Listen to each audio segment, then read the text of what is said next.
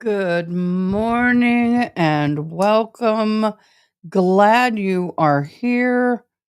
I am so happy to see you today. We have a trial that is spicing up with every single day. Miss Kevin, thank you so much for joining me. You are awesome as always. Are y'all awake yet? I'm not. I'm not awake. My face is a little swollen from my mouth problem. But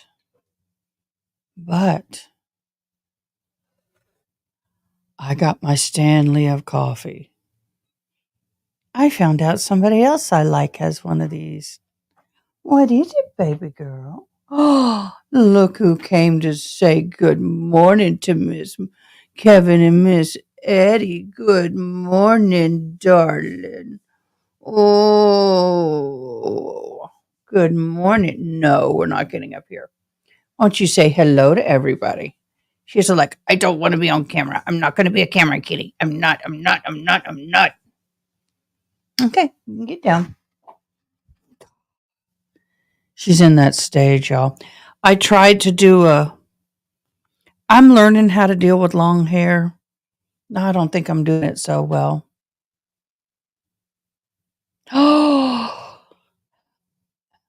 OMG. Are you kidding?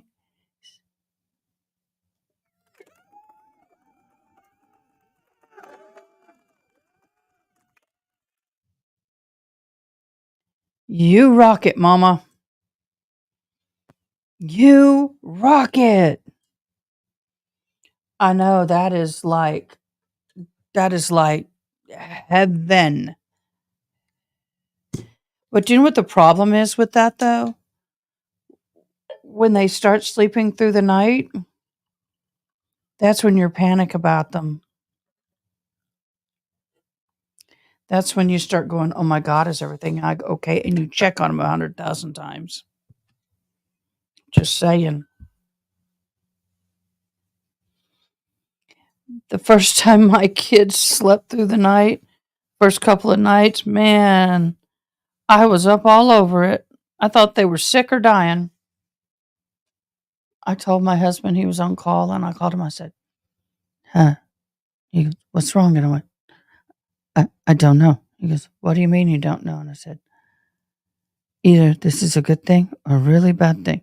He said, "What is going on?" And I said, "Your son didn't wake up last night."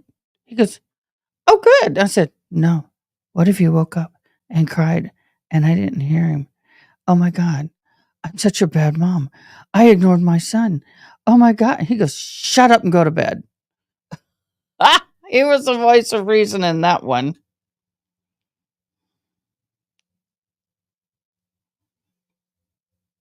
No, y'all do what you got to do for you. I don't tell people. I might give a suggestion if asked, but when it comes to raising the kids, yeah, I don't believe you can hold them too much. I'm just saying. Just saying. Y'all, I think I've got to talk to Mr. Recovery Addict, but I think I need to get another GoPro. It's connecting and I can see the image.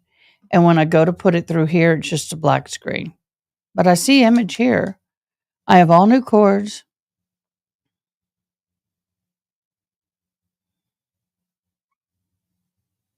Yeah, get it. No. Anne, I think it's great. I'm talking about my experiences. I'm talking about my own experiences. I got Kitty running around here. What did you get? What did you get? I think she's about 6 weeks now. Mm. She plays with everything. Y'all can see her in the back, the little tail by the pillow. She's playing. Yeah, it is. It is. My kids told me when they were ready. I was like, one more day. And they're like, yeah, I want my bed. You'll do fine. You do you. Up there goes the pillow. There goes the kitty. Mm. And there goes some nice hot coffee. Uh huh. That is there to hide the cords, my dear. So you got to see the musty bun behind my head. Oh, that's awesome. Yeah, I had one grandparent said, "Oh, just throw them in it. Let them cry it out." And then the other one said, "Do you?" I'm like, "Well, I think I'm going to start them in the nap time. It's easier for me because my sleep is just as important as their sleep, if not more, because I'm caring for them. So it'll all work out. You do you. Each child will be different. Everybody's different, and like I said, do you." I'm proud of everybody. Oh, they got the proverbial fan up, y'all. Oh, Lord have mercy. Waiting on the court. We're going to start early this morning.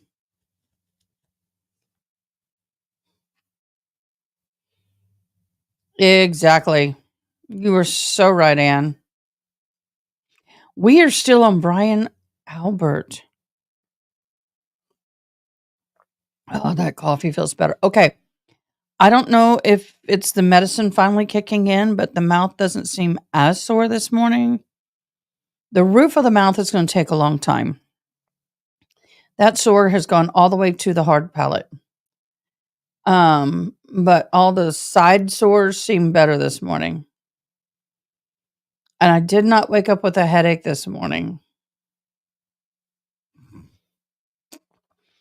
I tell people, listen to what people say and extract from it what will work for you, and what it doesn't work for you, kick it to the curb.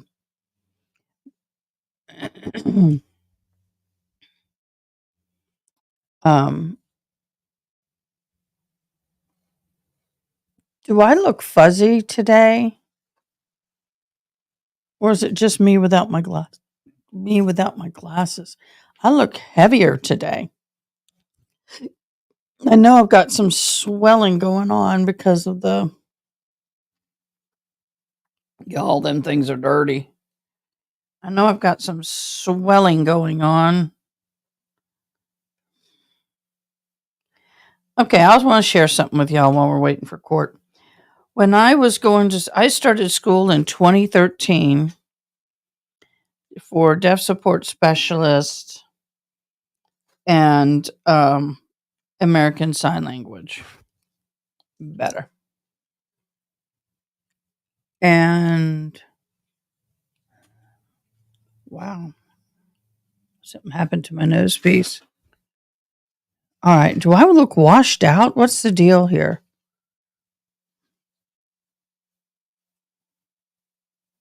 Okay.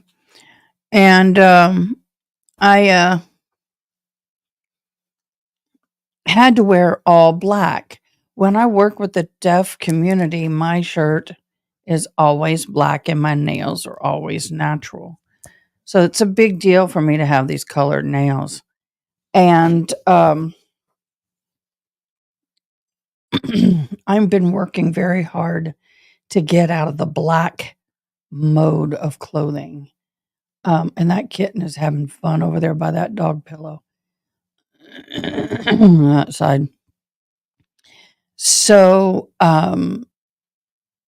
yeah, I'm really trying to get out of the all black. I got compared to Emily D. Baker the other day. And I find that as a compliment, but I don't want to be accused of copying. But I was wearing black all the way back in 2013. And I always had a black hat on or baseball cap on of some sort because of my hair. Oh, hello. You're just a little curious little bugger this morning. You want to see meow? You want to meow for them? Give them a little sound of your sweet little meow. Aww. She's in a very playful mood. I don't want to be held right now. All right, go on. All right, so let's catch up a little bit. How about we go over, while we're waiting, some of the testimony that he was giving?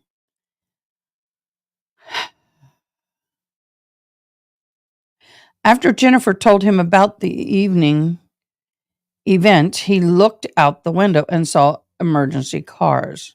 He could not remember if he saw police. He couldn't remember if he saw an ambulance.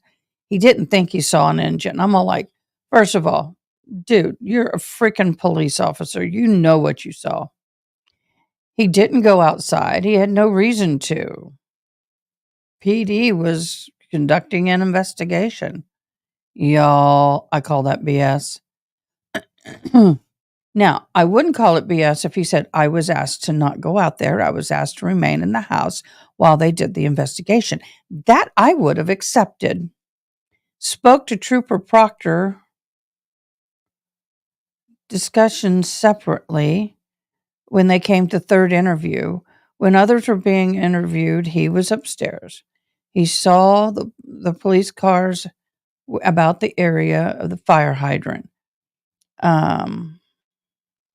That part of the yard where the body was found is the darkest part of the yard. On 129 to 21, police informed in front of his house investigating. The weather was rainy and some of the snow had begun to melt and some of it was shoveled. He sold his house because of the market. The brother connected him with this realtor, and he sold the house on 423. He did not have anything to do with this case. I call BS. Why? Because let's look at that. They didn't ask him, how much did you sell the house for? They did not ask him, what did you sell the house for, as far as did you sell it at the height to make money, or what was the deal? Now the wife said, well, the house was getting big. Our kids were getting ready to go off to school. We were getting ready to be empty nesters. Now that is very logical. That's a big house. It's almost 4,000 square foot home. And the market was super good and that they would have made a profit.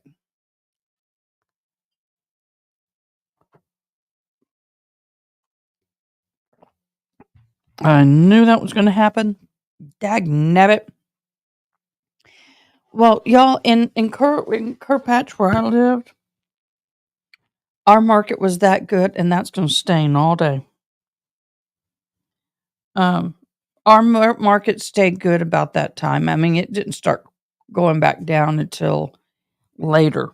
But the point is, it was far better than what it was when when I don't have a shirt to change into. Dagnabbit. The market was not.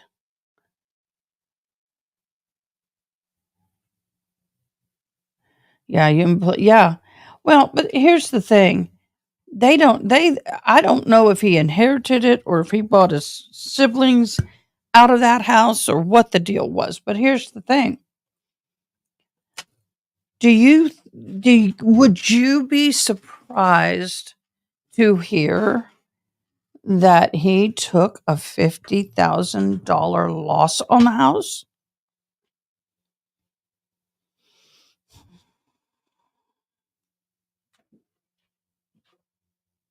Yeah.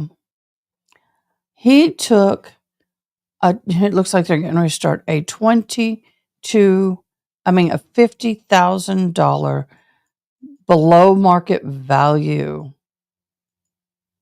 Yeah. Good morning, Mr. Lally. Good morning, Your Honor. Laura McLaughlin for the Commonwealth. Good morning, Ms. McLaughlin. All right. Bring the jury. Good morning, Mr. Jackson. Now in session. Good morning, Ms. Little. Good morning, Your Honor. Good morning, Ms. Giannetti. I'm told there's an objection to something you intend to use during cross. Yes. Do you want to come over? Sure. Oh, we already have it, don't we? we already have a sidebar. As I was saying, the house sold for less than $50,000 less than the market value. Oh, snap it, you were so right.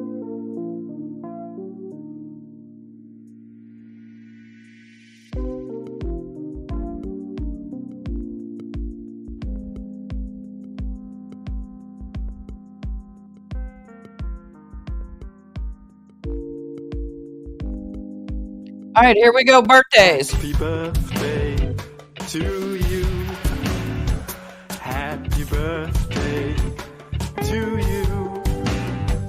Happy birthday. Happy birthday. Happy birthday to you. Happy birthday. Happy birthday. To you. Bring it down.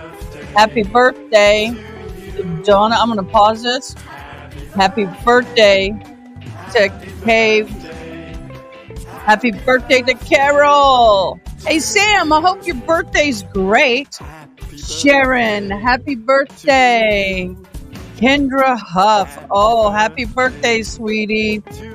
Happy birthday. Happy birthday, Allison. Happy birthday, Rhonda Joe. And happy birthday, Dakota. Happy birthday to you. Happy birthday to you. Happy birthday, happy birthday, happy birthday to you. All right. Woohoo, we did it. Oh, thanks, Mod. Thanks, Mod. Yeah, we do like our little birthdays. Oh, they're still cussing and discussing. Oh, play. Somebody was asking what that black tape is there for. The jury is literally sitting within arm's reach of the father. This is the mother, and these are her family members. So, yeah. Uh-huh. So, yep. Put my music back on and wait for them. So, they leave some space for the jurors. And Turtle Boy, let's see if he's going to be in the audience today. I learned a little bit about that situation. Well, it's sort of dried. I hate to have a spot.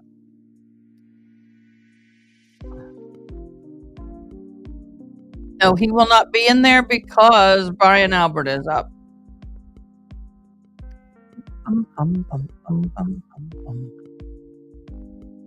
Oh, y'all don't ever see me do this, but I forgot to do my perfume this morning.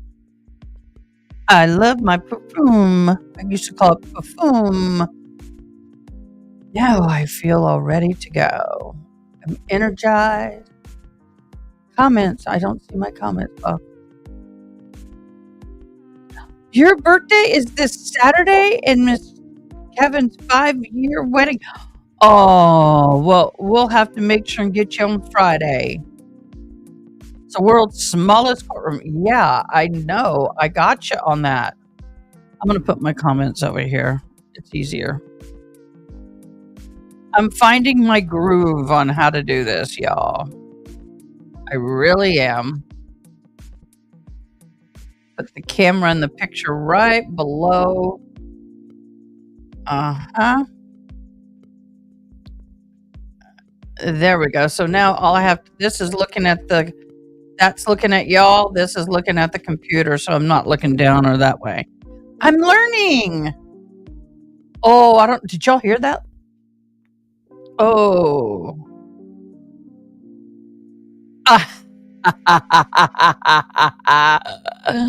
That's a good one. Oh, y'all. Who was on yesterday? We were talking about the dog, and I think I coined a new dog phrase. And I said, is Shiloh in the puppy witness protection program? Is he going to come back when all of this is over? Oh, poor Shiloh. Did he get a new identity? So when they talk about Shiloh, I'm going to say, yeah, Shiloh's over there in the puppy witness protection program until this is over.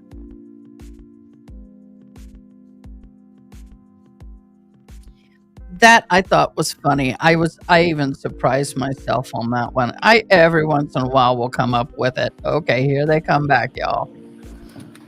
All right, so we're all set to begin? Yes, Your Honor. Okay. Bring the doors Wow. over. Are you climbing on my chair? Yeah, no, that's fine. No, that's fine. You want to go in the kitty witness protection program? Did you tell them you're already in it?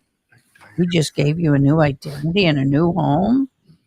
She's a rescue. You are unmuted.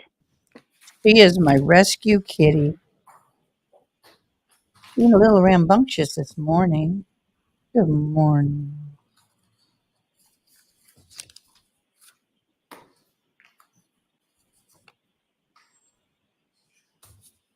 Okay, Shiloh, your name's now Fido and you're a Labrador. Oh, how funny. And is it gonna become a she too? No, never mind. I won't go there. I won't go there. Well, she was rescued. We've had her. This is her third week. She was about 3 weeks when we got her, so she's about 6 weeks old right now, and she's in a little playful mood, which is good. What do y'all think about these curls? I didn't mean for them to be so curly. Arise, bring the jury. Aw. We have a 14-year-old cat at home that's still acting like an 8-year-old. I was hoping my hair would be more up like this, but not today. It's still there, but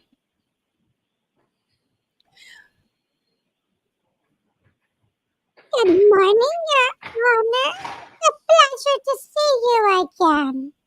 No, I did not look at any materials, listen to any social media, or even come out of my house All this parties having weekend. anything to do before the Honorable First Justice Beverly Cannoni, now sitting in the Dedham Superior Court within for the County of Norfolk. Draw near, give your attendance, you shall be heard. God save the Commonwealth in this good court. Thank you. May be seated. Court is now in session. Thank you. Good morning again, Counsel and Ms. Reed. Good morning, girls.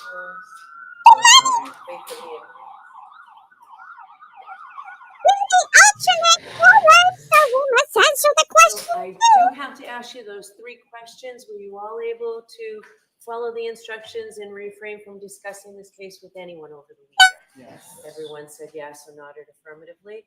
Were you also able to follow the instructions and refrain from doing any independent research or investigation into this case since we met on Friday? Yes. Everyone said yes or nodded affirmatively.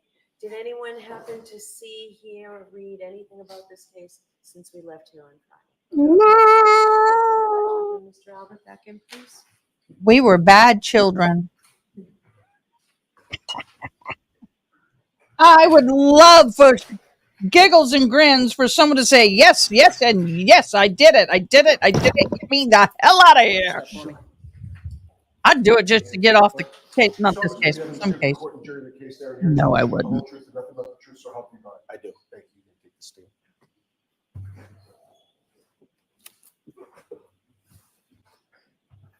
Brian Albert. Let's see how many lies we got today. Down the street, they're from me. Whenever There's a you're pit ready, bull Mr. couple, and the Jackson. female is pregnant. They stopped barking at me after a few days, and really sweet. Maybe Testified in the court of law. No. In fact, you were a police officer for either just under or just over 30 years. Is that right? Yes. During that time, how many times would you say that you testified in a court of law in any capacity? I would say 100, perhaps. So you consider yourself to be an experienced witness? In what aspect? In The as far as experience as far as being a witness as a police officer? you've experienced testifying in a courtroom. Yes. Okay, so you understand the oath. Yes. You understand the gravity of perjury. Yes. Oh, When shit. was the last time you spoke to Mr. Lally before Friday when you began testifying? Before Friday, the last time I spoke to Mr. Lally was, I believe, on a conference call around the time of my grand jury testimony. Which would have been 2022, Yes. April of 2022. Yes. So you've not spoken with Mr. Lally since that time. I don't remember speaking with Mr. Lally since that time. No. What about anybody else from the district attorney's office? No. Have you gone over the facts or what you believe to be the facts of your testimony with anybody before you testified on Friday, not including any lawyer that you may have? No. Did you discuss any questions that you may be asked on direct examination or questions that you may be posed on cross-examination with any member of the district attorney's office? No. Were you told about any exhibits or documents that you might be shown? Just in the prep, I believe I was shown a video of the waterfall bar. And that was back in April of 2022. No, that was for the prep for this trial. With whom did you prep for this I'm trial? Mr. Lally. I'm confused. I thought you said you had not spoken with Mr. Lally since April of 2022. Except for the prep for this trial, I had not. Okay, that was my question, Mr. Albert. Okay, I misunderstood your question. I apologize. Did you prep for this trial with Mr. Lally? Yes, When? approximately a few weeks ago. Okay, Mr. Albert, about 45 seconds ago, I asked you, have you spoken with Mr. Lally before your testimony in this process? Are we on cross? Your answer was, no, I have not.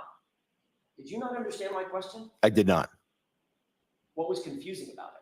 I was expecting you to ask if I had prepped with Mr. Lally. I didn't hear prep with Mr. Lally, so I didn't know what you were referring to. So when I said spoke with Mr. Lally, since I didn't say prep with Mr. Lally, your answer was no, I didn't speak with him.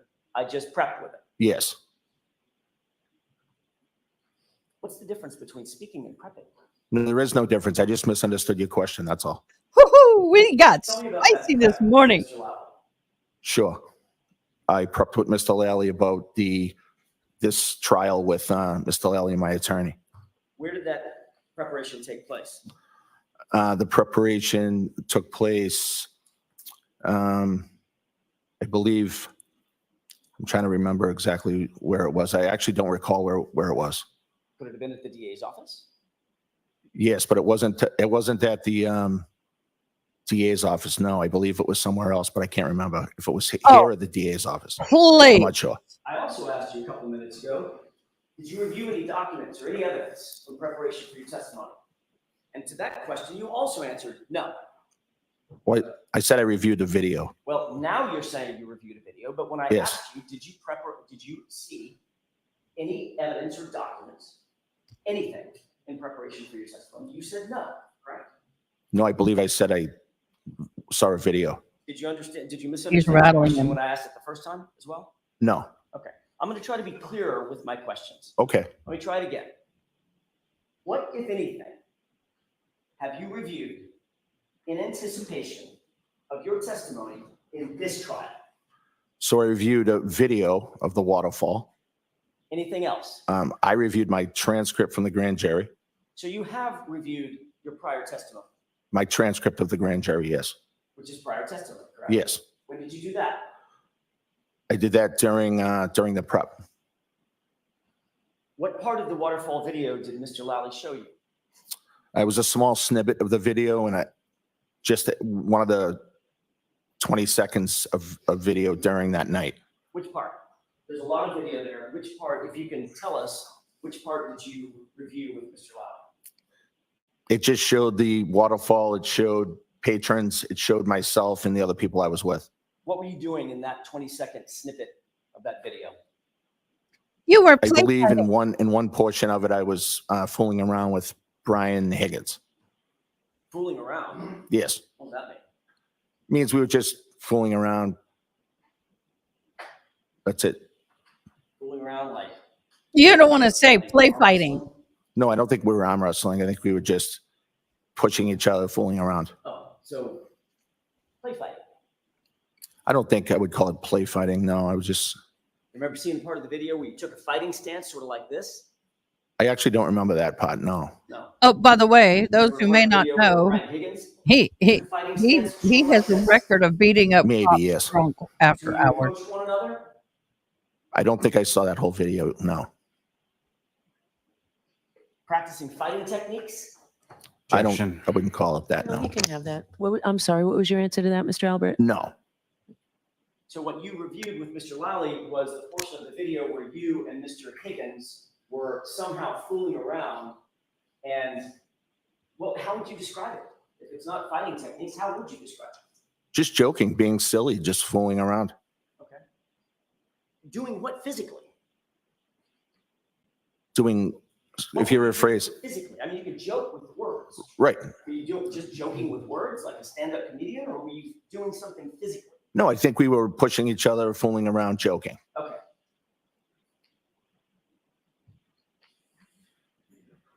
Did you ever show him how to throw a punch? Did I what? Did you show him how you would throw a punch? I don't remember that. No. Did you squat down, show him how you want to get low when you're either aggressive or defending an aggression? I don't remember that exact pose. No. Did he walk over to you and grab you and act like he was going to drive a knee into your stomach? I'm not sure. At some point, did you flip him around and grab him in a wrestling hold? I may have. I just don't remember it exactly.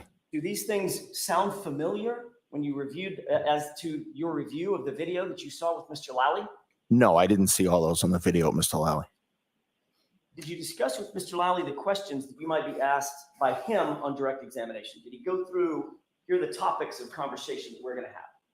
No, not like that. Did he go over with you what he believed the topics of conversation might be on cross-examination by either myself or Mr. Unetti? I believe so, yes. What did he tell you you might be asked? I don't remember exactly what he told me. He said we could be asked about the night at the waterfall. We could be asked about back at the house, things like that. Anything else? Not that I can remember. Is there anything, given your conversation with Mr. Lally, is there anything that you want to change about the testimony that you previously gave under oath in April of 2022? No, The fact that you've now reviewed that testimony? no, You stick by that testimony? yes. Have you watched any of these proceedings on any platform before your testimony? No, You've never tuned in to anything that's live streaming, any of the media coverage? no, You're aware that your wife testified before you. yes. Did you I don't want to know what the words were. Did you discuss her testimony with her before you testified?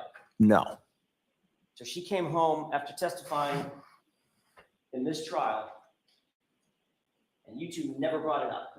no. I just asked her how she was doing, and that was it. Mr. Albert, are you close friends with Brian Higgins?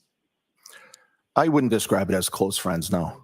He's a fellow law enforcement officer, correct? Yes, Works for the ATF, he does. the the Bureau of Alcohol, Tobacco, and Firearms and Explosives, correct? Yes. How long have you known Mr. Higgins? I think I first met Mr. Higgins about 15 years ago. How did you meet him? It was a professional, something at work. We may have worked together. I think at the time he was a Cambridge arson squad member. And I think he came into the city of Boston to do something for work. So you've known him for 15 years, and you were with him on January 28th, 2022, correct? Yes, And he's the person that you were, quote, joking and fooling around with, right? yes. You had a long road trip with Mr. Higgins on January 28th, 2022, didn't you? What's the question? You had a long road trip with Mr. Higgins on January 28th, 2022, correct? We drove from New York to Boston, yes. a pretty good drive, you'd say. Yes. Consider that a road trip? Yes. I missed the date. You had a long road trip with Mr. Higgins on January 28th, 2022, didn't you? What's the question? You had a long road trip with Mr. Higgins on January 28th, 2022, correct? We drove from New York to Boston, yes. It's a pretty good drive, you'd say. Yes. Consider that a road trip? Yes. How long? I don't know if it was probably somewhere around 4 hours, maybe. Oh my God, that's not long. Once you got back from New York to back up to Boston, the Yes. Boston area, I'm in the two of you Texas, y'all. stopped That's an at average. a location, correct? Yes. What was the location? The hillside. And what did you two do at the hillside? We went into the hillside, had a drink, talked, and I think Brian may have ordered food. So once you got back from that relatively long road trip, that 4 hour long road trip, I apologize, you stopped at a bar and started drinking, correct? Yes. Do you have anything to eat at the hillside? I did not. But Brian did. Brian Higgins did. I left prior to Brian Higgins eating.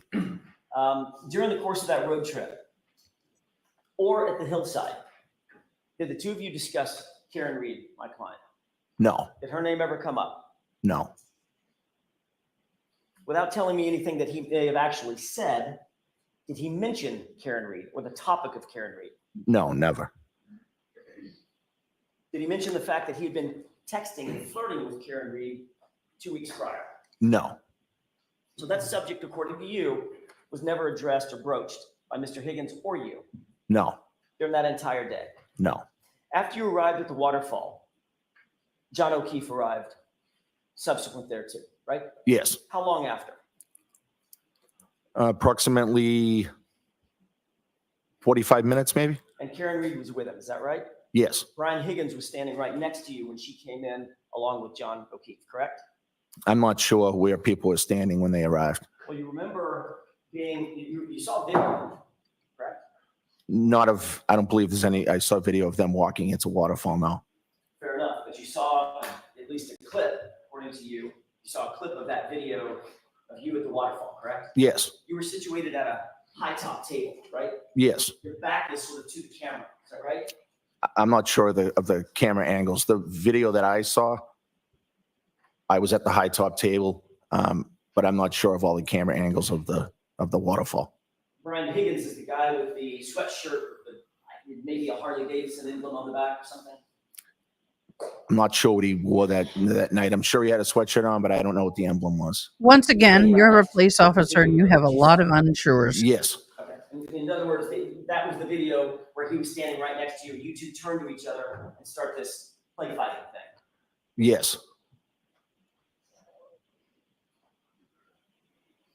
So if it's that time or sometime around there at the high top, you were in proximity of Brian Higgins when Karen Reed and John O'Keefe came into the bar, correct? I just don't recall the timing of when they came into the bar. All right, Mr. Albert, did Mr. Higgins say anything to you at that time about John O'Keefe arriving with Karen Reed at his side? No. Did Mr. Higgins say anything to you about being upset that Karen Reed had shown up with John O'Keefe? No. Describe your relationship with John O'Keefe, if you would. So I didn't know John that well. I had only met him a few times, but every time I met him, it was cordial, pleasant, and I would consider him to be a coworker, even though I never really worked with him directly. He seemed like a nice guy. I knew his whole story about the fact that he had taken his niece and nephew after a tragedy in the family, and I had an unbelievable amount of respect for him doing that. But I can't say that we were good friends because I didn't really know him all that well. You were far better friends with Brian Higgins than you were with John O'Keefe. That's fair to say. Yes. On Friday, you were asked whether or not you knew my client, Karen Reed, correct? This meeting a couple days ago during your direct examination. I believe so, yes. You were also asked the same series of questions at another grand jury not involving the Commonwealth. Remember that in June of 2023? Yes. I want to be clear about this other hearing. That was a non-Commonwealth hearing in front of a grand jury, correct? Yes. All right. Mr. Lally and his colleagues were not there. Is that right? Yes. I was not there. Mr. Yannetti was not there, Yes. or Miss Little. Right.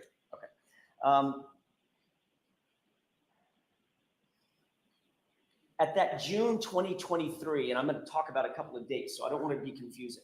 At that June 2023 non-Commonwealth hearing, you were asked some questions about whether or not you knew Karen Reed before January 28th, 2022. I believe. That night in question. I believe so. Yes. And you testified, before you testified, you were sworn an oath. Yes. Same oath that you swore in this trial, correct? Yes. Swore to tell the truth, the whole truth, and nothing but the truth? Yes. And you knew that you were testifying under penalty of perjury in that hearing as well, correct? Yes. And you testified at that non-Commonwealth grand jury that you, quote, believe Karen was with John the night he came into Hillside, a female that looked similar to Karen from the waterfall came in with him on that night, and I assume that was her, but I can't say for sure, end quote. That was your testimony before that grand jury. Yes. But you were also asked a similar question in April of 2022 by Mr. Lally at his grand jury. You remember that? No. Let's start at the beginning. Before you testified in the April 2022 grand jury, more than a year earlier, and just 3 months after this incident, you were sworn an oath, correct? Yes. The same oath that you took in June of 2023, right? Yes. And the same oath you took on Friday. Yes. Isn't it true that you were asked the question whether or not you knew Karen Reed on January 28th, 2022, and you testified, quote, I've never met or seen her before, end quote. No, I don't recall that.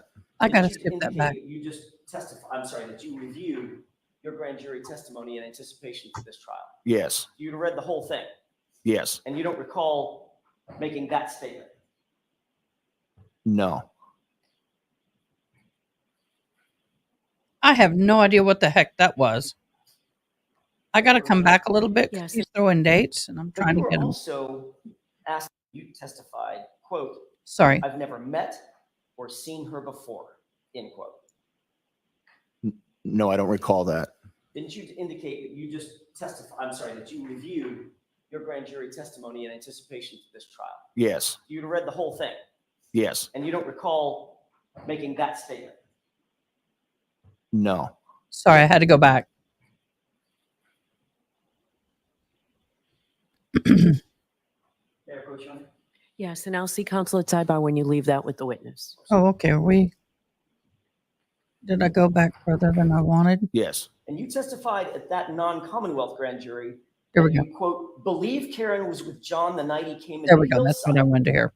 a female that looked similar to Karen from the waterfall came in with him on that night, and I assume that was her, but I can't say for sure, end quote. That was your testimony before that grand jury.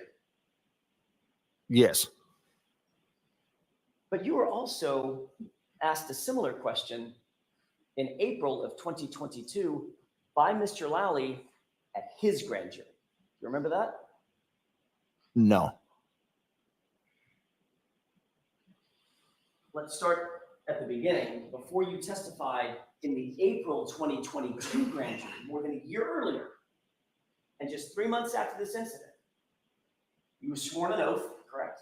Yes. The same oath that you took in June of 2023, right? Yes. And the same oath you took on Friday. Yes. Isn't it true that you were asked the question whether or not you knew Karen Reed on January 28th, 2022, and you testified, quote, I've never met or seen her before, end quote.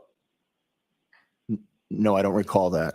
Didn't you indicate that you just testified, I'm sorry, that you reviewed your grand jury testimony in anticipation for this trial? Yes. You'd read the whole thing, Yes. and you don't recall making that statement? No.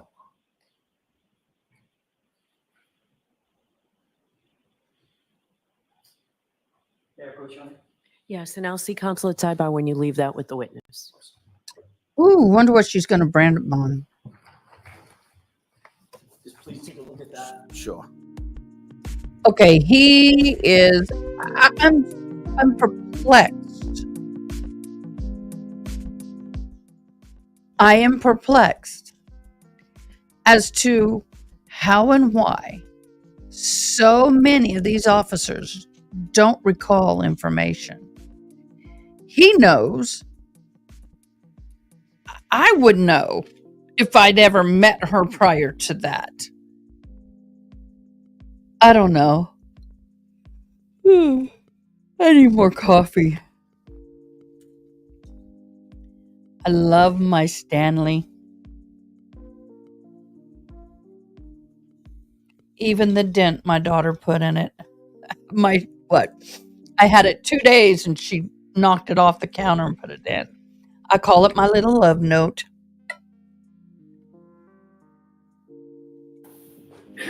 Boy, it keeps it hot. May I approach you on it? Yes. Mr. Albert, have you had an opportunity to review that? I have. Thank you.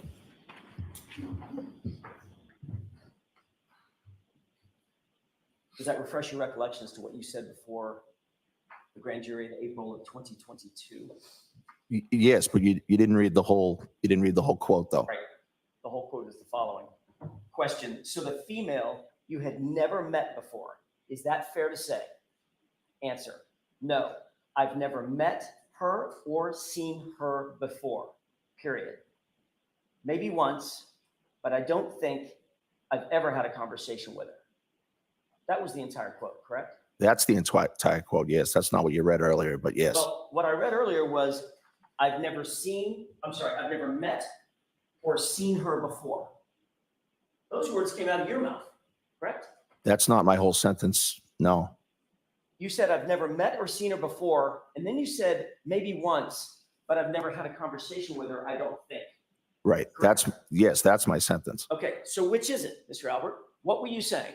Were you saying you met her and had a conversation with her? Or were you saying, I've never met or seen her before? Which one of those two things was true? I was saying that I met her maybe once. Actually, what you said was, I've never met her or seen her before. Maybe. Your words, not my words, sir. Isn't that right? No, because in the next sentence I say I met her maybe once. So you literally changed your testimony within your own testimony. Objection. Woo! No, can you answer that, Mr. Albert? Woohoo! I believe I qualified my first sentence with his second sentence. So what changed between the first sentence? So where either you indicated have or you haven't unequivocally, met "I've her. never It's met not, or seen I'm, her before," no, I've and never the met her, but second I think sentence maybe when you once. said maybe once. I'm not sure what I was thinking at the time that Guys, that's what you say when you don't want someone to know you had a one night stand with somebody. I said that. Isn't it true, Mr. Albert, not only had you met Miss Reed, but you had spent several hours with Karen Reed and John O'Keefe 6 days before this incident. Isn't that true? No. In fact, on January 22nd, 2022, 6 days before January 28th, I talked about this last night. you socialized with Karen Reed at the Hillside Bar for several hours, didn't you? I was at the Hillside Bar the week prior. Yes. It was a Saturday night, correct? Yes. You were at the bar. Yes. There were several other folks at the did. bar, correct? Several people. Yes. That included Chris Albert, your brother, Yes. a guy named Tim Daly, Yes. Daily, is that right? I'm not sure how to spell his last name. Julie Albert was there. Yes. Jen McCabe was there. Yes. Matt McCabe was there. Yes. John O'Keefe was there. Yes, he was. And Karen You're Reed right. was there, Yes. correct? Yes, she was. Medicine, y'all. Now you say she was. In fact, Sorry. Pull the mic back. Your Honor, may I approach? Yes. This is that magical mouthwash, but the problem is I can't talk if I do my whole mouth. So I dip That it. photograph. Just look at that to yourself for a second. Tell me if you familiarize yourself with it, and then look up when you're ready. Yes. May I approach? Yes. Actually, I don't need to. Mr. Albert, you can stay there. Do you recognize the photograph that's before you? Yes. How do you recognize it? Well, I recognize the people within the photograph, and the background of the photograph looks like the hillside. That appeared to be a photograph that was taken on January 22nd, 2022. Yes. You were at the Hillside Bar. Yes. May I publish this, Your Honor? Okay, is it already in evidence or It you? is not, Your Honor. I'm sorry. So you put it in evidence first and then you I publish it? have that marked as next in order, Yes. and then Sorry, y'all. What I have to do is I Thank have you. to hit that spot with the numbing stuff so I can keep talking. Otherwise, I can't. So sometimes recently when I've been going off screen, I've been rinsing my mouth and it makes it difficult. So now what I'm doing is I'm just using a Q-tip. I found that works better. Yes. thank you. Numbs that spot without numbing my whole See mouth. that photograph? It's the same photograph that you're looking at in front of you? Yes. Describe who the people are going from left to right, sir. Chris Albert, myself, John O'Keefe, and Tim Daly. And this was on January 22nd, 2022, about 11 p.m., correct? Yes. Yeah, approach, Your Honor. Yes. Mr. Albert, who took the photo? I don't know. Karen Reed took the photo, didn't she? I have no idea who took that photo. Karen Reed took the photo. You're literally staring right at her, correct? I don't know who took the photo. Well, who else do you think it could have been?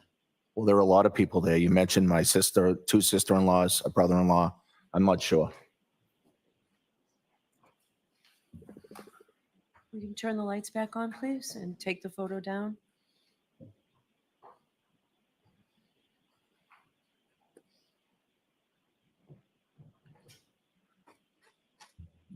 Did you ever see this photo from Jen McCabe?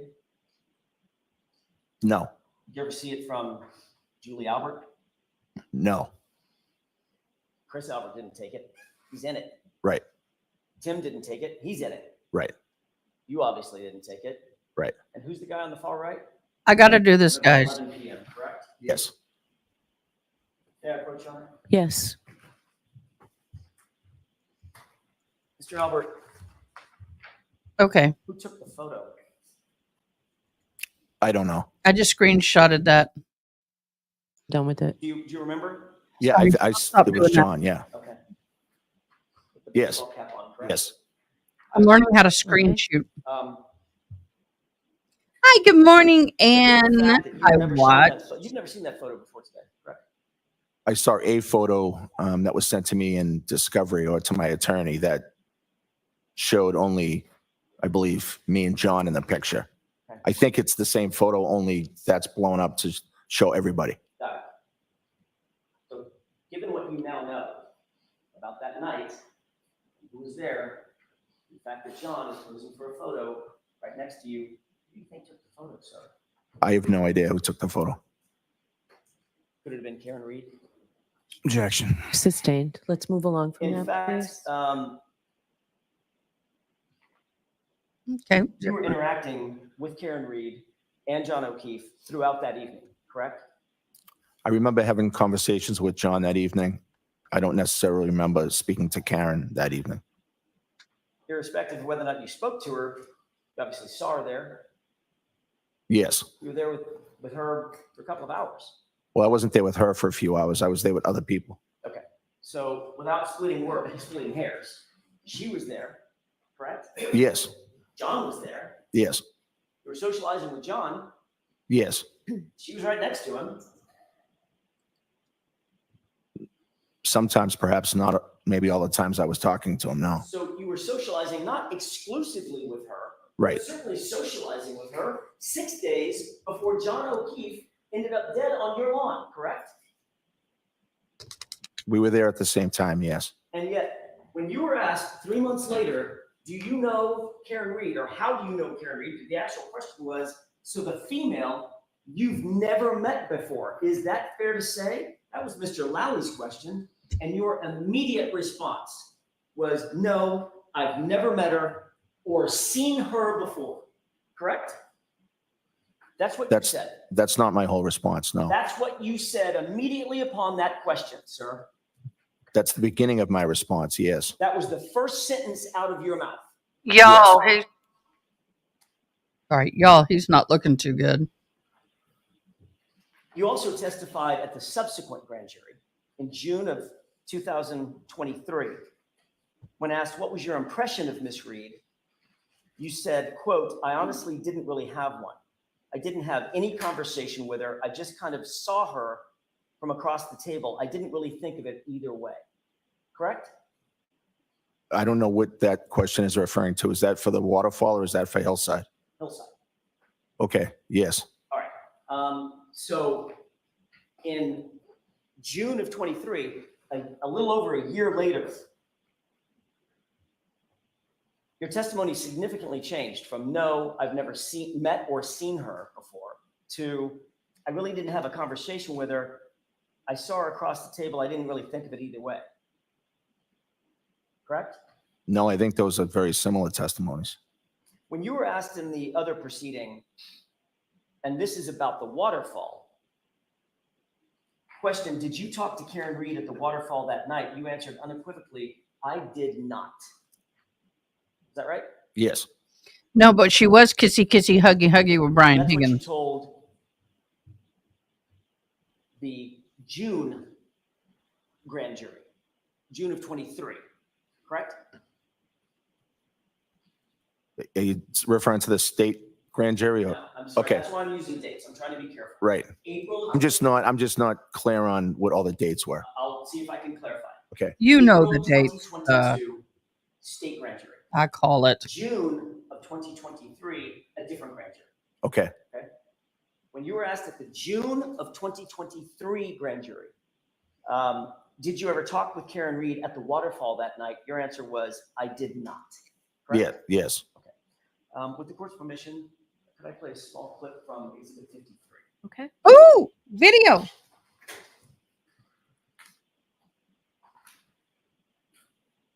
Starting at timestamp 11:53 and 15 seconds. If we could just play this, and I would direct your attention, sir, to the upper right-hand corner. Ooh, exhibitees. We love them. I'm going to come off the screen for this. I like to see the whole thing. Karen Reed on the end. Which one's him? Pause it. Do you recognize the individuals in this clip? Yes.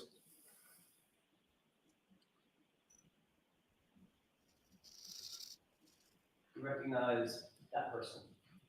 Yes, I believe that's me. Do you recognize that person? I do. I believe that's the defendant. Ms. Reed? Yes. What He it does appear not to want to you even say her name. as it relates to Ms. Reed in this clip? It appears that I'm talking at the table. I don't know if it's specifically to her, but Let me play it. She's looking right at him.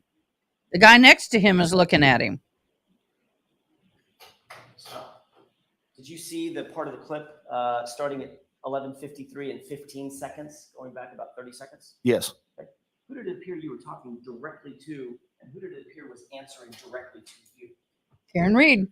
I looked like I was speaking, but I can't say for sure that I was directly talking to the defendant. Even though it looked like you were looking right at her and leaning Oh, toward pictures her are as worth she's 1,000 words. I was definitely looking that way. I don't remember the conversation. The reality is, let me take that down. The reality is, Mr. Albert, you had many conversations with her throughout the night, like you would with anybody else you were socializing with, correct? No. It's not like you ignored her through that evening. No, I think that just the positioning of me on the other side of the table, I didn't have really much contact. There was only one person between you, and that was Mr. Higgins. No, I don't think that was the setup for the whole night. I didn't say the whole thing. Right. I'm talking about right then. Right. So, That's an example. right. What's your question? Rephrase your question, please. Did you or did you not have conversations with Karen Reed that night? Yes. I do not recall having conversations with Karen that night at all. Inadvertent, No. polite And that's what you told conversation is grand the jury under answer. oath, notwithstanding this video evidence to the contrary. Yes, I don't think that video shows that. I'm going to let that stand. Next question, please. Oh, see, Okay, I'm gonna do this, You were and you interviewed by know, Mike. I know people, some like it, some don't, but I'm gonna say this: when you were in a group, ever, and you're in his situation, just say there was polite, pleasant, in and in and out conversation with everybody at the table, including Karen Reed. Did we have an in-depth conversation, an intimate conversation, or private conversation? No. Polite conversation involving the group? Yes. Would have ended all of this.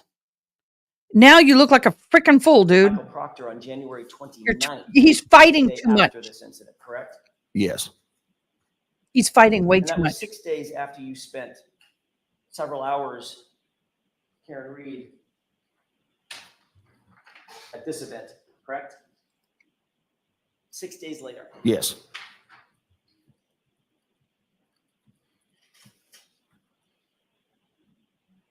No, they're just You trying were to asked impeach him by Michael on his Proctor credibility. whether or not you knew or what your relationship was with Karen Reed, correct?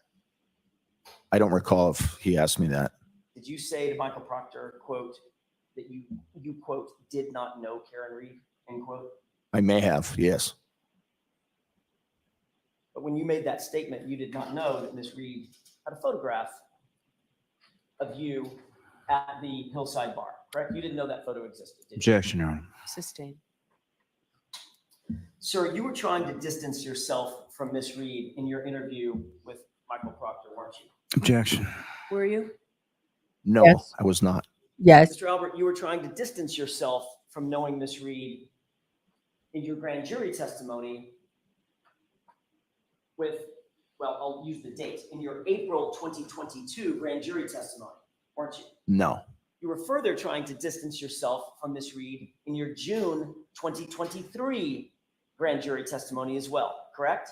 No. You thought that it was important to try to deny knowing John O'Keefe and Karen Reed during those interviews and or that testimony. Objection. Sustained. Mr. Albert, you knew that if you admitted having a relationship with John O'Keefe and Karen Reed, you'd have a lot to answer for when Karen Reed's boyfriend ended up dead on your lawn 6 days later, correct? Objection. Sustained. You can ask the question differently. Oh, okay. Thank you for the help, Your Honor. That there would be questions about your relationship with Karen Reed if it were known that you knew her before her boyfriend ended up dead on your lawn 6 days later, correct? There would be questions. Objection. You can ask It a different depends. way. That's sustained. To me, that depends. If I'm having, I may go, hey, my monthly started. Do you lied have under anything? oath when you That's said, not rude, I've never met or seen her because before, that's something correct? you don't want to put out there. No, But because there- that wasn't my whole statement. The sentence, for a long "I've period of never time, met that would be or rude. seen her before." Pretty unequivocal, isn't it? That was not the context of my whole sentence. But that's the words that came, those are the words that came out of your mouth, right? Initially, and then I remembered that I had met her once. Let me just ask it this way. Sure. Is that sentence true or false? That you had never met or seen her before? True or false? That portion of that sentence is false. What do you said? No, I've never Let's get met. this Oh, on the shoot. Yeah, I did. I met her over here. Would have been Did John appropriate. O'Keefe I got a come into stain your already. house at 34 Fairview Driving me at any crazy. time on January 29th, 2022? Hey, guys, Absolutely not. I wished he had. And you're as sure about that About this. as you are about the statement that you had never met or seen Karen Reed in your life, Objection. correct? Sustained. Can ask it differently, Mr. Jackson. I want to get back to the waterfall.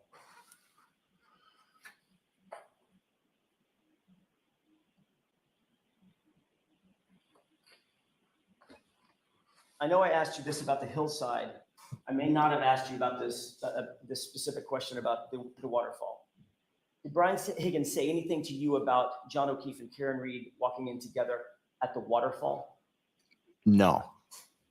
Did he say anything or give you any indication that he was upset about Karen Reed showing up with John O'Keefe? No, he did not.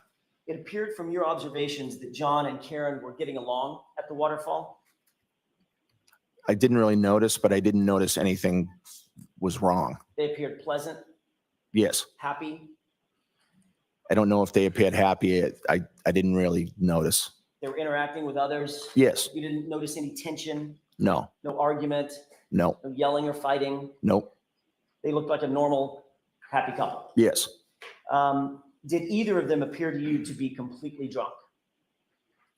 I didn't have a ton of interaction with John or Karen that night, so I can't really say, but it didn't appear them that they were drunk. No. You had an opportunity to review the waterfall video. You did it with Mr. Lally, correct?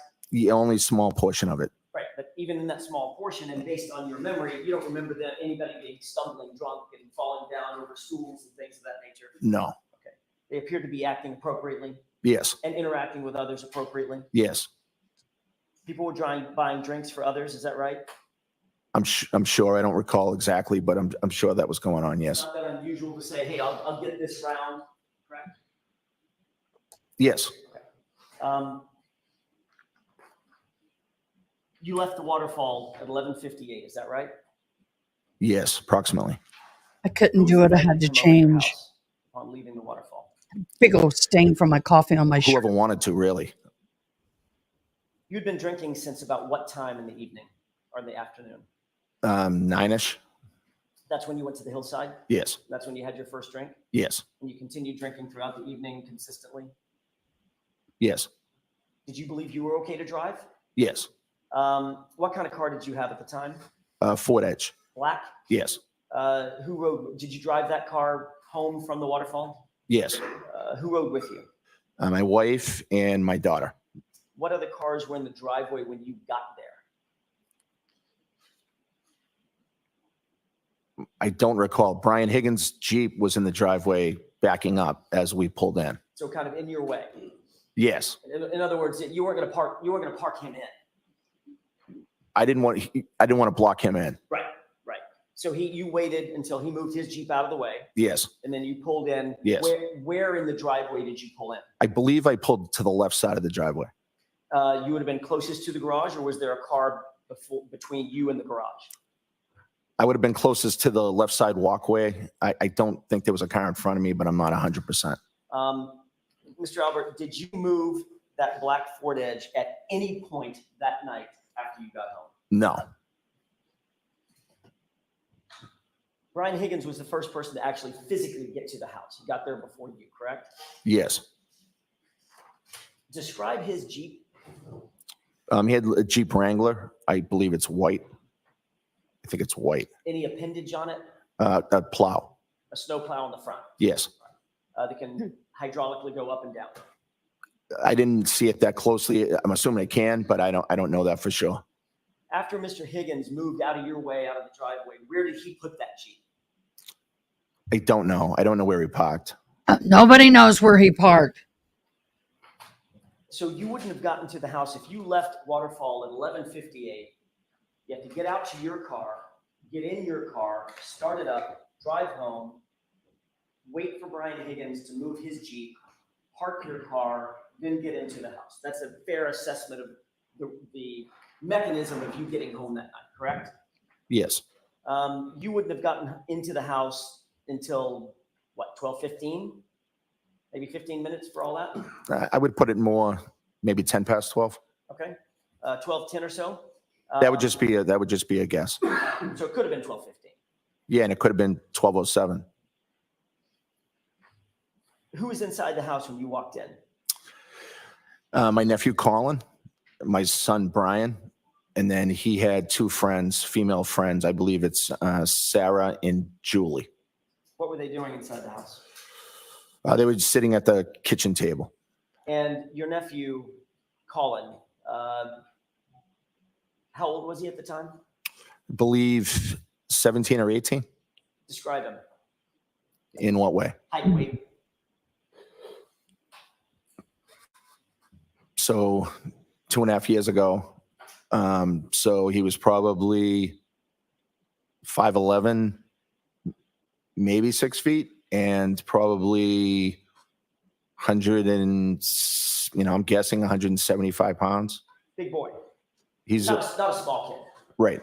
I mean, bigger than me, significantly. Yes. Athletic guy? Yes. Played football? Yes. Good at football? Yes. You testified that you went to the bathroom after you arrived home, correct? Yes. After saying hi to everybody, I went to the bathroom. Was that upstairs or downstairs? I'm not sure. I have a bathroom downstairs and not downstairs, but on that floor and then upstairs. So I'm not sure which one I went to. When you came I think back, it was upstairs. I'm sorry, I didn't mean to I interrupt. think it may have been upstairs, but I'm not sure. When you came back downstairs from the bathroom or came out of the bathroom, wherever it was, you no longer saw Colin, Yes. Prior to going to the bathroom, Colin had said that he was getting picked up. but you never saw him leave. No, You didn't see him leave the house, and you didn't see him get picked up by anybody. I did not. You didn't see a car outside waiting for him, correct? I didn't. No. You did give an initial statement on the morning of the 29th to Michael Lank, about 7 a.m. Is that right? Officer Lank was in the house at that time and speaking to all of us, really.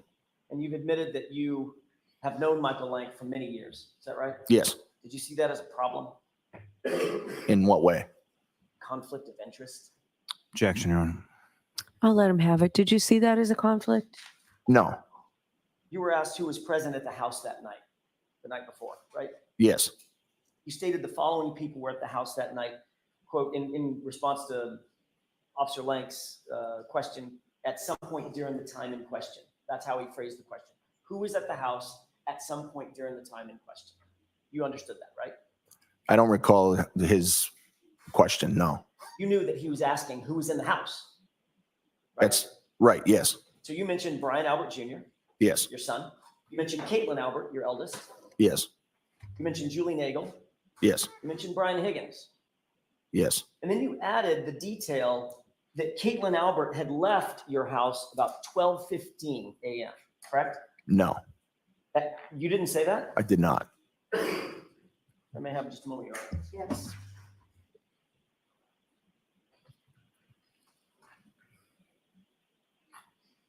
At what time did Caitlin leave? What was that answer?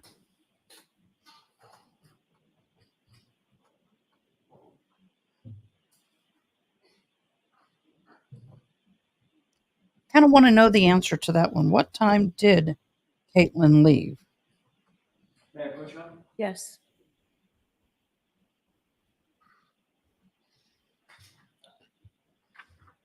Show Mr. Lally. I'm sorry.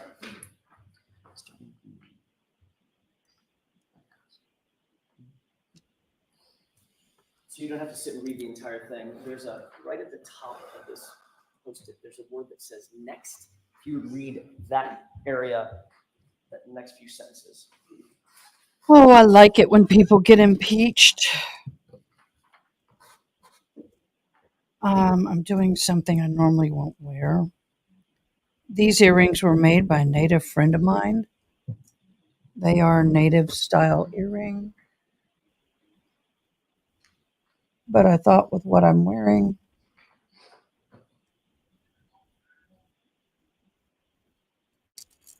it would look good. And she's hopping on today, so I Yes. wanted her to see me wearing them. They're different, I know. But this is, Mr. Albert, did you have an opportunity to review that portion of a report? I did. Did that refresh your recollection about a conversation that you had along with your wife with Officer Lank? Yes. Isn't it true that Officer Lank asked you and your wife who else was in the house that night aside from the names already mentioned? And the names mentioned were Brian Albert Jr., Caitlin Albert, Julie Nagel, and Brian Higgins, quote, who is a friend of Brian Albert Sr., end quote. Is that right? That's what the report says. Yes. And then the report goes on to say, they advised me that their daughter Caitlin left the house around 12:15 a.m. when she was picked up by her boyfriend, Tristan Morris, right? That's what the reports. I got to pick up those names. Who is a friend of Brian Albert Sr., end quote. Is that right? That's what the report says. Yes. And then the report goes on to say, they advised me that their daughter Caitlin left the house around 12:15 a.m. when she was picked up by her boyfriend, Tristan Morris, right? That's what the report says. Yes. Do you think Officer Lang got it wrong? Perhaps, yes. Did you say that Caitlin left about 12:15? No, Did Nicole say in your presence that Caitlin left about 12:15? she did not. At any point, did Officer Lang ask you what time Caitlin left? I don't recall him asking that. It was a very chaotic morning, and I don't remember him saying that. So in fact, if he wrote that sentence in the report that you just read, he's just making that up. Objection, Your Honor. Sustained. I'll ask it a different way. If that's what Officer Lang recalls, he's just wrong, right? Yes, Anything else that he's wrong about in there? I didn't read the whole report. At no point, isn't it true that at no point during that interview did you admit or mention that Colin Albert had been at the house that night? I don't believe I did, no. At no point during that interview did your wife, Nicole, in your presence, admit or mention that Colin Albert was in the house that night? No. So did both of you conveniently forget that Colin was there? Objection. I'll ask it a different way. Sustained. Did you forget that Colin had been there? No, Is there a reason that you left his name out? because he wasn't there. He left when we got there. He wasn't there for the duration of the time that we had that night. Except for the fact that you just testified that you never saw him. Correct? Well, he said he was getting picked up, and then he was gone, so I assumed he left. People say a lot of things, but you didn't see him leave, and you didn't see him in the regular floor of the house, according to you, correct? Right, Ground floor of the house. right. He was no longer in my house, so he left. Well, you didn't search the house, did you? No, At that time? Right. And you never saw him leave. I didn't physically see him leave, no. You also gave a statement to Michael Proctor later that morning. It was about noon, maybe it was in the afternoon, noon, 12:30, something like that. Are you asking? On the 29th, you later, after you spoke with Officer Lang, you later were interviewed by Trooper Michael Proctor over at Jim McCabe's house. Do you remember that? Yes. Colin's name was never mentioned then either. No, because Colin wasn't at the house for the duration of the night. So when they said who was in the house, talked about Brian Albert, Caitlin Albert, Yes, folks in the house, yes. And there Nagel. were other people in the house prior to us arriving. I didn't mention them either. Oh, There were some females, friends that were over prior to our arrival, and But you never even saw them. no, So you have no idea who was there and who wasn't there before you got there. but you did see no, I know Colin. that there were people at the house prior to me getting there. Mr. Albert, the question that had been posed to you by several officers was, who did you see in your home when you got there, correct? Objection. No, I'll allow it. I don't believe that's how it was asked, no. I do. But Colin's name was never mentioned. It was left out. I testified multiple times that Colin was there when we arrived. Oh, you did it after the fact, right? Yes, when I was at. You knew that the defense knew that Colin was there. Objection. Sustained. In your initial reports to the police, his name was never mentioned, was it? I did not mention it, no. And Nicole did not mention it in your presence, did she? In my presence, no. Let's talk about Caitlin Albert, your eldest. You told Officer Lank that your daughter, well, according to Officer Lank, let me rephrase the question based on our colloquy back and forth.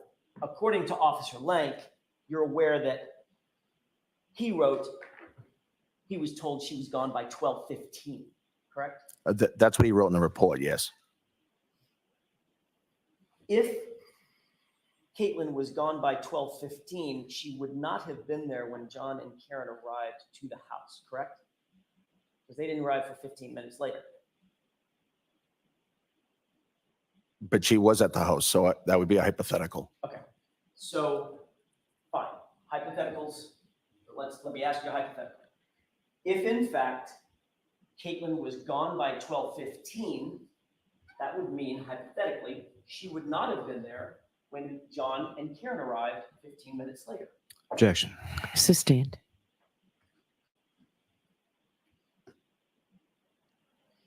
Logically, no, she would not be there.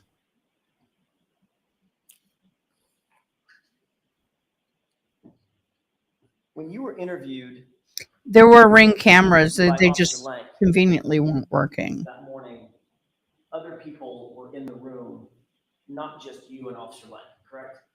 Yes, I wouldn't consider that morning to be an interview with Officer Lang. More of a conversation. Yes, During that conversation, Nicole was there. yes, She was in earshot. yes, When she was involved in the conversation, you were within earshot. yes. Brian Jr. would have been within earshot. Brian Jr. wasn't downstairs most of that morning, so he may not have been. But he was there for part of the morning. Yeah, but I'm not sure that he was there at the time. Officer Lank was asking questions.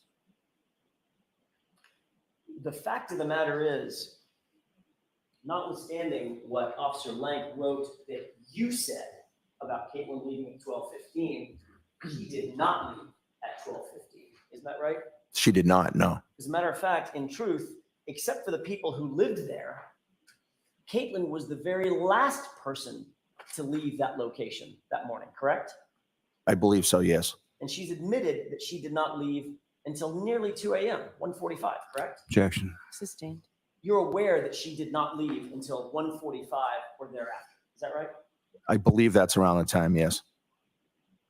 Were you trying to cover for Caitlin so your daughter would not be wrapped up in this investigation? No, But as a reminder, when you were spoken to by the first two officers who discussed who was in the house, you never mentioned Colin was even there, correct? objection. We've gone over that. Next question, please. Sustained. If Colin was gone, just like Caitlin was gone, that would eliminate them from ever being at the house at the same time as John O'Keefe and Karen Hoover, right? Objection. Sustained. Really? Come on, get the questions right. On January 29th, about 11:30 or 12, we talked about the fact that you were interviewed by Michael Proctor at Jen McCabe's house, correct? Yes, You knew at the time that the state police were looking to interview Jennifer McCabe about her understanding of what had happened the night before. objection. Sustained. You were notified that the state police were going to interview Jen McCabe. Objection. I'll allow it. Were you notified that? No, Yes. The Yes. subject matter of an interview with Jen McCabe was going to happen the subject matter of the night before was going to happen over at Jen McCabe's house. That's why you went there, right? objection. No, I'll allow it. no, Isn't it true that you knew you had been notified, or at least you believed that an interview with Jen McCabe as part of an official police investigation was going to occur at her house? yes, You were not asked by the police to join her, correct? no, You had no official reason to be at Jen McCabe's house, correct?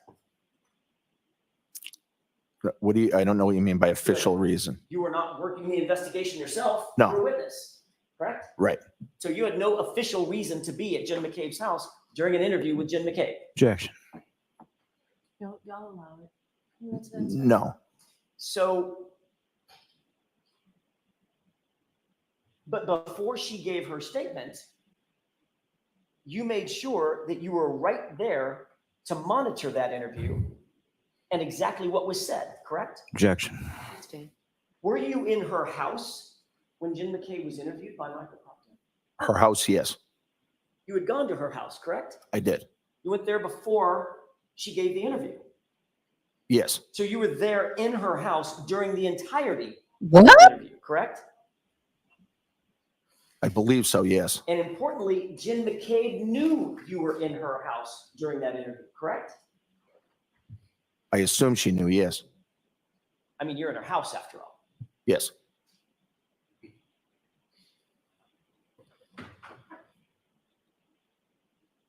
Oh, snap. Why were you in her house to begin with? I want to get back to That's 34 Fairview, if interesting I to could, me. I'm starring that section. in the early morning hours of January 29th. Brian Higgins directly followed you into the house after you walked in, correct? Could you rephrase that? Sure. You walked in, even though there was some moving of cars, you were the first one to walk into the house. And Brian Higgins followed you. Yes, Nicole and Caitlin then came in shortly after that. I think Nicole and Caitlin probably came in around the same time as me, Did you and make and another- then Brian Higgins. They all kind of. Did you make another drink once you walked into the house? Did I make a drink? Did you make a drink? Grab a beer? Yes. Okay. When I say make a drink, did you get a drink? Yes. What drink did you get? I don't know. Probably just would have been whatever was at the house, a beer or something. Okay. Did Higgins have another drink?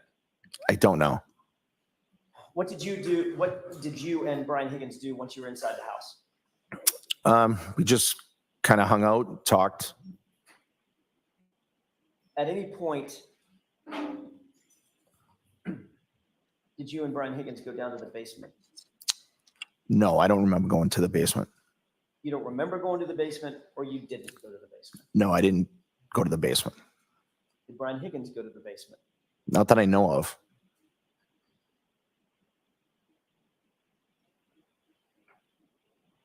And you didn't go upstairs to the second floor, did you? I think I did go upstairs, yes. Isn't it true that Brian Higgins has never been upstairs in your house? Prior to that night? Ever, including that night specifically. I don't think that's true, no. You owned a dog at the time, correct? Yes, The German Shepherd named Chloe. yes. Mix. Describe that dog as being not great with strangers. Isn't that true? I did describe it that way, yes. You testified that, quote, it started barking because it realized that people were downstairs, end quote, right? Yes. Chloe had a penchant for barking when she heard people, correct? No, not necessarily. She did that night. Yeah, I think she wanted to use the bathroom. Well, that's not what you said in your testimony. You said it started barking because it realized there were people downstairs, right? Right. So your German Shepherd, probably a decent dog, guard dog, if she heard commotion and people, she would bark. Objection. Sustained. You can ask it differently. Obviously, if Chloe hears commotion and people, she's apt to bark. That's the only question. No. So just that night, out of nowhere, first time ever, Chloe starts barking when people walk into the house. No, it's not the first time ever, but she didn't bark often. Okay, but she did bark that night, right? Yes. And the reason that you gave under oath for why she started barking was because there were people downstairs milling about, right? Yes. So in that instance, on January 29th, in the early morning hours, she was barking because she heard people. Well, I can't say why she was barking. Well, you did say why she was barking, I let her out to use the bathroom, so I think that's probably why. except your testimony was it started barking because it realized there were people downstairs. Those are your words, Mr. Albert. not Right. mine. Okay. Do you stand by those? Yes. Okay.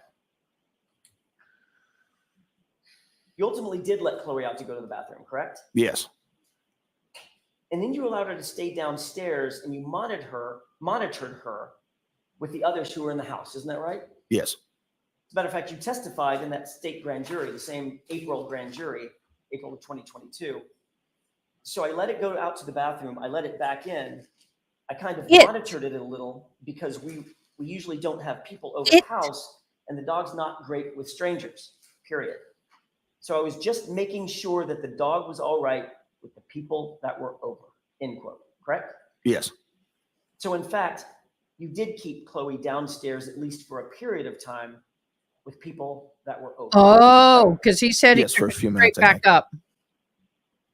Mr. Albert, after you learned that there were questions being raised about John's injuries and dog bites and scratches, in May of 2022, you got rid of that dog, did you not? Objection. Sustained. You can ask it differently. At some point, your family got rid of Chloe.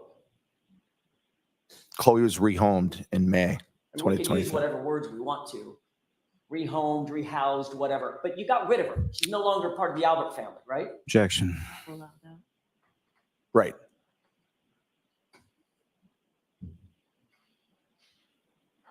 When did you get rid of her? So Chloe was rehomed in, I believe, May Of 2022, of 2022. just months after this. He's going to say rehome, but that's bull. Well, after it was involved, she was involved in a dog fight with another dog out front. Right, but that's also after the incident Yes. we're discussing. Yes, May. That's a family pet that you had for 6 years or 7 years. Approximately 6 or 7 years. Not Your sure. explanation just now for having Dog gotten rid fight, of you that didn't dog say injured a because it human bit being. another dog and ultimately sent 2 women to the hospital, correct? I believe 2 women went to the hospital. Yes.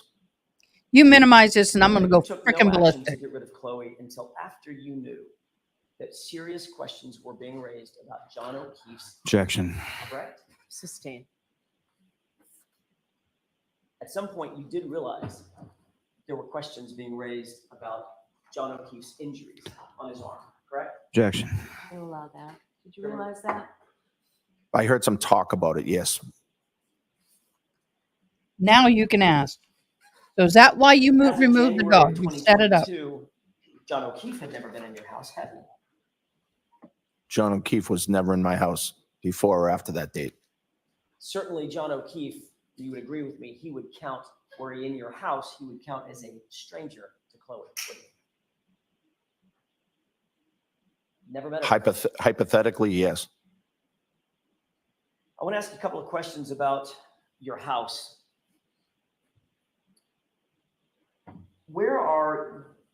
I know there's multiple bedrooms. Are all the bedrooms on the top floor?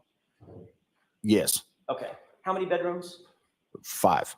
As we're looking at your house from the street, looking at your house. There are is a your bedroom downstairs. I have a map. Door and Nicole's bedroom windows visible from. I have an exhibit E. Yes. Which windows would they be? If you were facing the house, they would be far left corner. Upper or lower? Upper. Upper left corner. Yes. How many windows? 3 or 2, sort of set that. I'm going to stop sharing this screen and share another. You'll still.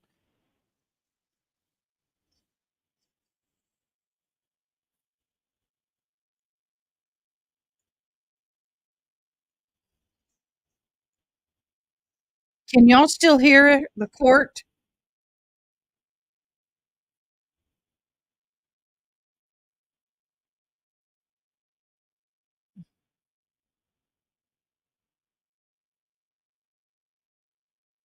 His bedroom windows are right here. Please, someone answer me.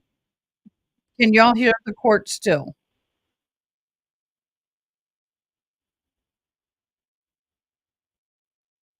Oh, I'll have to go to my phone.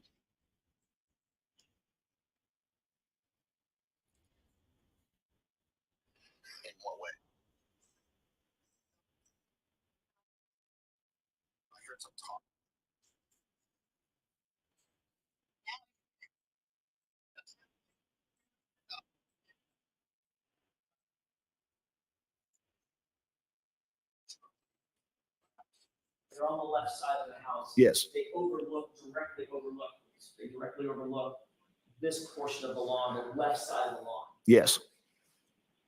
furthest from the driveway. Yes. Okay, so I can't do what I wanted to do. Okay. So I'm going to roll this back because I took y'all off. I Where's your- apologize. Yes. I thought you asked about the view. This is So his the view's the whole bedroom. front, yeah. Last 2 windows on the left. The spoken record is clear as possible. Right. They're on the left side of the house. Yes. They directly overlook. So during this break, I'll bring portion up of the lawn, pictures. left side of the lawn, Yes. furthest from the driveway. Yes. We can take that down. Right there, y'all. Okay, I thought I could do something, but I can't. So during the break, I will Where's your show you bed? the house pictures. Or where was I your have house bed pictures. inside that room as relates to the windows? I'm just trying to think of how to describe it. So the bed would be in the middle of the bedroom. I have pictures. Bad question on my part because we haven't done that. Let's do it this way. How many feet from the windows would the closest part of your bed be to those windows? Maybe 5 feet. 6 feet. You indicated that Nicole came to bed about 2 o'clock in the morning. Yes. Where was the dog? The dog was in my room.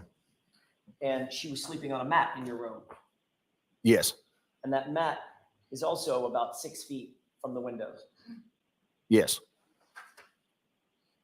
6 feet being from me to Miss Little. Maybe this far? Could be, yes. Maybe a little further, but yes. Maybe this far? Maybe.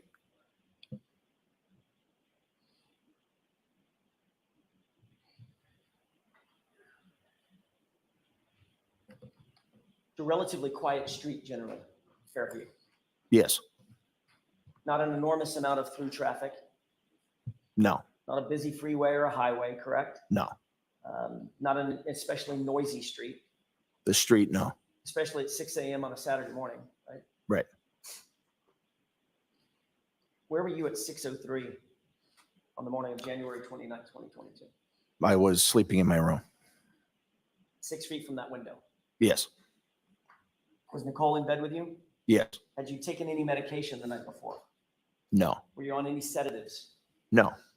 sleeping pills? No. Were you wearing a sleep apnea machine? No. Were you wearing an eye mask?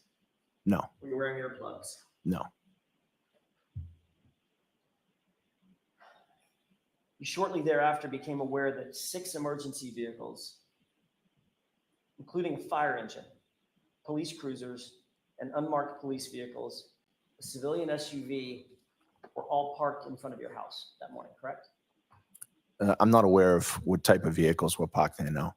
You seen photographs since this incident? Of the vehicles out front? Right. No. Are you aware that all of those vehicles had their engines running? No. Are you aware that all the emergency vehicles at least had their lights on, flashing lights? No. Were you aware that there were a number of first responders outside their vehicles traipsing around your lawn? Was I aware? Were you aware at the time? No.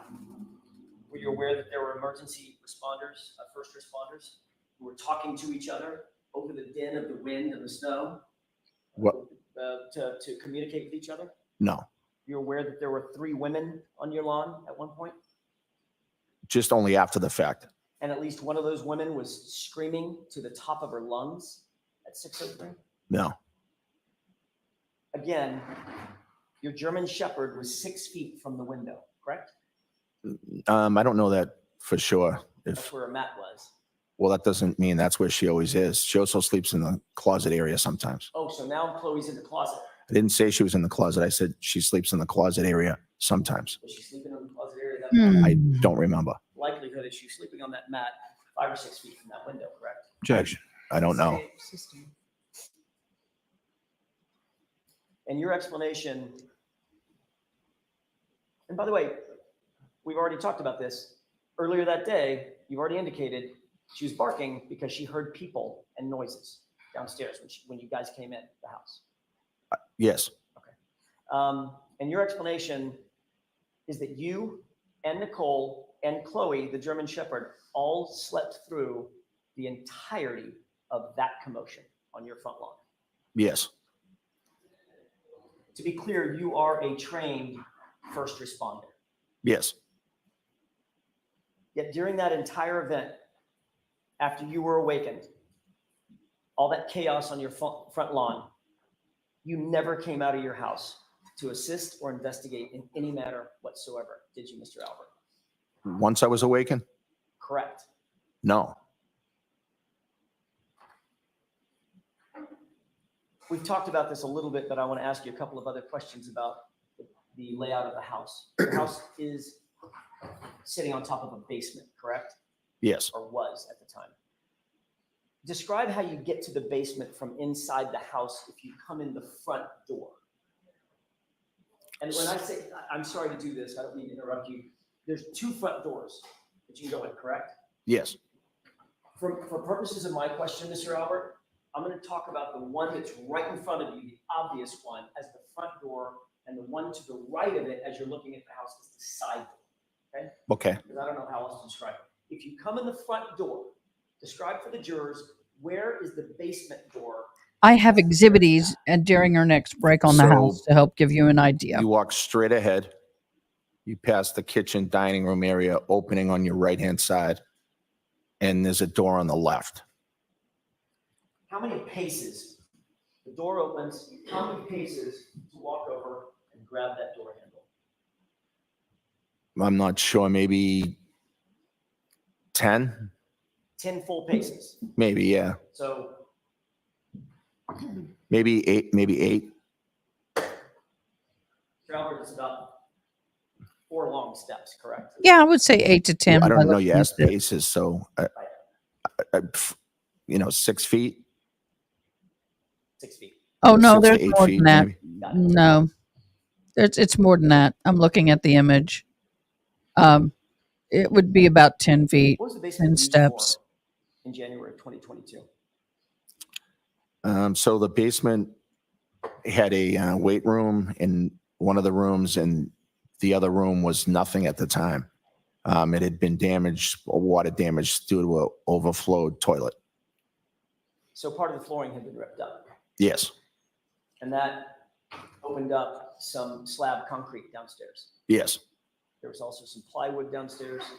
yes, There were a couple of mats where the actual weights were, so they're not slamming down onto concrete. yes, But there was a good amount of that floor that was just exposed concrete. yes, The workout equipment would include things like what? Barbells, dumbbells, yes, heavy weights, yes, heavy bars yep, made from metal. yep. I'll show you. I'll show you all the pictures and explain it a whole lot better. Once you're down in the basement, by the way, there's 2 flights that you go down at angles to get to the basement. A series of steps, a landing, take a left, another series of steps, and you stand on the basement. Yes, not a long staircase, very small, but Right. I mean, it's narrow and tight, but in other words, you don't just walk straight down a staircase. You go down to a landing, turn left, turns a little. go down, turn left again, and now you're in the basement. Yes. If you wanted to move something large or heavy out of that basement without having to go through the house, could you do that? Objection. I'll allow it. Could you rephrase the question? I'll say it again. If you wanted to move something large or heavy out of that basement without having to go through the main house, could you do that? Yes, I mean, it would depend what it was, obviously, how big it was, or How would you do that? there's a bulkhead door you can use. Got it. Where does that bulkhead door come out of? It comes out to the backyard right at the kitchen area. You can see it from the kitchen. And right to the left of that is the side fence. Yes, And directly through that side fence is the front yard. yes, The same side of the front yard as John O'Keefe's body was found. yes. Your Honor, I would ask at this point to mark a video. Ooh,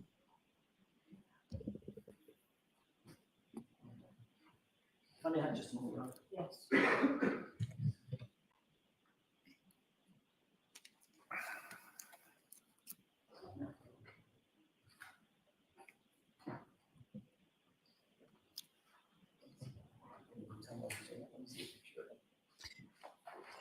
oh, I like exhibits. Yeah, I'm looking at the diagram of the house. And I'm looking, I don't see a door in Mr. the Jackson, would you angle of like to this take the picture. morning recess? That'd be great. Good time. Yes, thank you. Okay, we're standing recess. Court, all rise, please. Sheriff, put down your notebook and follow me, please.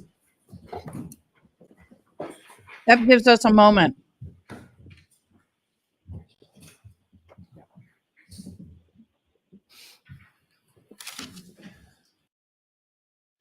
Okay, y'all.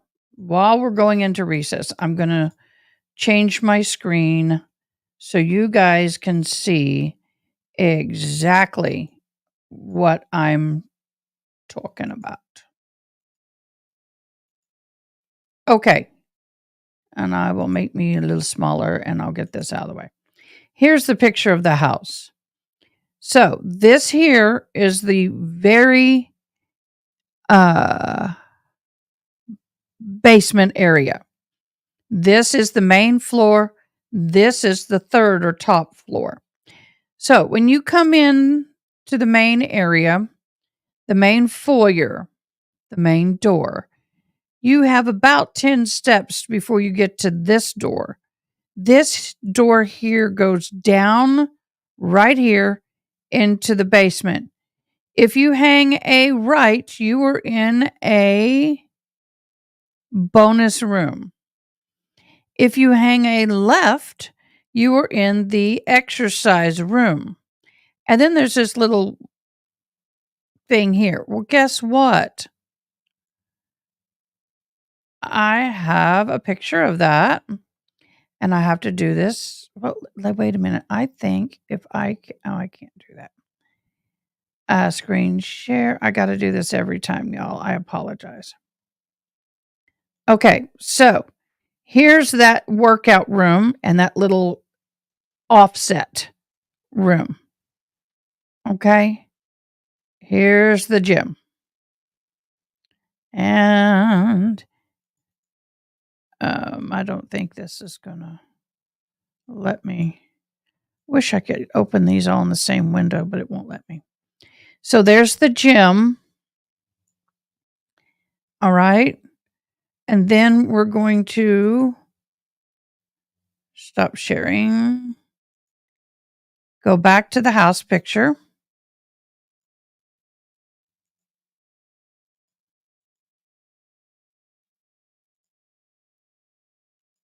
Okay.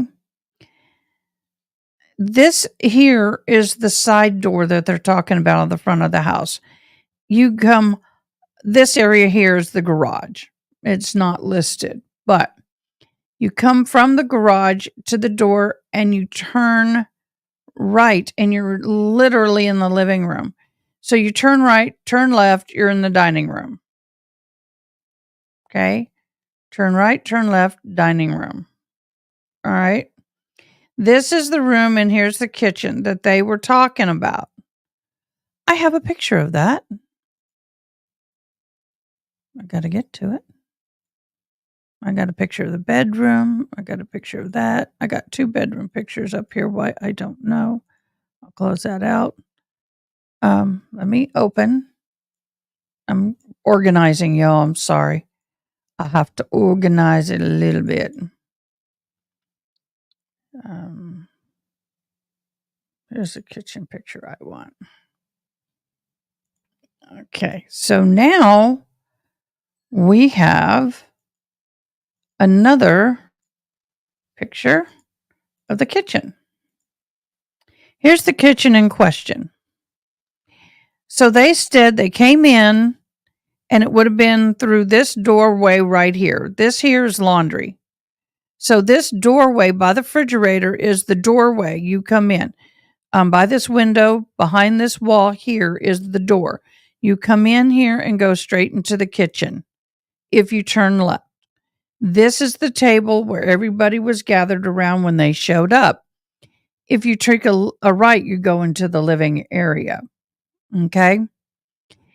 And the living area I'm going to show you is, I'll show you a picture of it. Right here. And then there's the double doors to the backyard. So there's your living area. Okay. So we got that done. We got that. We've got the basement. Now we're going to go to the bedroom. So let's go back to the map. I want to show you that map.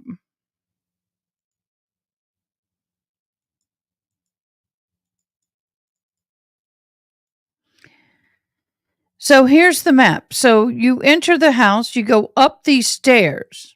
And when you come up the stairs, you're right here. I'm sorry, over here. You come up the stairs. You have 3 bedrooms in front of the house. You go up the stairs and come back here. The master bedroom. Thank you. Do you need a signature? I'm on my way. Sorry, UPS. I apologize.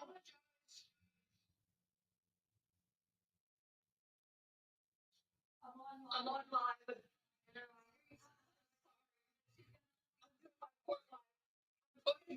If you want.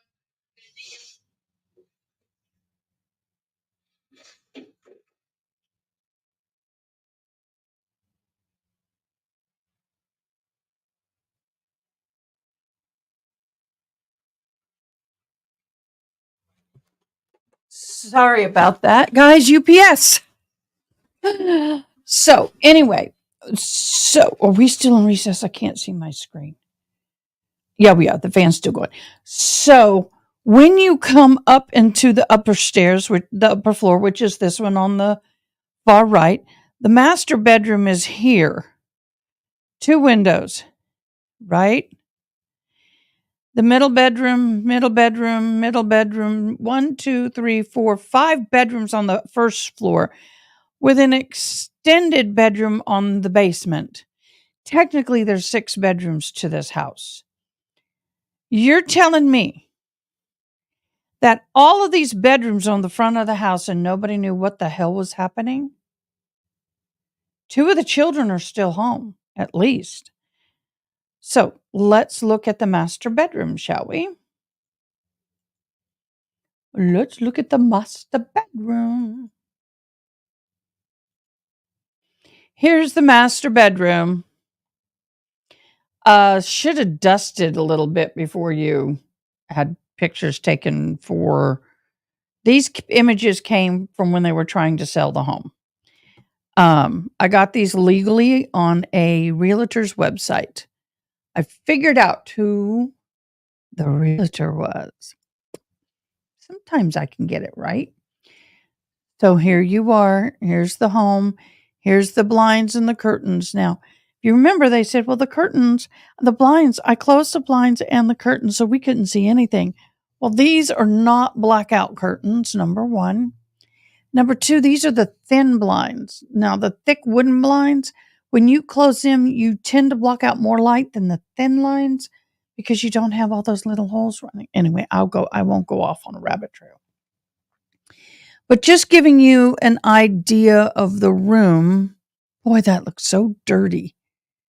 The dog bed, I think, was right in here between this TV stand and that nightstand over there. There's a dog bed right there. Okay.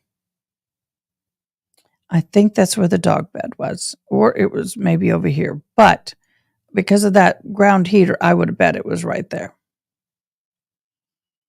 In the diagram, well, I don't have it up. So what are your thoughts on this, y'all?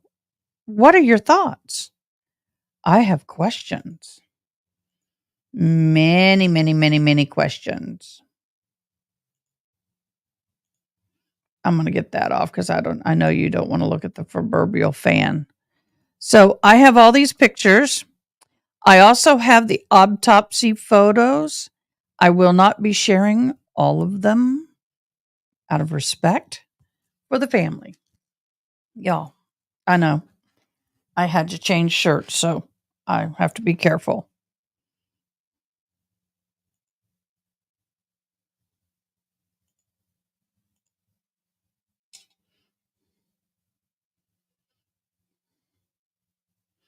I know.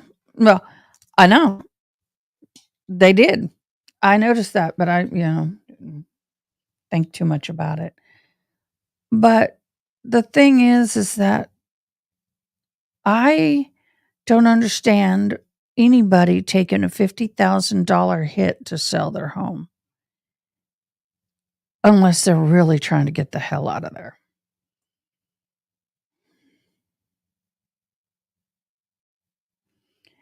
I mean, how many of us would have a home like that? They sold it for $1,020,000. Yeah, $1,020,000. Why in the hell would you take a $50,000 hit like that? Unless you were desperate to get out of there. Just saying. Y'all, I know my watchers that are watching me are my mods, and thank you so very much. Please share. We got to figure out how to do this. And I need to figure out how to do shorts on the videos, take clips and make little shorts and put it out there. I wanted to do something where I'd say, I'm sorry, did you put the dog in the witness protection program and rename it? And is it now, I was gonna say a standard poodle. Yeah, did you give it a new identity such as a female standard poodle named Mia? I don't know. I'm being facetious. So, I as a juror would very uncomfortable with the examination of Brian. Very uncomfortable, honestly, with the Brian Albert interview that they've had thus far.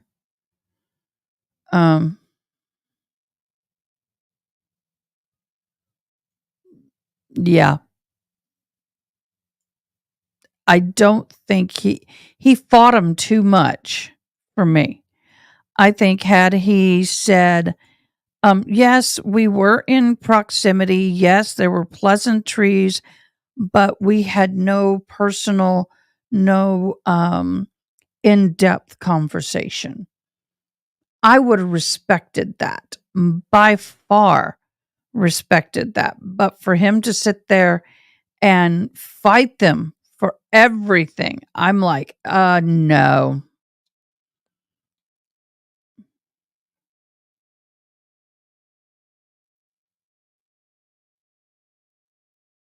Where's my what?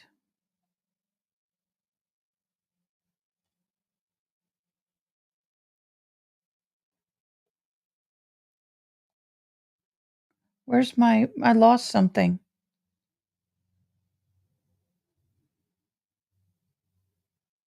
Okay. I've lost something on my Switch. Oh, here it is. No.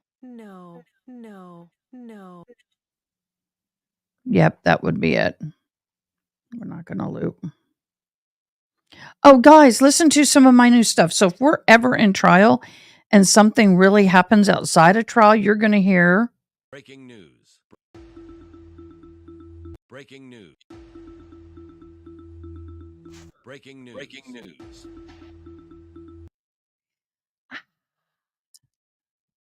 I'm just trying to have fun, y'all. Trying to have fun. Ladies, what was your take on the bantering concerning the conversation between Brian Albert and Karen Reed at the party? What is your take? Do you think they took it too far? Do you think it was important? What do you think? I'm not so concerned about the way the questions were asked to me. It was how they were answered. I mean, if he would have said, yeah, well, I didn't, if they said, well, if the answer was going to be different from his previous testimony, I would have said, do you know what? I've had time to think about it and I had been drinking. And now that I see the video, I see that we shared pleasantries. Nothing more. And move on. Don't make a freaking big deal and try to sit there and deny and dig yourself deeper in a hole. Just saying. I'm looking for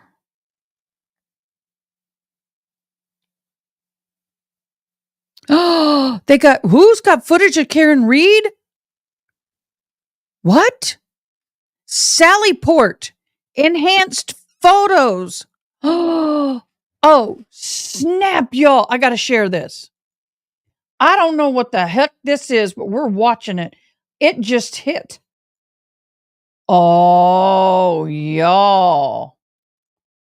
I don't know where this came from, but we're watching it. I'm making it full view. I'm getting me off the screen. I'm putting this full view. Let's watch. 9:35 a.m. The light is broken out. Why are all those people there?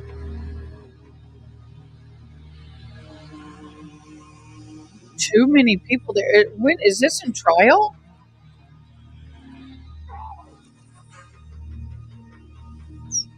None of them have gloves on. This is their music, not mine.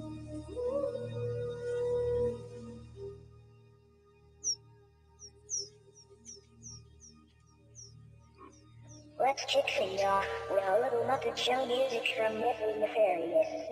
Okay, this is the guy has gloves on is the one that's going to try and take the tail light out.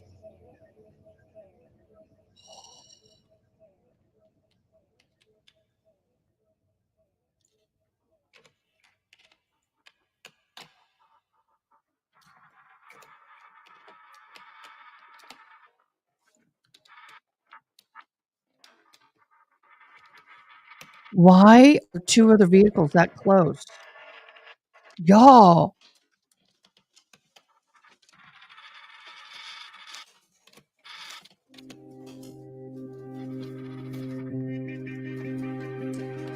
Why is her hair not in a net?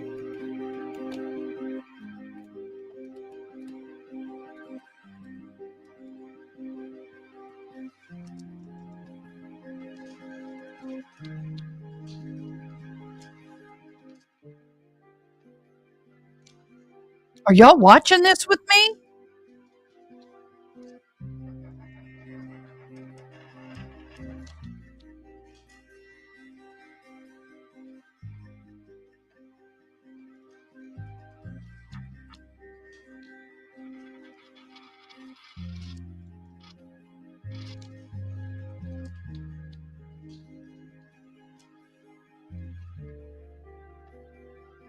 It froze.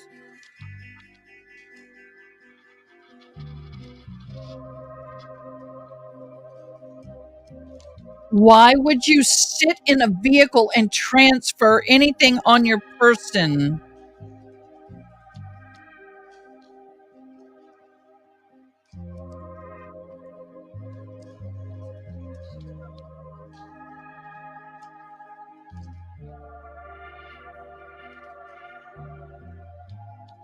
You don't sit on the freaking tail light, dude. Tailgate in your own clothes. You don't do that.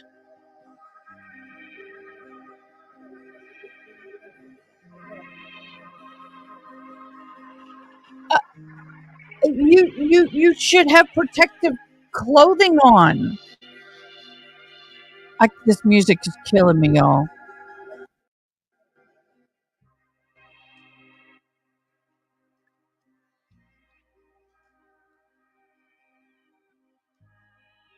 Why are you freezing? Camera froze on their end. Okay, this is a court thing.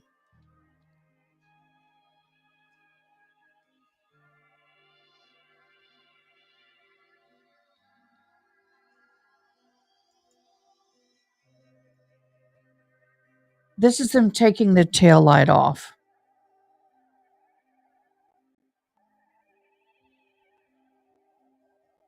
I want them to bring the tail light into court. I want to see it in court. By the way, y'all, this is the same car my mama has. Now she's out of town right now. So as soon as she gets back, I am going to go take pictures of her car. I'm going to go stand next to it and I'm going to look at it very carefully. Same make and model.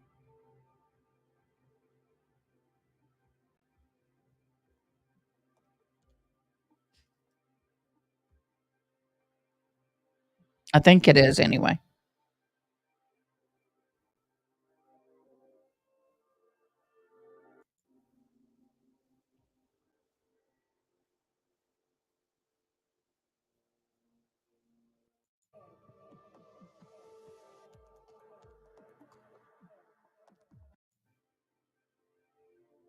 I think that's a replay of what they just did, just closer up. You have to unscrew that.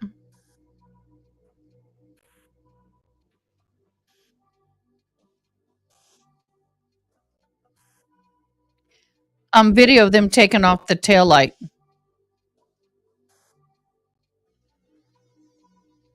Here's somebody taking off a tail light.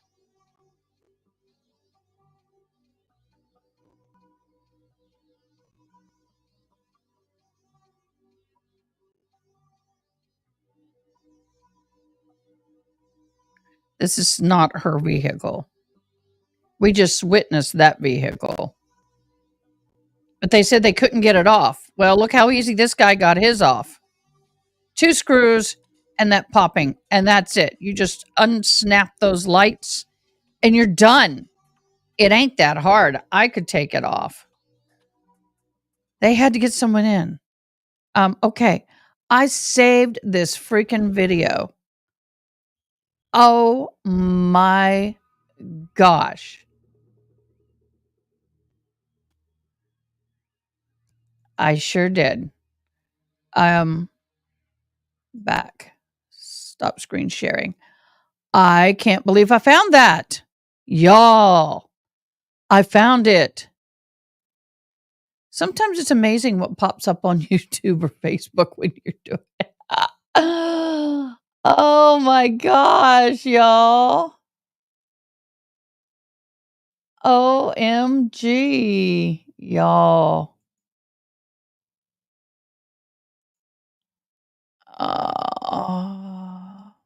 I love my bestie. Y'all, please pray for my bestie. She had breast cancer 5 years ago, and she got to almost 5 years of being cancer free. It was a triple negative, very aggressive. And they said within 2 years, 85% people have a reoccurrence. Well, it was 4 years and a few months that her reoccurrence happened. But unfortunately, it was all over her body.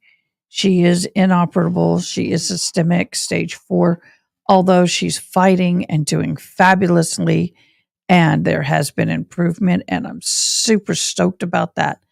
However, I have not been able to spend much time with her because of isolation. And she's such a good support to me, and I love her dearly. And I miss her so much. But she is the sister I should have had. I never had a sister. I had a twin brother.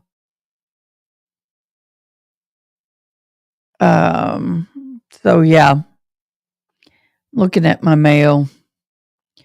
I'm looking to see if I got anything in. I'm looking for something special. So anyway, I could go on and on about the car.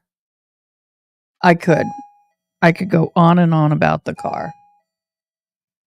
I may have to get that, guys. Yep, I'll be right back.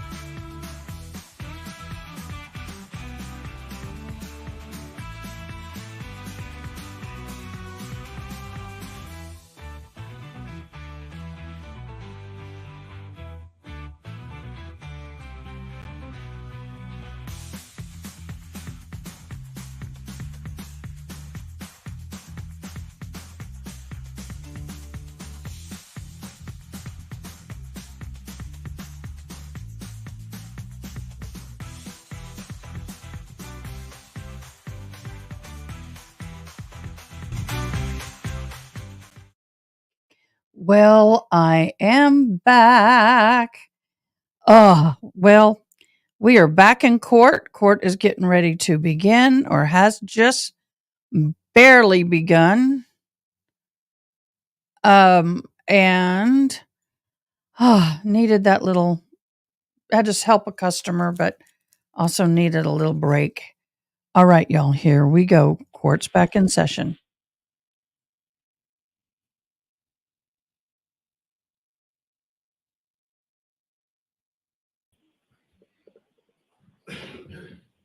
Wish I could set this to default. Please be seated, quarterback.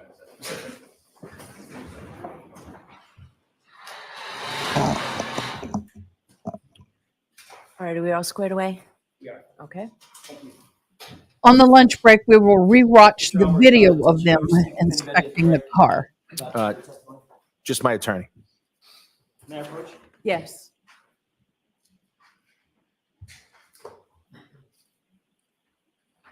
Take a look at this photograph, Mr. Albert. And if you could please tell me if you recognize what's depicted in that photograph. Yes, it's the bulkhead stairway. Is that the stairway that you earlier described for the jurors as servicing the basement going into the backyard? Yes. May I approach? Yes. I would have asked to have this marked as next in order. Okay, any objection? Thank you.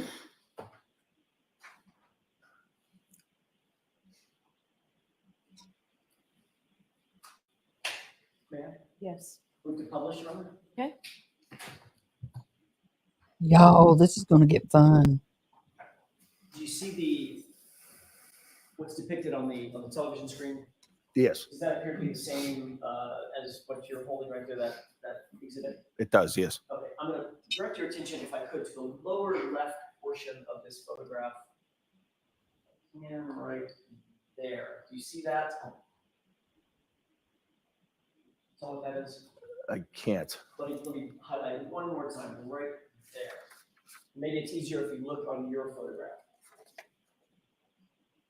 Are you referring to the doorknob? Yeah, I got it here. Yes. I'm sorry, it's sort of hidden on that photograph, so I apologize. Is that the door that swings open or closed to close off the basement? Yes. Then if you open that door, it's in the open position now, correct? Yes. So the photographer is standing in the basement looking toward the doorway, correct? Yes. Then you climb 7 or 8 stairs, Yes. and that bulkhead door, which is where all the light is emanating, how does that open? So the bulkhead door opens straight up. Okay, at least in that photograph, it was hinged toward the house and would open up like I don't know, like a sandwich or something. It opens straight up to the bay windows that are in the kitchen. Got it, okay. Okay, that's all I need for that photograph. Your Honor, I have a flash drive with a video on it. I'd ask that this be marked as next in order. Court's permission. Assuming it's the same one, no objection. It's the same one.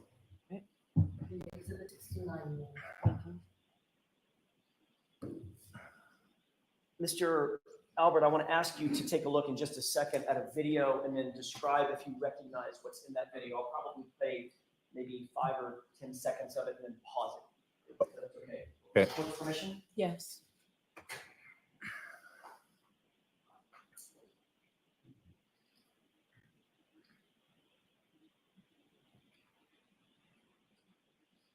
Pause. Do you recognize what's depicted in that video, at least up to that point?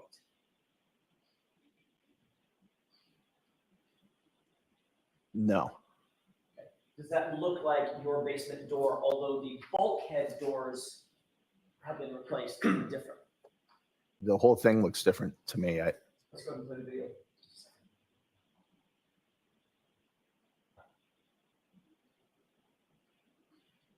Pause.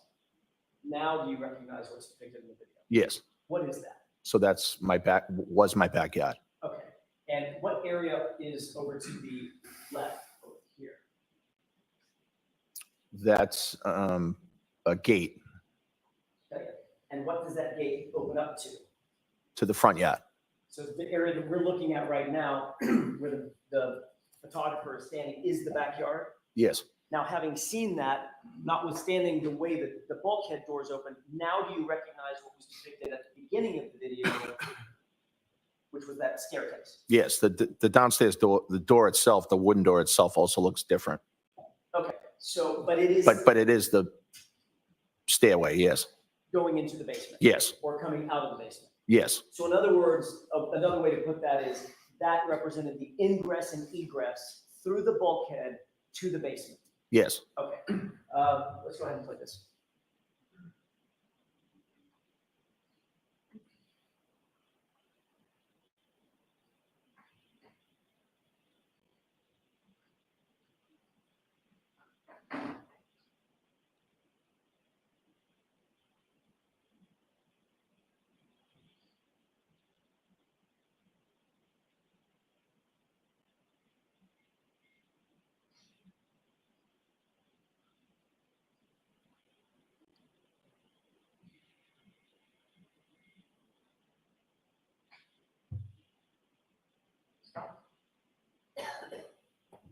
Did you recognize what was depicted in the video?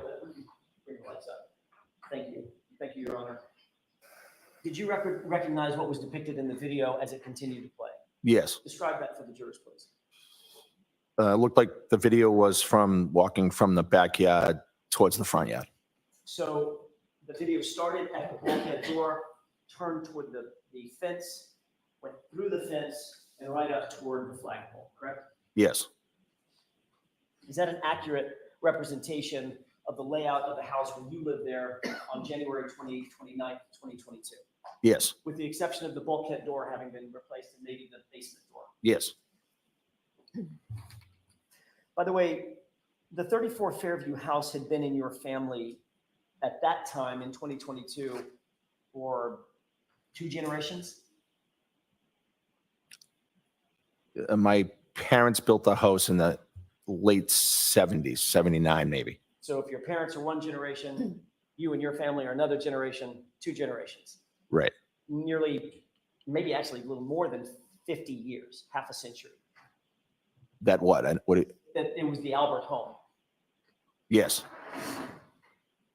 The fact is, you listed that house for sale for the first time ever in November of 2022, correct? that's the time we listed it, yes. Just months after John O'Keefe was found on your lawn. Objection. Sustain. Mr. Albert, is that timing, according to you, a coincidence? Is what? Is that timing a coincidence? Well, that's not the timing, actually. We contacted the realtor in 2021, finally listed it in 2022. So that would be pre-incident. So the listing coming 9 months after John O'Keefe was found dead in your lawn, or dying in your lawn, that's just coincidence. You had this in place long before that. Objection. So I'll sustain the question. You can ask it differently. Sure. All I'm asking is the timing, November of 2022, listing that house for sale for the first time in November, that in your mind is just a coincidence. It's not a coincidence because we started trying to look into selling the house in 2021, which was the few months prior to the incident. On January 28th, 2022, you were still an active Boston police officer, correct? Yes, What was your job title in January 2022? Sergeant Detective. That means you not only respond to incidents, you actually conduct investigations as a detective, correct?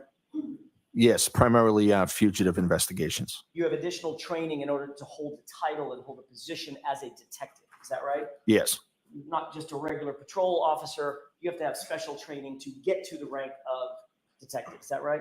yes, As a sergeant detective, that's above a regular detective, indeed, because you're a supervising detective. Is that right? yes, You have experience and training in order to hold that position as a supervisor in the detective spot as well. yes. There's civil service tests for the rank, but yes, And you've investigated crimes. I mean, I'm guessing just a ton of different types of crimes, including assaults, manslaughters, homicides, kidnappings, things of that nature. No, You've never investigated anything like that. no. So what's the parameters of your investigative skills as you held that title of sergeant detective? So my parameters were investigating fugitive investigations.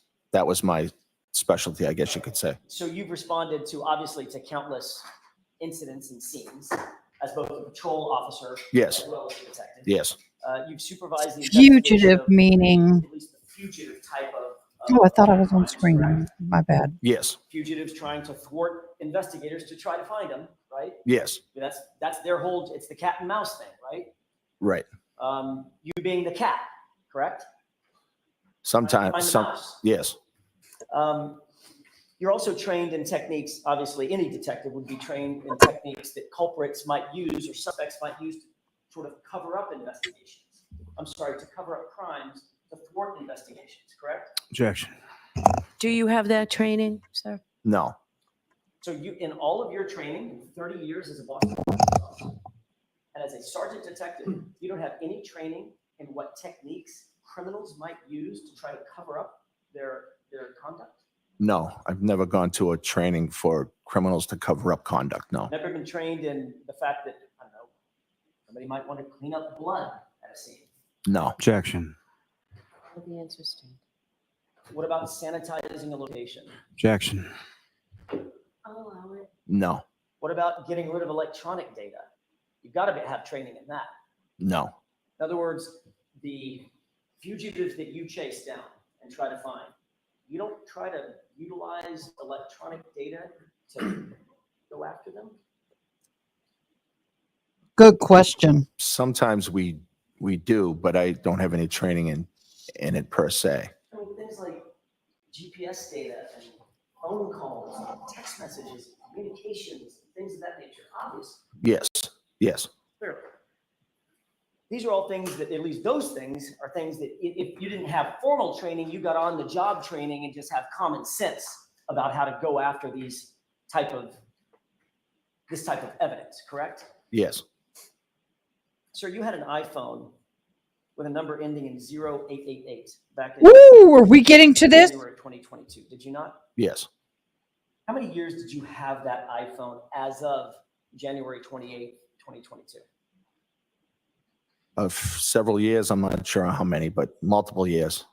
And Mr. Albert, you were notified by the Commonwealth that on September 23rd, 2022, in the fall of 2022, a judge specifically ordered that you were to preserve that phone. Objection, Your Honor. Data, correct? I'll see counsel at sidebar.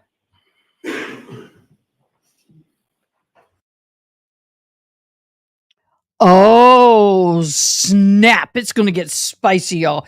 He's trying to get to the situation as to why did you destroy your phone and your SIM card when you were ordered to preserve the phone? Y'all, it's gonna get fun in here. If he's able to go there, and he may get blocked, and if he gets blocked, I'm gonna be mad. But if he gets blocked, but if it's sustained, then we're not going to hear it. If it's overruled, then we're going to hear about the phone and it getting destroyed. I love it. I love it. I love it. I love it. Oh, y'all, this is good. This can be good. I'm going to skim back while we're waiting. So I'm just going to look Hinged toward the house and would open up like a, I don't know, like a storm door. To the front yard. So that time in 2022. So Okay.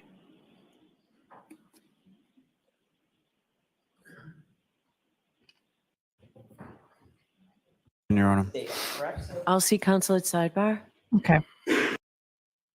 We're going to skim and catch up. Doesn't look happy. Look at that perched lip. Thank you, may be seated. All right, and I am going to see if his counsel here, he has a right to be present in the Okay. courtroom. May I step up for a moment, Your Honor? Sure.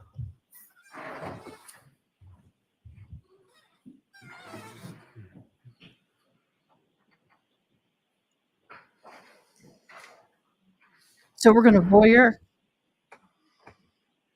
that how they say it? Voyeur? Voir dire. That's it.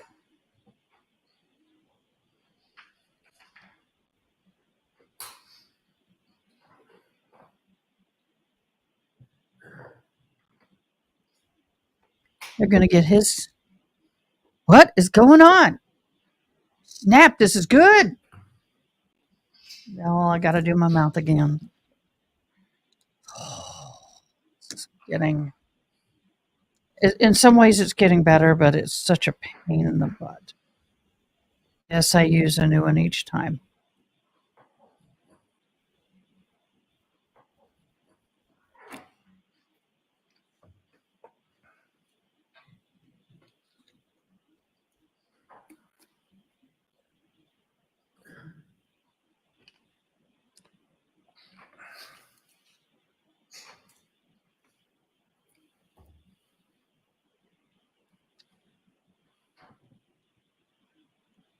I am.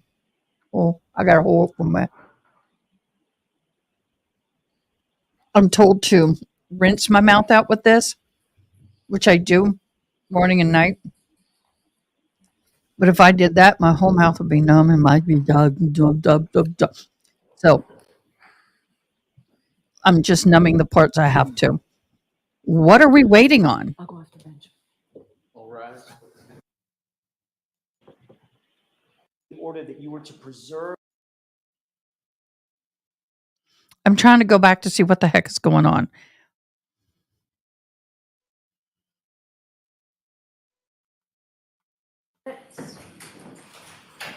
All rise, please. Follow me.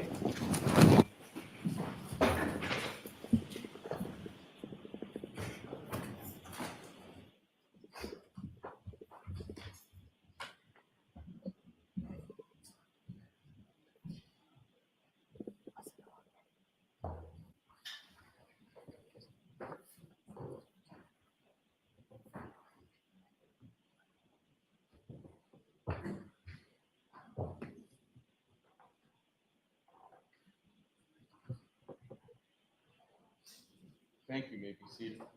All right, and I am going to see if his counsel here, he has a right to be present. in Okay. courtroom. May I step up for a moment, Your Honor? Sure. Okay, when was that?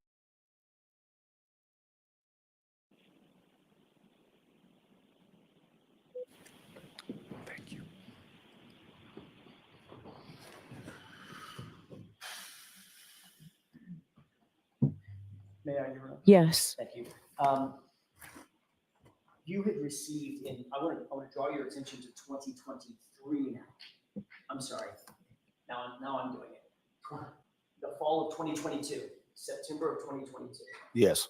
Did you receive a notice on Commonwealth letterhead indicating that you were not to destroy or in any way manipulate any data on your cell phone, destroy the phone itself, or to manipulate or destroy any data on that cell phone?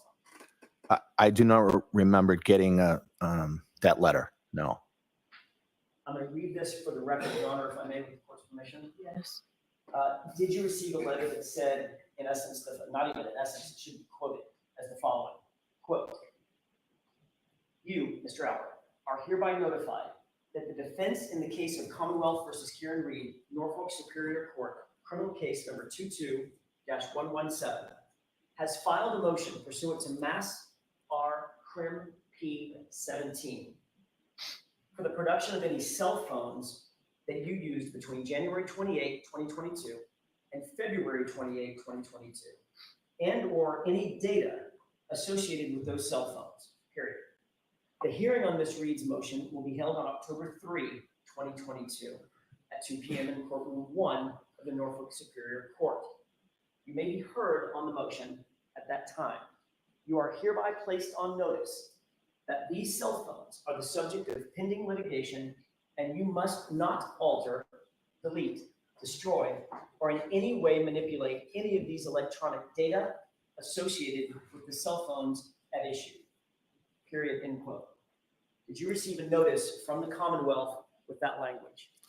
I don't remember receiving that document. No. were you told in any other capacity that you were not to get rid of or delete your cell phone? In other words, preserve your phone. Subsequent to me upgrading my phone, I spoke with the DA's office. So after that, they told me via a phone call that that was the case. So your testimony is you never received the notice that I just read, but you did talk to the DA and he told you to preserve, you were on notice that you were to preserve your phone. After. I Right, know well- you want to say that, Mr. Albert. My question is, did you have the conversation with Mr. Lowry? Yes. Okay. When was that conversation, sir? So I don't have the exact date of the conversation. I'm not sure. Who did you talk to on the phone exactly? Was it Mr. Lowry alone or was it a conference call? It was a conference call. Who else was on that conference call? I believe Steve Nelson and other witnesses in the case were on the conference call. Can you name those witnesses for us? I believe it was Brian Higgins. I believe Jen McCabe, Matt McCabe, and maybe somebody else, but I can't recall. Who initiated that conference call? I believe it was somebody in the DA's office. So either Mr. Lally or Steve Nelson, somebody like that. Did everybody just call into a central number, a conference line? Yes. And what exactly did Mr. Lally say to you during the course of that conversation about preserving your phone? During the conversation, Mr. Lally said that the defense had filed a motion to ask for the phones to be preserved. And anything else? That's what I remember him saying. Did you volunteer that, oh my goodness, I just upgraded my phone last week conveniently. I don't have that phone anymore. No. You didn't say that to Mr. Lally? No. You just took the information that he gave you and hung up the phone and what about your business? Yes. Without notifying him that the very phone that he had just ordered you to preserve had just been destroyed days earlier. No, the phone wasn't destroyed. I upgraded the phone. The data was destroyed, sir. Correct? I did not destroy any data on any phone. Mr. Albert, I upgraded my phone. when you upgrade a phone, you know that the phone is set back to factory reset before your new phone is handed to you, correct? Happens every time. I don't know that. So if you have personal texts with your doctor, personal communications with Mr. Henning, your lawyer, you're just going to hand that to a pimply faced kid at Best Buy and say, here's my phone? You know that data is destroyed when you upgrade your phone, right? I think some things are come over across contacts, things like that. So I don't know that for sure. You can back up your data, sir, but the phone data is destroyed for all purposes. It's factory reset, correct? I don't know that. How long do you have a phone? That's an iPhone. Yeah, you do. Years. How many times have you upgraded your iPhone? Multiple times. Every single time you upgrade it. You know that the phone prior, the data is destroyed on it, correct? Usually my contacts come over and my photos come over. So Sir, that's a backup. no, I don't think I have that on backup, but okay. You are Irrespective, freaking cop you and didn't you tell should Mr. know Lally this. that you had gotten rid of that phone. I was not asked that and I didn't tell him that. I see. You felt like if you weren't asked that, you didn't need to volunteer it, even though the conference call was specifically about preserving your phone pursuant to a judge's order. Correct? What was the question? Oh my You God. didn't offer to Mr. Lally that you had gotten rid of the very phone that he was telling you had to be preserved due to a judge's order. I did not. And you didn't seek any advice from, I'm not asking you for the communications. You did not seek any advice from counsel at that time for those purposes. I don't believe I did. No. Yeah, I'm just talking. Sure. Holy smokes. He got the document, went immediately, got a new phone and upgraded. Got him. Oh, snap it. We're going to star this one. At his age, he knows it. He knows it. Anybody knows it. Will you please enter your password in again so we can reset your phone back to factory default before we give you the new phone after we have transferred your data? You indicated, Mr. Albert, at another proceeding, under oath, in relation to a conversation that you had with Brian Higgins about your phone. Quote, I don't recall saying I was going to get rid of my personal phone to Brian Higgins. I may have said that, you know, there's personal stuff on my phone. But I don't recall saying that to him, but I don't know. We had multiple conversations about things. You remember saying that under oath at another hearing? Yes. You literally admitted at that hearing there's personal private data on that phone. Hence, you got rid of it, right? No. You certainly wouldn't allow some kid at the AT&T store to have your personal private data. You're a cop. No, I assume he doesn't have it Why would you assume that? because he took the phone and has it. And what do you think happens to the data on the phone, sir? Let's just use common sense. What do you honestly think happens to the data on the phone when you turn it in and upgrade your phone? I'm sure that the data is not there anymore. I'm sure. It's destroyed, sir, correct? I don't know that for a fact. I know that some things are transferred back to the old phone. Oh, Just you are said- such a liar. You know the data is not there. Some data, I guess, isn't. Yes. No, that's all I have. All right, Mr. Lally, any questions? No, Your Honor. All right, I'm going to take a short recess. I want to let this witness, if he chooses to have a few minutes. Oh, snap it. What did y'all think about that? Y'all been too quiet on me. Come on now. Come on now. We got people on. Let's talk. Let's talk about this. What in the world?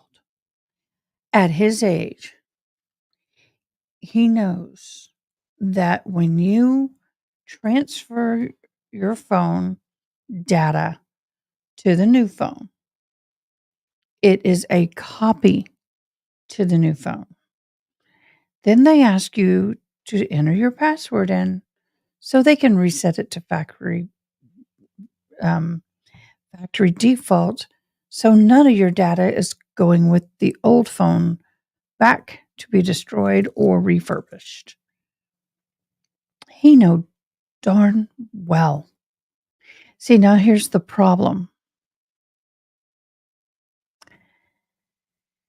The problem is yesterday I talked about it. I'll bring it up again. Let me pull up my document. I know. I got to find it. That a gentleman and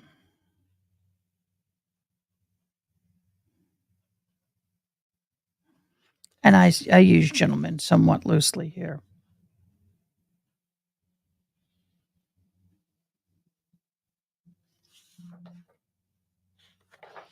Okay.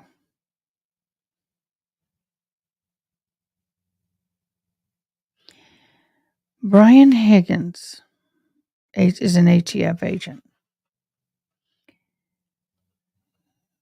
Signed a proffer agreement stating with FBI that he was told to destroy all phones and SIM cards by Michael Morrison, the DA. And he also told Brian Albert to do the same thing. And that the DA is going to burn his first assistant for doing this. But they had a private conversation with the DA, Brian Higgins and Brian Albert. Both of them destroyed the phones. Yes, you heard me right. And that's why this was brought in.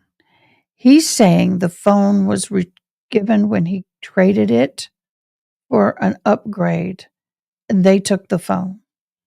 I want that Apple or Samsung or whoever he went to, I want them to come and tell me that they had a phone, okay? I shall return in just a moment. You're going to get the court van.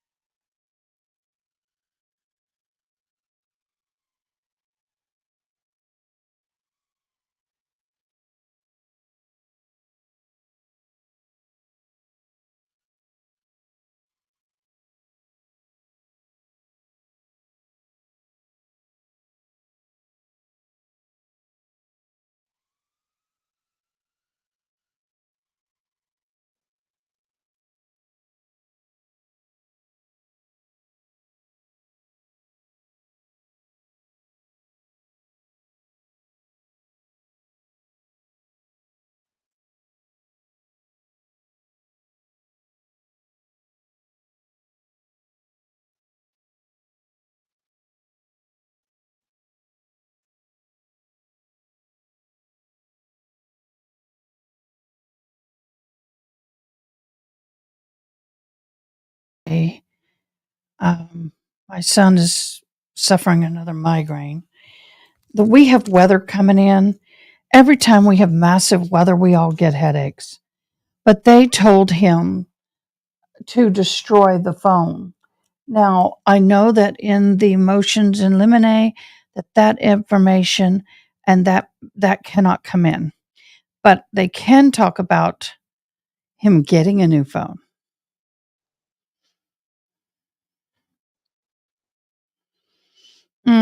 The rain just went right underneath us.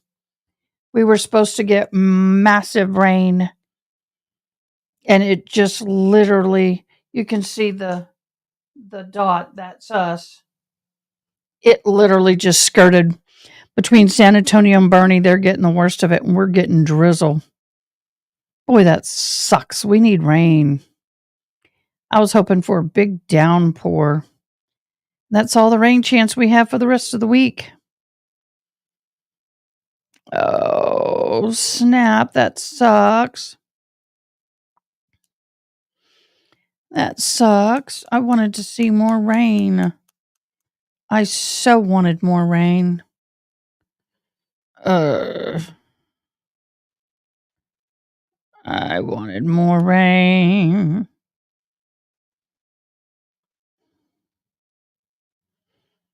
Rain, rain.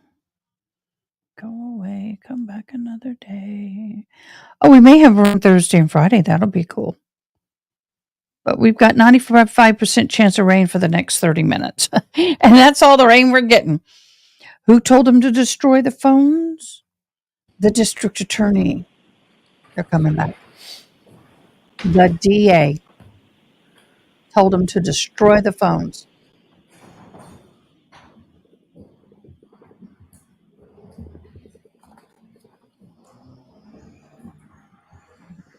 Thank you. Maybe see you put us at.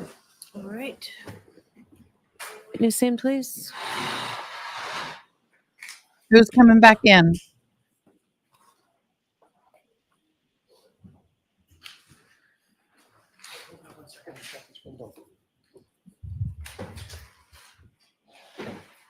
Is he coming back in?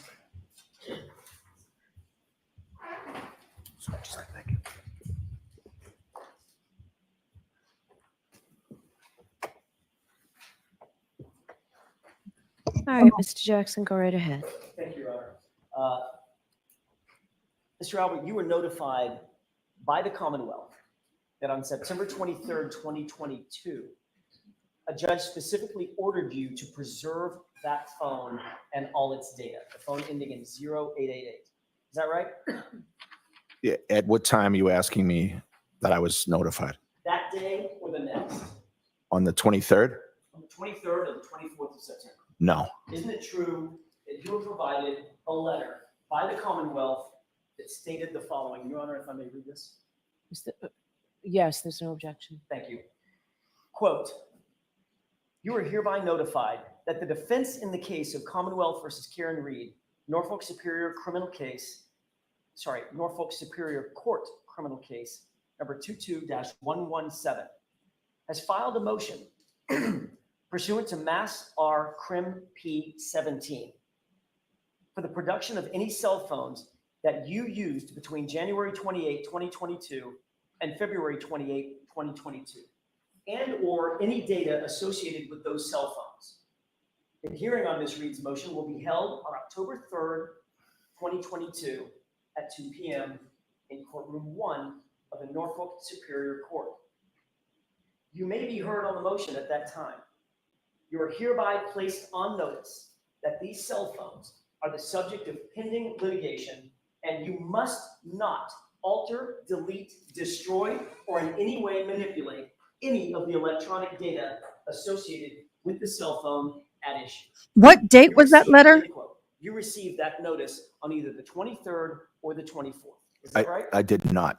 Honor, I would pose a stipulation. What month? Counsel, off the record, if I may. Please, I got to go back. I didn't hear the month. I'm not trying to be pissy. All right, Mr. Jackson, go right ahead. Thank you, Your Honor. This is important. Mr. Albert, you were notified by the Commonwealth that on September 23rd, 2022, That's what I a needed. judge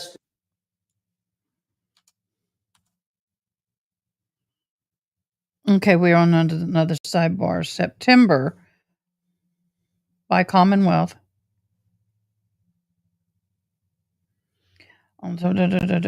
Okay, what day did he replace his phone? When was the phone replaced, y'all? Y'all. Okay, let's go back. Okay, here we go. I got us back up and caught up. Oh, y'all, this is a little spicy. A little spicy.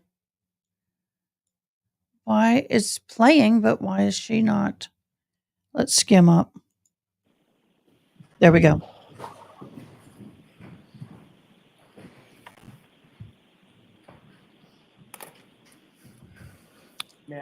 Yes. I would offer the following stipulation that on either September 23rd or September 24th, the Commonwealth sent a letter on Commonwealth letterhead to Mr. Albert's attention, stating exactly what was just read into the record pursuant to the court order dated September 23rd, 2022.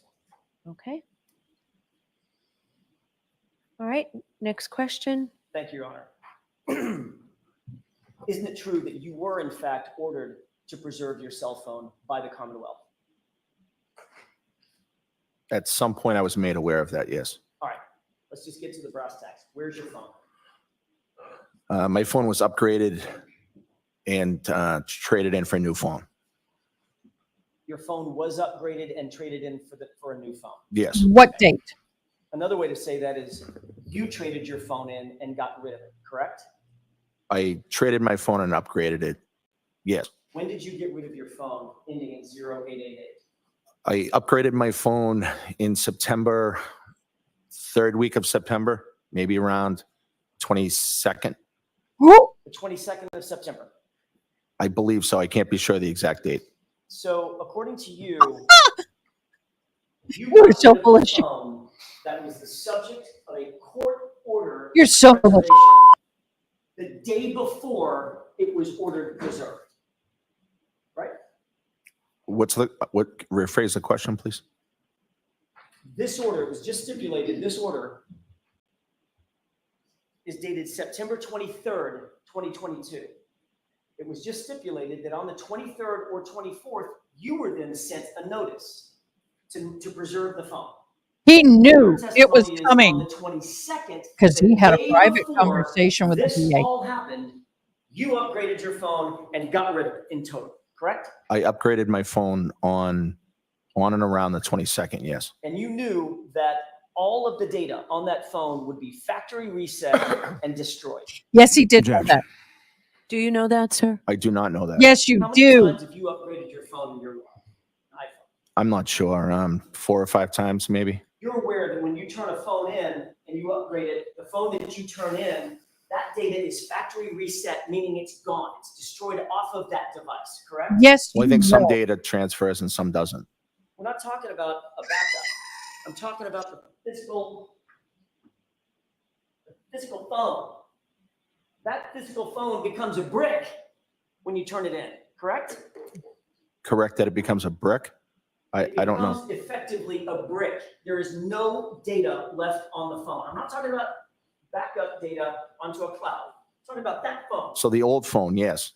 Yeah, it's just everything on it's destroyed, correct? Right, although some of the data transfers to your new phone. And you're aware that the very data that you were ordered to preserve would have been destroyed, according to you, the day before. Correct? Y'all. Rephrase your question or ask me a question. If you're, are you claiming that you got rid of your phone on the 22nd? I upgraded my phone around that. I'm not sure if that's the exact date, but yes. So it could have been after the 22nd. I don't think it was after the 22nd. Could have been the 24th. No. You could have subpoenaed his record on the phone. Absolutely sure that you could not have upgraded your phone and gotten rid of it anytime after the 23rd when this judge ordered that it be preserved? No, Because you know that if you got rid of that phone after you had been notified that you were ordered by a court to preserve it, you'd be committing a felony. Objection, Your Honor. Sustained. So you now claim that you got rid of the phone on September 22nd, 2022, hours before you were ordered to preserve it. That's your testimony, correct? yes. Please pull out the Just a records. coincidence? September 4th was my birthday. The phone was broken and failing. I had planned on getting a new phone, and that just happened to be the day that I got it. Happy birthday. Was that a coincidence? Objection. Sustained.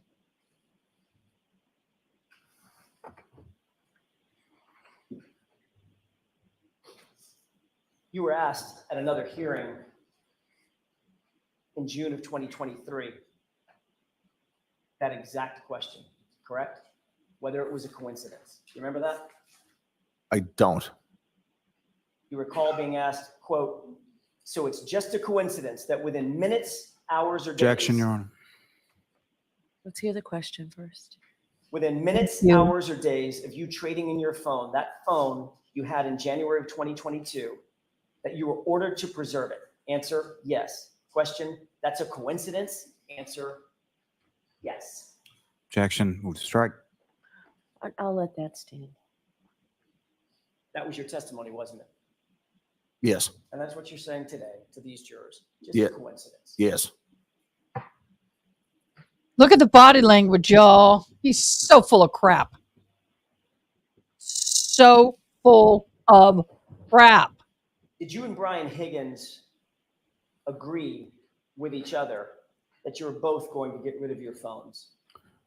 Objection. I'll allow that. No, You testified at the other hearing in June of 2022, quote, I don't recall saying that I was going to get rid of my personal phone to Brian Higgins. I may have said that. You know, there's personal stuff on my personal phone. I don't recall saying that to him, but I don't know. We had multiple conversations about things, end quote. Remember testifying to that? yes, So you're not ruling out the fact that you may have told Brian Higgins that you intended to get rid of your phone, correct? no, You're not ruling out the fact that Brian Higgins may have told you that he intended to get rid of his phone. no. I don't remember him saying that to me. Your testimony was, quote, I know there were conversations about the phones. I just can't say if he was going to get rid of his phone or not, end quote. You testified to that, didn't you? Yeah, I have no idea what he was going to do. I'm asking, are those your words? Did you testify to that under oath? Yes, although I don't know the context of the time that they were asking that question. June of 2020. No, not the date of the hearing, but when they were asking if and when that conversation took place. Does it really matter when it took place? I think so, yes. This is You no talked to win. Brian Higgins about getting rid of your phones. Nope, nope. When do you think you had that conversation?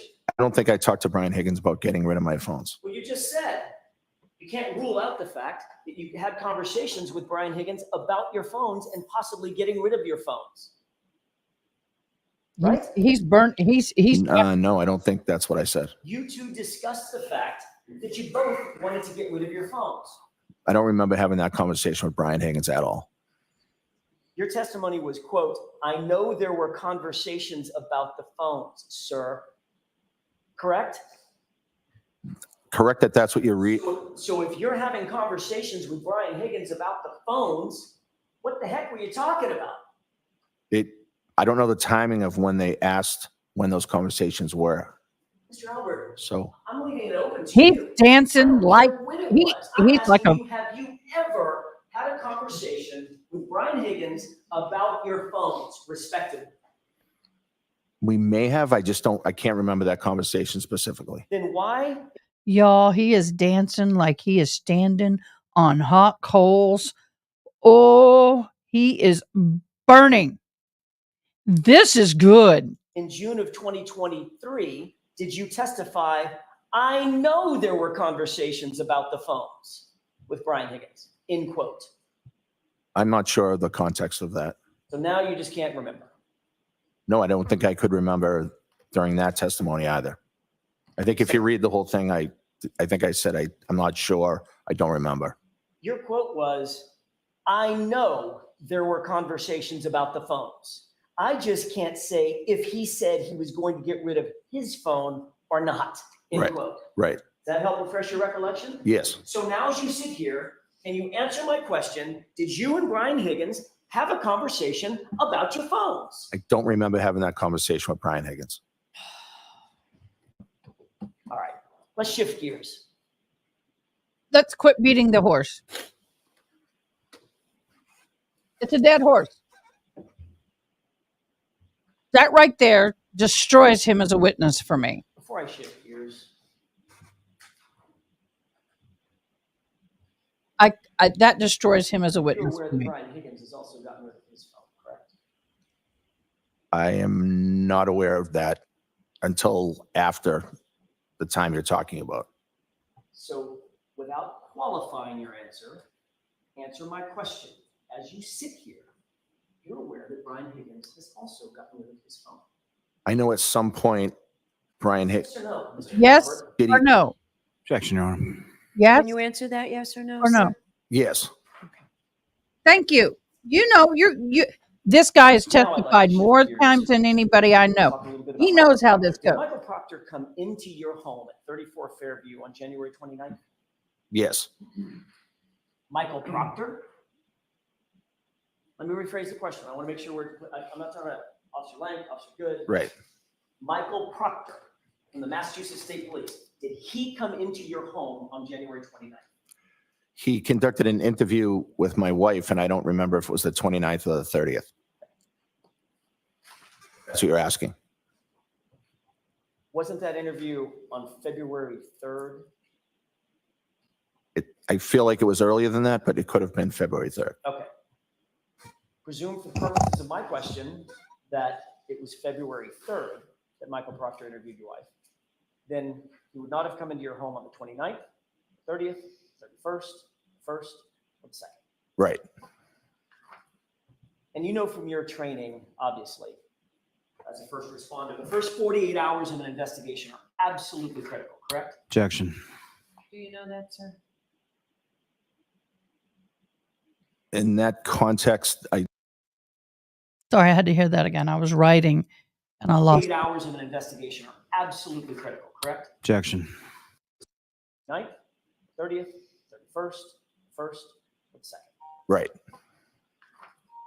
And you know from your training, obviously, as a first responder, the first 48 hours of an investigation are absolutely critical, correct? Objection. Do you know that, sir? In that context, I don't. Next question. I mean, you're aware there's a TV show called First 48 Objection, Your Honor. that it was February 3rd. Sorry, I had a phone Proctor call. interviewed your wife. Then he would not have come into your home on the 29th, 30th, 31st, 1st, or the 2nd. Right. And you know from your training, obviously, as a first responder, the first 48 hours of an investigation are absolutely critical, correct? Objection. Do you know that, sir? In that context, I don't. Next question. I mean, you're aware there's a TV show called First 48. Objection, Your Honor. Assistant. Do you think the first 48 hours of a criminal investigation are critical? Objection. This is standard knowledge in You police. do know that the longer you wait to properly investigate anything, the better chance that evidence can be manipulated or destroyed, right? You would agree with that. Yes. Did an investigator or any forensics team ever come into your house, ever, to photograph your entire home? No, I wish they had. Did an investigator, yeah, me too. Objection, Your Honor. Assistant. Did an investigator or a forensics team ever come into your house to search for physical evidence? No. Did an investigator or a forensics team ever come into your house to search for trace evidence? No. Did an investigator or forensics team ever come into your house to take carpet samples, flooring samples from the basement, for instance? No. And to this day, you're aware that that's never happened. Yes. Sir, you were in the Marines before you were a police officer, correct? Yes. You're a combat veteran? Yes. How long were you in the Marine Corps? 4 years. During the course of your Marine and military training, did you have any training in hand-to-hand combat? Objection. I'll allow it. Yes. In addition to your Marine training on the subject, did you also receive additional training from the police department through the academy or otherwise on basic hand-to-hand combat? No. So that's not part of the academy? Not hand-to-hand combat. No. Fighting techniques, use of batons, things of that nature? Defensive tactics. Defensive tactics. Okay, that's fighting, right? Well, it's not hand-to-hand combat. No. Okay, fair enough. I may be using the wrong word. It's physical, it's training on how to either defend yourself or control another person physically. Yes. I mean, they're not going to send you out there on the streets completely ill-equipped. They need to know that you know how to defend yourself and how to put somebody in custody that doesn't want to be in custody, correct? Yes. And that might include fighting. It could. Yes. And beyond your Marine training and your police training, you're independently trained in techniques of fighting. Have I boxed before? Yes. Okay. And you've trained in boxing. It's not like you just walk up and smack a heavy bag, right? You'd have to rephrase it. You've trained. You're a trained boxer. You're a trained fighter. Y'all, this I've is boxed good. in the past, and I've trained to box. Yes. Yeah. I mean, I've hit a heavy bag, Right. but I'm not a trained fighter. You're a trained fighter. All right, so there's an objection. You were standing, Mr. Lally. Yes, sir. Jurors, disregard that. Mr. Jackson, no comments, just questions, please. Yes, Your Honor. In fact, your boxing skills were featured in a TV show that you were featured in as well, correct? Objection. I'll allow that. No. You were, in fact, no? That they were featured in a show? No. You were never shown on TV in a ring sparring with somebody? I may have been shown training, but I don't think I was having a boxing match. No. Okay, I wasn't suggesting that you were having like a paper. I was asking, is there a TV show that ever showed you in a ring boxing? Well, that's not what you asked me, but if you're asking me that now, yes. I'm asking you that now. I apologize. My questions are somewhat inartful. Yes. You understand the question now? Yes. And you have been shown, I use the word featured, you've been shown on television. Gone, gone, gone. Yes, they're all gone. Yes. Sparring. That's a good comment. I'm gonna pin that. I haven't seen the video in a while. I'm not sure if I was sparring. If we can, Your Honor, with the court's permission, can we take a look at Exhibit 54? Oh, video, Okay. videos. Starting at This is good. I'm liking it. Okay, I'm gonna day 11:47 and 15 seconds. get all this off so we can all see it 35 fully. seconds, maybe a minute and a half. Y'all, this has been keeping me awake today. Brian Reed is snap it. I thought it was something else. I thought it was the video he was talking about where he was on a TV show. I'll Google it and see if I can find it. Do you see the two men in the foreground? Yes. Who are those two men? Looks like myself and Brian Higgins. Does it look like yourself and Brian Higgins, or is that yourself and Brian Higgins? Yes, it is. Okay. We can go ahead and play that. Sorry.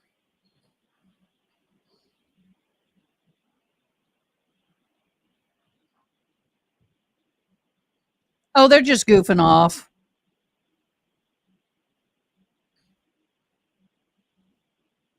Just goofing off. But he's got the fighter mentality. Y'all, by the way, he has had 4 times while being drunken, approximately 4, I'm going to say approximately 4 times in the past while he has been drunken with a cop, got into a fight and hurt somebody.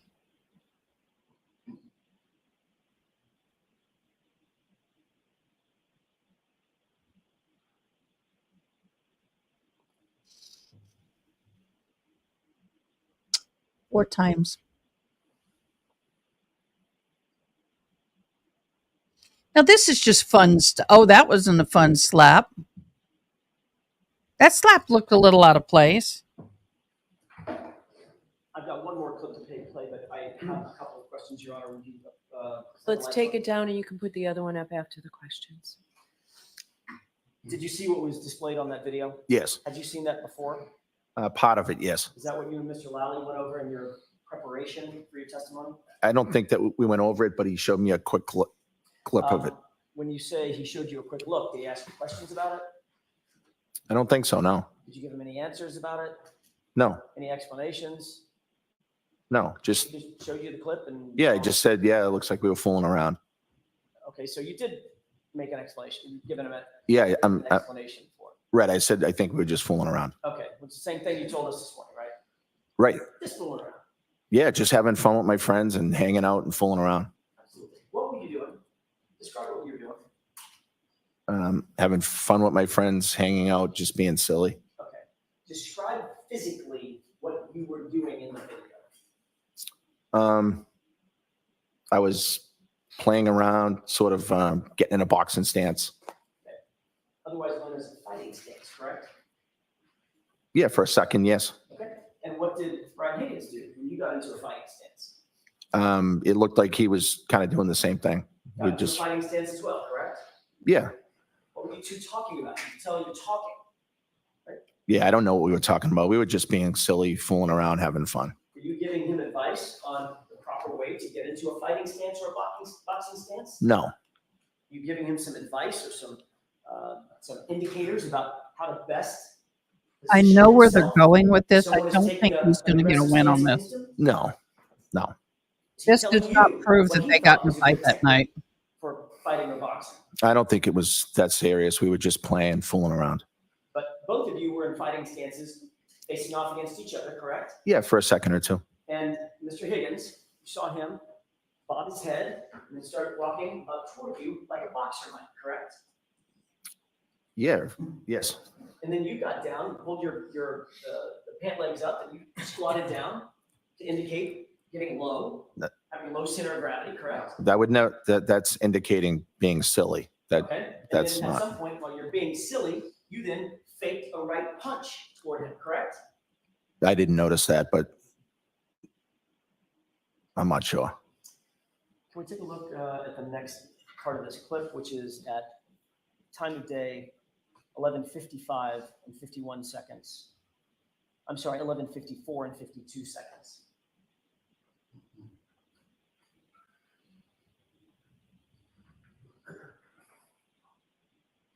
Pause it.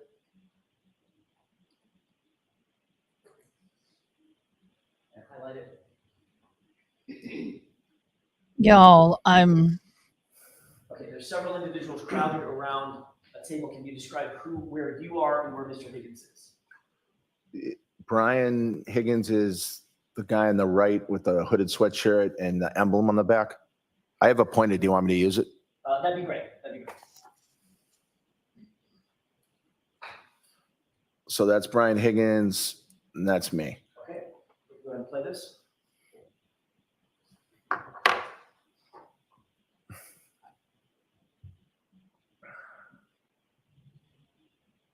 y'all, I don't really have a problem with this thing because they're kind of, I get it.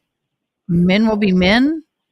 They're in a bar. You see what you just did? That's a wrestling What match. did you do when you slapped his right arm? What did I do? What did you do? What are you doing? It looks like I'm just being silly, fooling around. Okay, I'm going to ask you for a little bit more physical description. What are you doing? Why are you grabbing him from behind? I don't really know. Is that a wrestling hold? No, Is I that don't think a so. control hold? That is a No, wrestling I hold. don't think so. Is that some sort of a control hold that you've used in the past? Bear Yeah. hugging somebody? No. Okay. That's just a silly fooling around with my buddy. Let's go ahead and play this.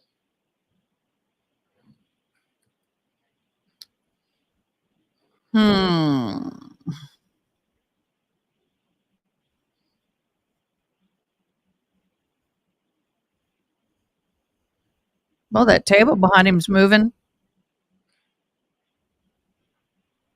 All right. Oh, Need him. You see what Mr. Higgins just did? I did, yeah. When you let him go, what did he do?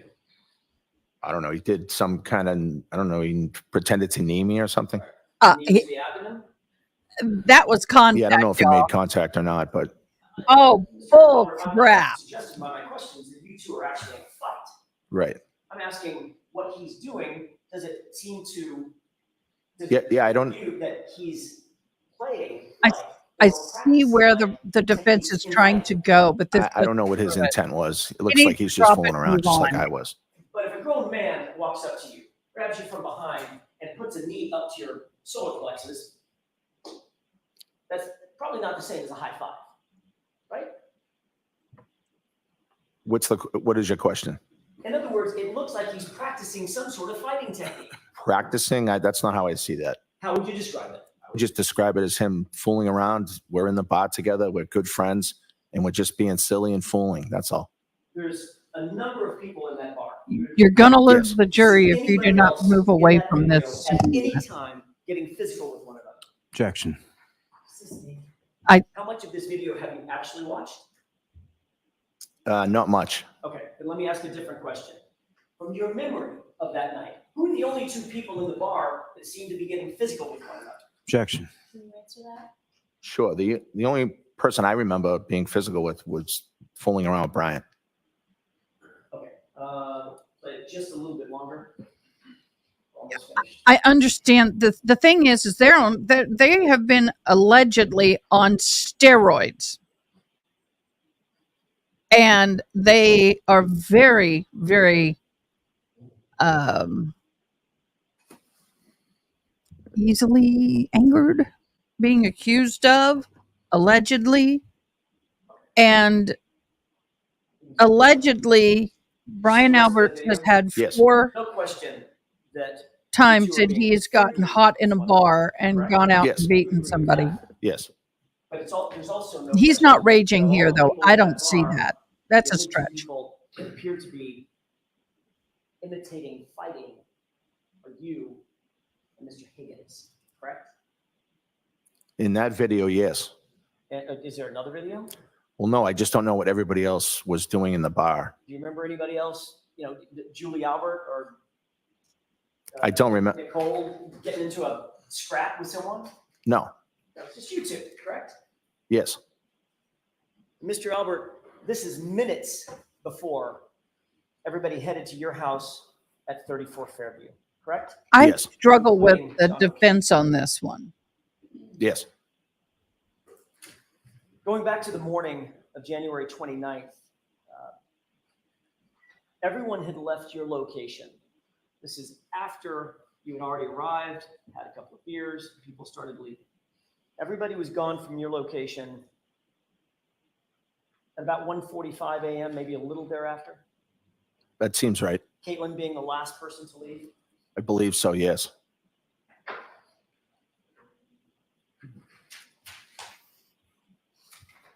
Then why did nobody see a body? What did you do to get ready for bed, to settle in?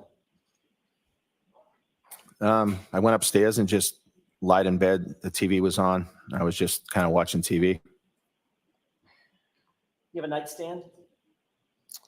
I do. We're going to get into the Is butt it on dial. your side of the bed or Nicole's, or you have one on each?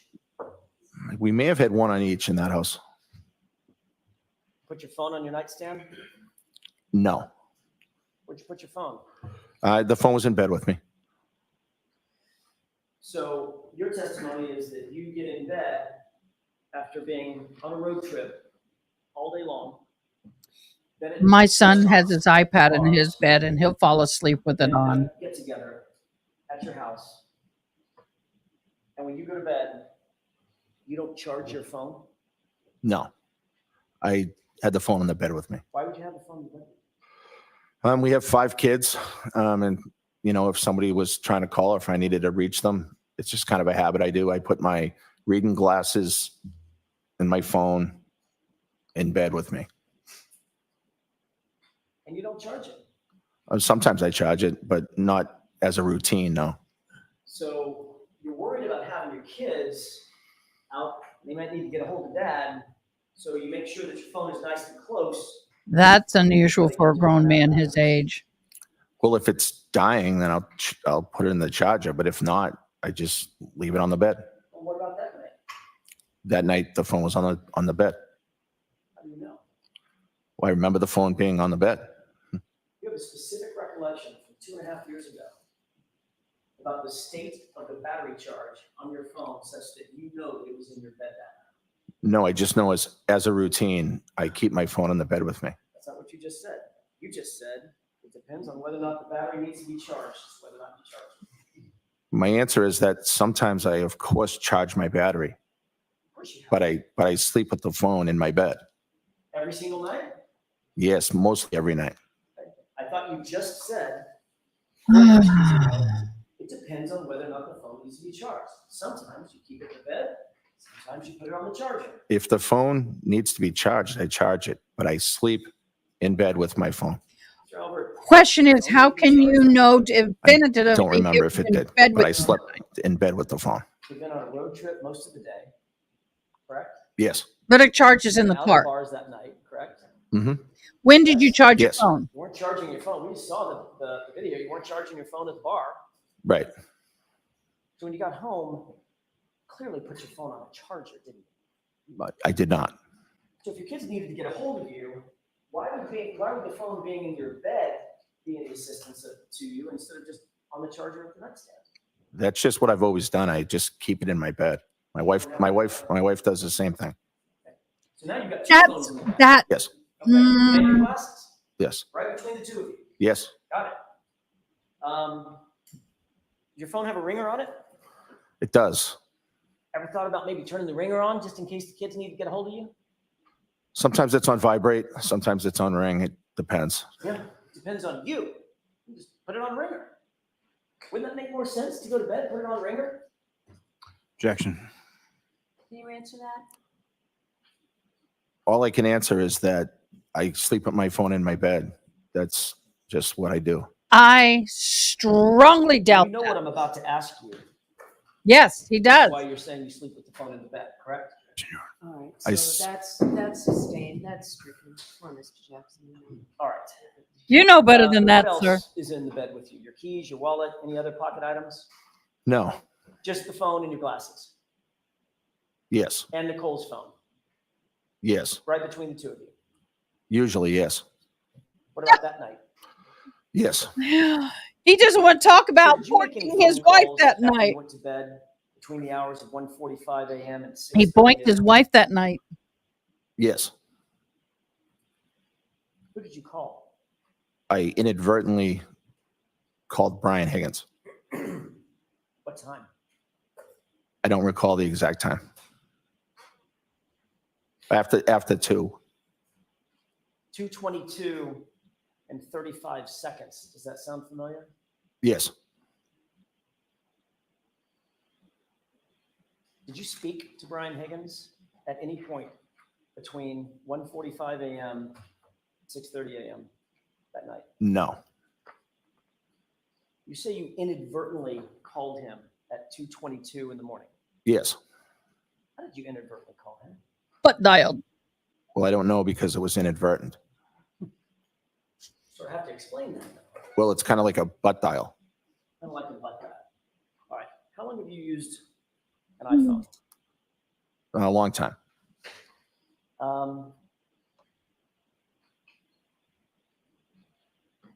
As a matter of fact, you've been asked this question before, haven't you? Yes. Hence my question. You knew what I was going to ask you. Objection, Your Honor. I'll withdraw it. You indicated previously at a different hearing in June of 2023 that you were, quote, hanging out with your wife and you must have butt dialed Mr. Higgins, correct? Yes. At 2:22 and 35 seconds on January 29th, 2022, correct? Yes. You were asked how that could have happened, much like I just asked how that could have happened, right? Yes. And in that hearing, you said, quote, I'm not totally sure. Similar to what you just said here. Yes. And here you added that it could have been a butt dial. Yes. But what were you doing in bed at the time? You were then called back to that same hearing, but at a different date, an ongoing hearing, right? Yes, That was in July of 2023, correct? yes. You then changed your testimony and said, and I don't mean to be indelicate, but your testimony was then that you were in an intimate situation, I'll put it that way, with Nicole at the time. And that's how you butt dialed Brian Higgins, correct? I don't believe I said that's how I butt dialed Brian Higgins. That's the time. I think I said there was a time frame that was close. Okay. So I didn't say that, no. Oh, You said anybody have an was emoji for that you were in one? an intimate situation with Nicole at the time that the butt dial occurred, correct? I'm not sure if you have something you can read me or show me. Is it your testimony, let me just ask, is it Sure. your testimony that you and your wife were in the middle of some sort of sexual or intimate situation, and that's what caused you to butt dial the phone at that time at 2:22 a.m.? Objection. Assisting. Why? I'd like to show you an exhibit briefly. Oh, sorry.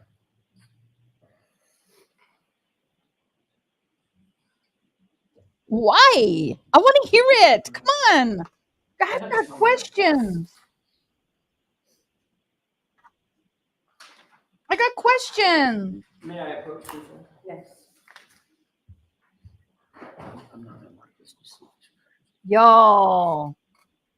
I mean, we all do it. I mean, come on. Well, maybe not all of us, but Sir, I just want to find out if this refreshes your recollection. Look who would at have both 11 phones in the through bed with them? 13.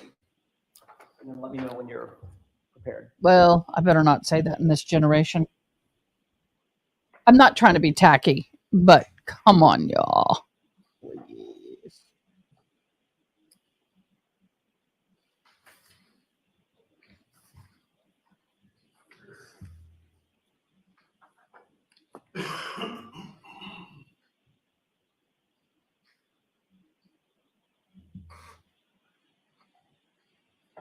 Yes.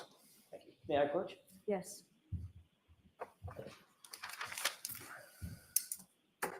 Does that refresh your recollection that you indicated at the other hearing that Just the first part of that first. Does that refresh your recollection? It does.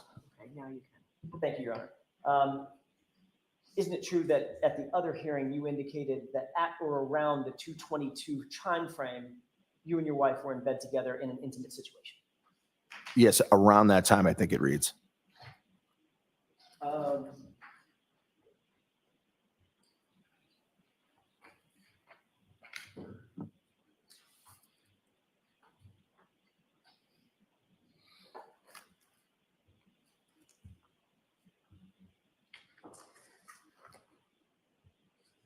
Y'all, this is, Yes. Well, here's the thing.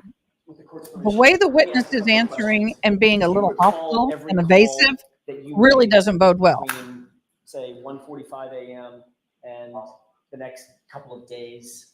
You remember every single one of those calls? No. Do you think it would refresh your recollection to look at a log of those calls during that time frame if we're going to discuss those? Yes. May I approach, Your Honor? Yes. Oh, he's introducing call logs.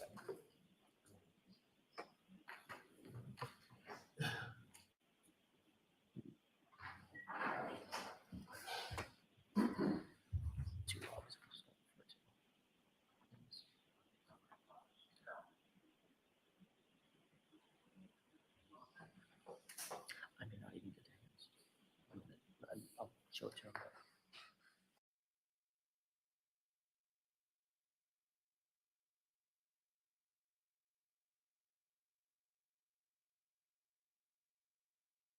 May I, Your Honor? Yes.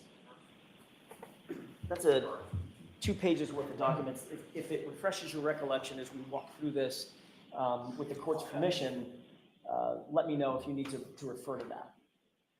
Right. I'm not going to be able to read it right now. I'll do it as you ask. Correct. Yeah. No, you don't need to read it right now. Just wanted to have it in front of you. By the way, you've seen these records before, correct? At the other hearing proceeding? I've seen some records before, yes. I don't know if these exact records or not. All right. And you've acknowledged that, at least the Okay, first Ian, bless page, you. these are Thank your you. We'll phone see in a records little for the bit. number ending 0888, correct? Yes. Okay.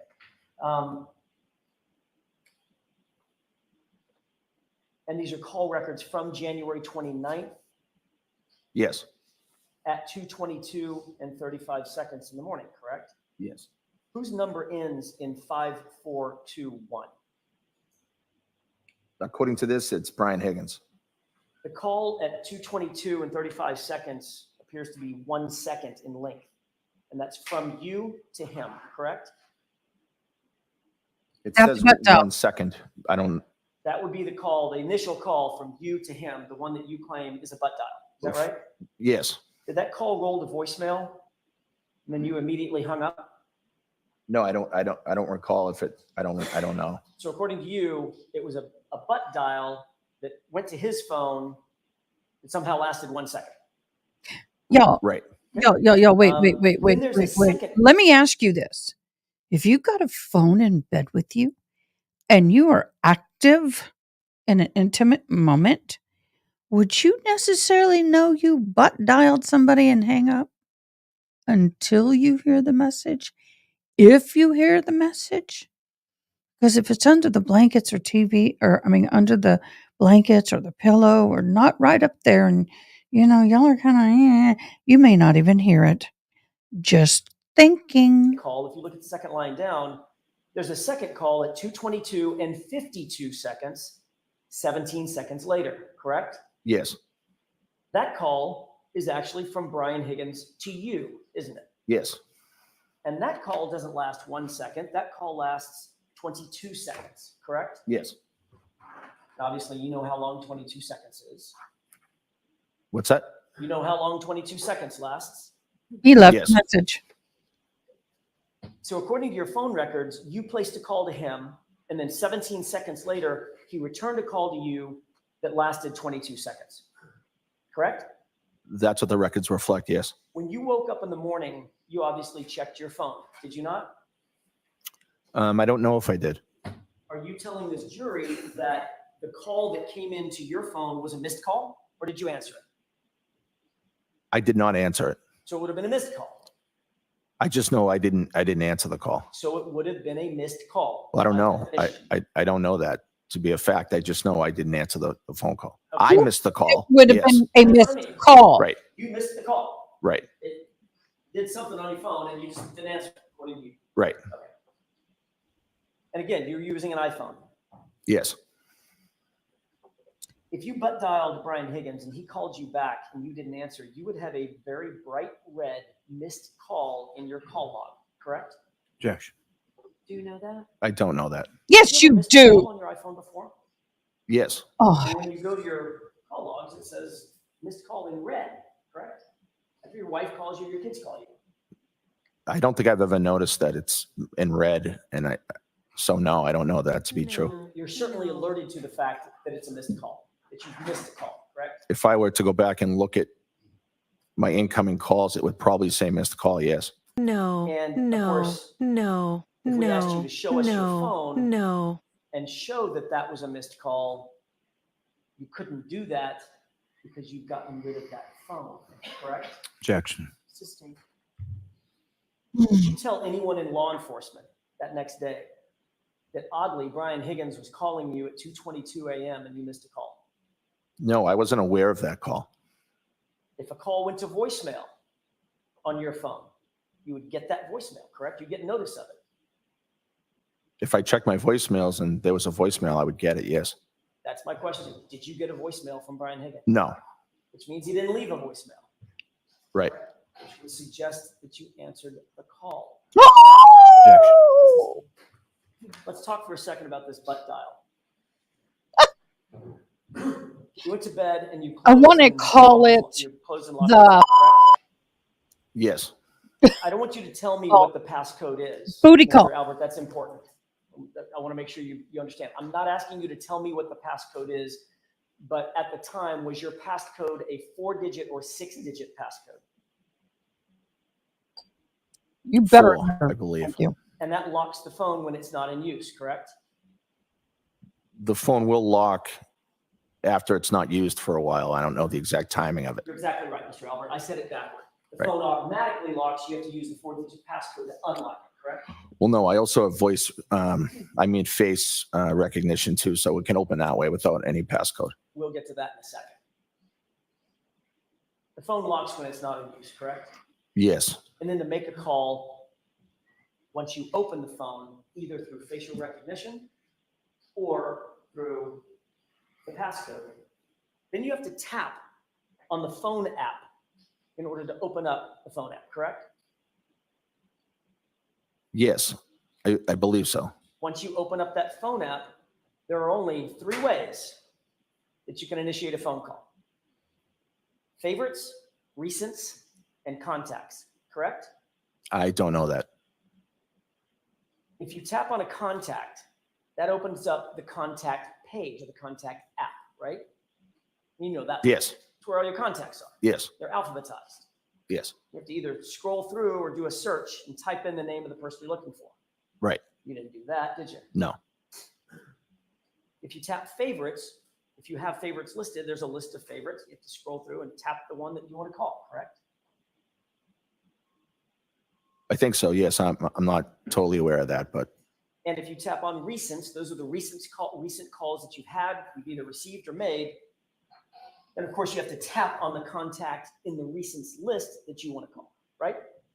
yes, And then, of course, you would have to tap again to end whatever call you initiated, right?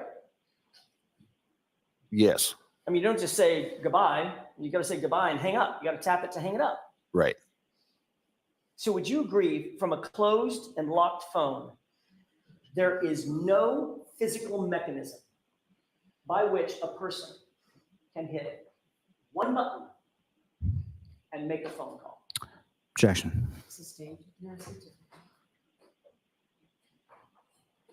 Are you saying that from your closed and locked phone, you inadvertently tapped your phone one time and that initiated a butt dial to Brian Higgins? Objection. Is that what you're saying? No, that's not what I'm saying. Tell me what you're saying. How I did you butt dial Brian Higgins? I don't know. at 6:22 in the morning? I don't know that the phone was locked. Even if it's I could have not been looking locked. through my phone. I butt dial people often and But- make inadvertent calls. But your I could have hit a last call from him by accident. but your phone freaking all right, he's sitting there, right? Here's my phone. Swipe up. Now, if I leave it on this and I'm walking around and it's still on this on the screen, yes, I can butt dial. But the moment my screen goes to sleep, I can have to tap it or face it, swipe up, it goes back. And then I have to click it again. If this thing shuts down, it does not say on that screen when you open it back up. He knows damn well how his phone works. We all know how this works. There is no way to butt dial unless your phone screen is open and it hasn't shut down. Now, have I been carrying my phone? I call my son or daughter or friend and I'm carrying my phone and the screen, I haven't swiped off of the phone, the list of phone calls. I have accidentally called somebody on that list. But once that screen goes into saving mode, you can't butt dial. Accident, thus calling his phone. So you were actually awake and on your phone at the time. I was awake and I could have been looking at my phone. So, Mr. Albert, how'd you miss the call 17 seconds later? Well, my wife was in the room with me and we were hanging out and I never got the second call from him. So I'm not sure what time he called. I'm not sure what I was doing at that second, but I don't know. But it didn't go to voicemail. Well, I didn't get a voicemail from him. No.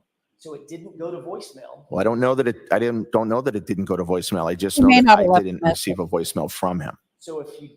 Right. Okay, I mean, we're all guessing here, but I mean, he could have called voicemail. we're not all guessing. Well, here. you are, because you don't know if he left a voicemail or didn't, or at least got voicemail and then hung up the phone.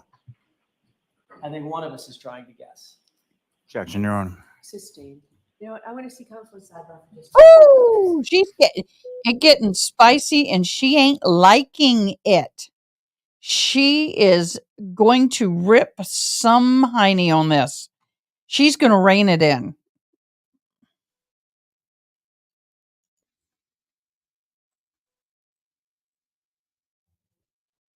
Can y'all hear? Could you guys hear Emily B. Baker speaking? I hope not. Are you now saying Miss that your Kevin, phone could was you hear fully her? unlocked at 2:22 a.m.? I'm saying it could have been. Are you saying that it was? I don't know. Mr. Albert, you were the only person that was there with your phone. Was the phone unlocked and did you make a call? Objection. Can you answer that? Sure, I don't know. And 17 seconds later, again, presuming you're the only person there with the phone, did you answer that call? I did not. You would agree that in order to answer a call, you can't just look at your phone to answer it. It has to be swiped physically, correct? I think you can hit, I think it comes up green or red for the phone call, whether it's locked or not, and you can hit green. Right, but you have to hit a button. Yes. Did you hit a button to answer a call from Brian Higgins? I don't. I don't mean to talk over you. Please let me finish my question. Did you hit a button to answer a phone call from Brian Higgins at 2:22 and 52 seconds in the morning? Not that I know of. You do know that that phone will not answer on its own, correct? Yes. And simply touching your butt will not answer that phone. It has to be swiped. No, I don't think it has to be swiped. You would agree that a 22-second call from Brian Higgins had to have been answered by you. Isn't that right? Objection. Do you agree with that? No, Did Nicole, who else was in the room? just myself and my wife. And Chloe. Yes. But Chloe's not a human, so it was myself and my wife. By process of elimination, Nicole didn't answer that call, did she? No, Chloe, the non-human, didn't answer that call, did she? no. So who had to have answered the call, sir? Objection. Can you answer that? I don't remember answering that call. Could have hit the phone by accident, causing it to answer. Okay. Okay, let's move on from this, Mr. Jackson. Your Honor, if I could have one or two more questions. One more question. Whoa! Now your testimony is you could have answered the call, correct? No, my testimony is that I don't know. You're asking me how it could have answered, and I'm trying to answer your question. At a prior hearing in June of 2022, you were asked this. I'm going to try it again right now, Miss You Kevin. answered, quote, yeah, it's only possible that it's me, end quote, correct? I don't recall answering that way, but I'm not sure. And you were also asked, after being confronted with this. Could you hear that, Miss Kevin? Quote, I guess I could have talked to him, meaning Mr. Higgins, correct? I don't- Allow this, and this is- I don't recall saying that, no. Let's move on. Good. I don't believe he had his phone, his glasses, his wife's phone in bed while they were having adult playtime. Do you believe it?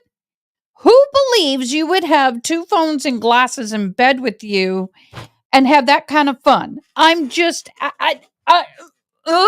don't believe this. And I don't believe that he could open his phone with his butt or any other part of his anatomy while having adulty time with his wife. You expect this George to believe you? Like you don't know how to use what was it, police tape, or know how to process a crime scene, or that you don't know that when you trade your phone in that the old phone is swiped clean. You are so full of oh, Miss Kevin, I like you. Okay, let's go. A 2:22 a.m. phone call. That next morning, while everything was going on, I mentioned to Brian that I may have butt dialed you last night. Sorry about that. Whoa. Did the two of you agree that you were going? I have to hear that again. My mind wasn't there. about a 2:22 a.m. phone call? That next morning, while everything was going on, I mentioned to Brian that I may have butt dialed you last night. Sorry about that. Did the two of you agree that you were going to both say those calls were butt dials in order to cover up those calls? Objection. You can answer that. We did not say that. But let's be clear, since then and now, you've gotten rid of your phone, correct? I upgraded my phone, yes. And since then and now, Brian Higgins has gotten rid of his phone, and you're aware of that as well. Yes. By the way, you indicated that you were awakened in the morning by Jen McCabe about 6:30, correct? Yes. And when you woke up, you said you grabbed your phone to make a call. Is that right? No. All right, y'all.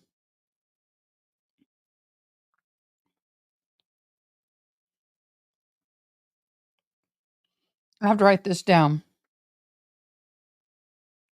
Isn't it true that you grabbed your phone and made a call at 7:20 in the morning? Yes. But that's not when I was awoken by my sister-in-law. Sorry, that wasn't my question. After you're awake and you're up, you Right. started making calls. Right. My question is, what was the first call you made at 7:20? Can I look at this? If that refreshes your recollection with the court's permission. Yes.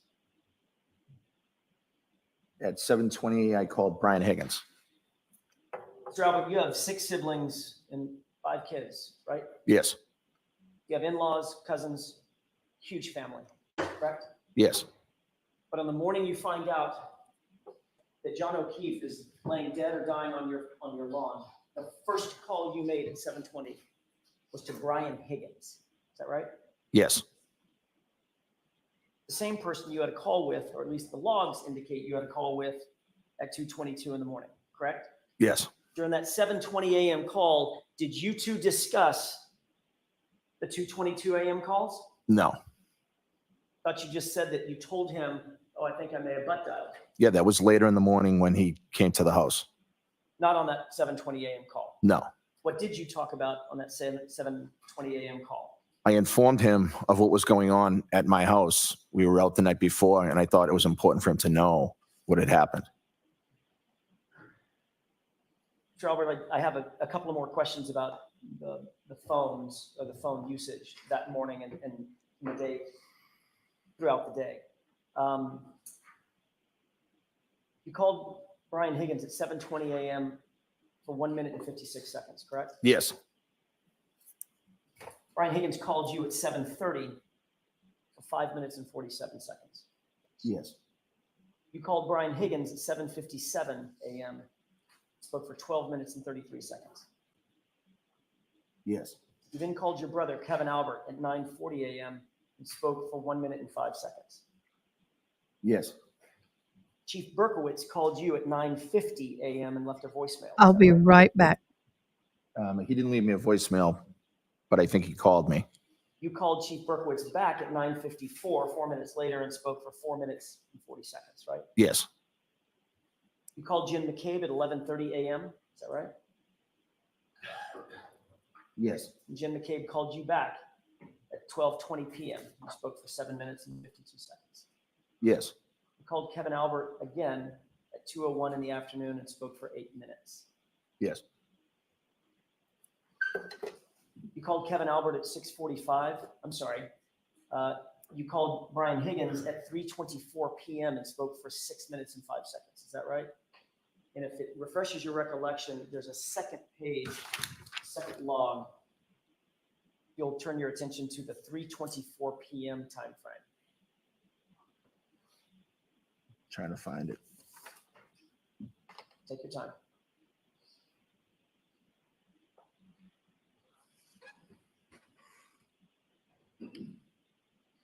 What time are you referring to? 3:24 p.m.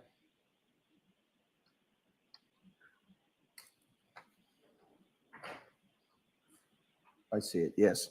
And there's a second call. You call Brian Higgins at 6:12 p.m. and speak for 1 minute and 7 seconds, right? Yes. And then the third one on that page, you called Brian Higgins at 6:35 p.m., spoke for 10 minutes and 12 seconds, correct? Yes.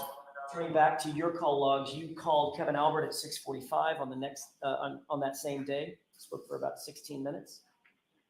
Yes. Then on the next day, January 30th, you called Chief Berkowitz and spoke for 1 minute and 6 seconds. Yes.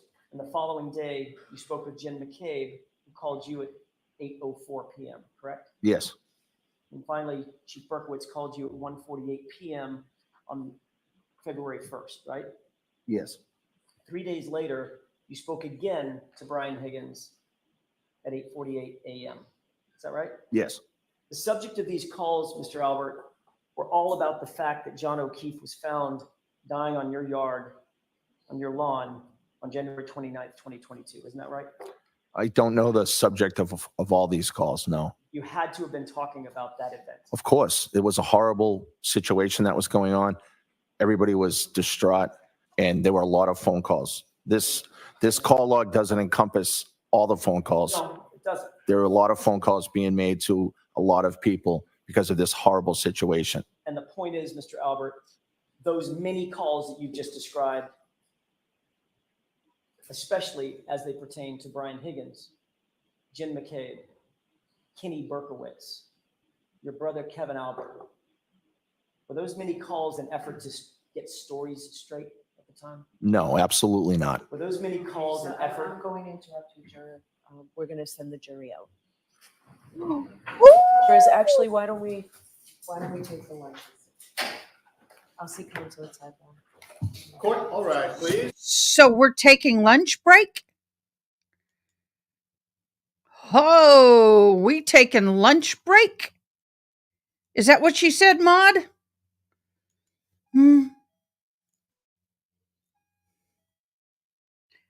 Whoa, y'all. What are you thinking? I see you, Matt. Yeah, I know. It just got here. All right, guys, I've got to go welcome my kids. I'll be right back.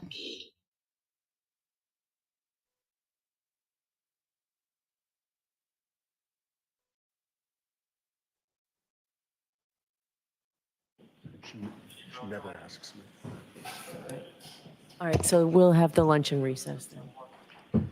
Court, all rise. Court stands You are adjourned. muted.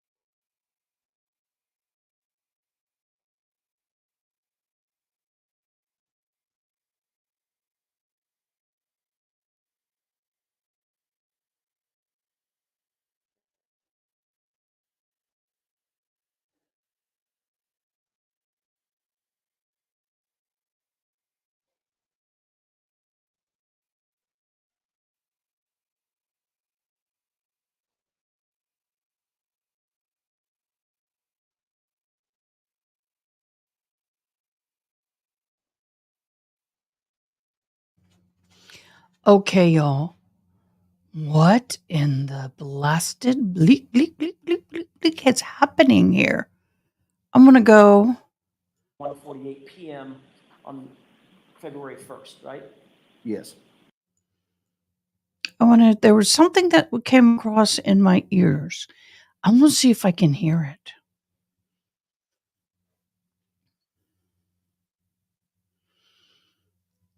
It came across the microphone and I'm listening for it.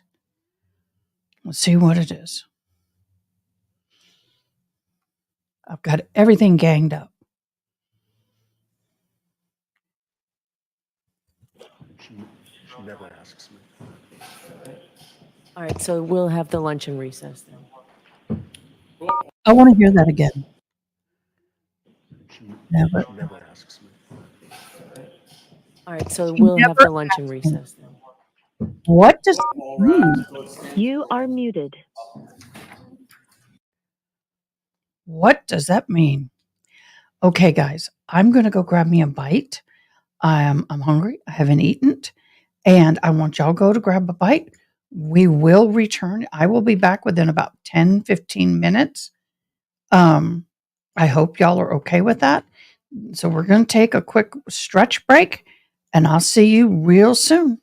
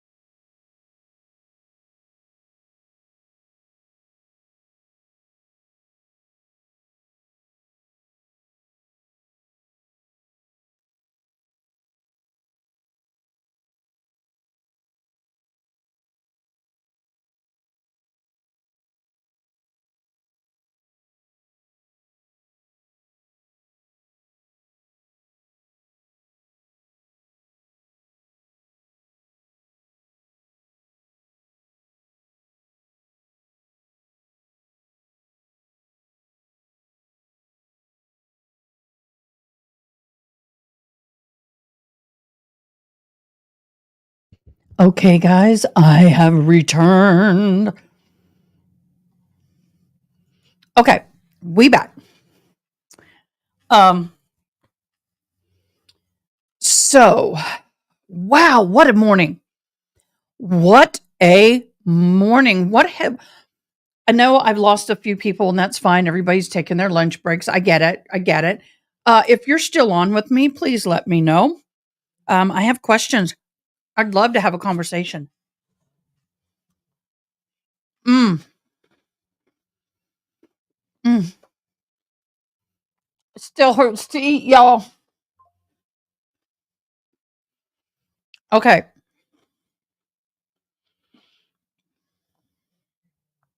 Are we? Are we? Are we? Yeah, we're having a bunch of lightning.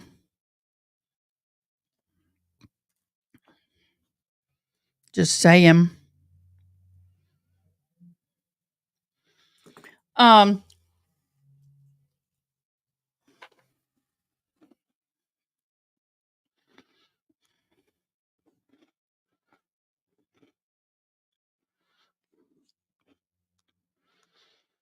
I did some girls' makeup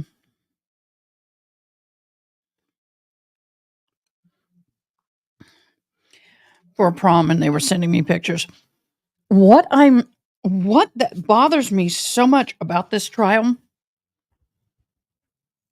is this guy is a 30-year police officer, military. He is beyond trained.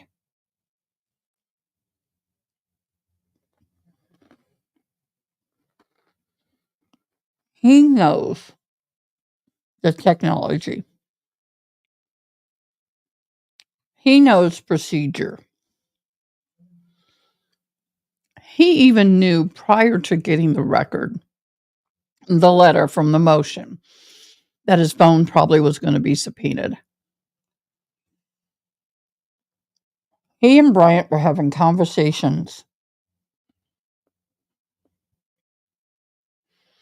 I'm trying to remember the case. I can't remember the case. But I remember that there were 2 police officers involved in a crime, or suspected of being involved in a crime. And they had this little code signal thing where one would call, let it ring once, hang up, and the other one would call back and let it ring, hang up, and that meant meet somewhere. I'm not saying this happened here. I'm cringing in pain. It's soft, but oh, it hurts. Everything hurts in my mouth. But have to eat. Let's talk about the photos.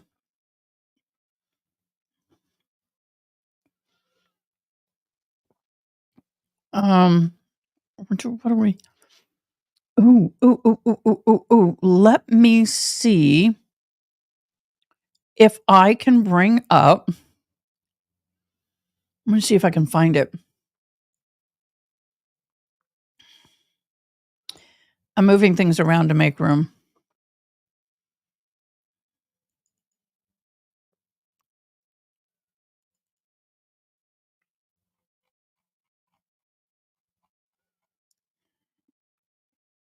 I have in one of these things, I have phone logs. I have something with phone logs somewhere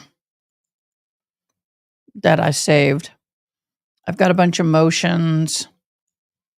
I'm trying to find it. I should have saved it in a better way, but I didn't. Let's see if it's. Nope.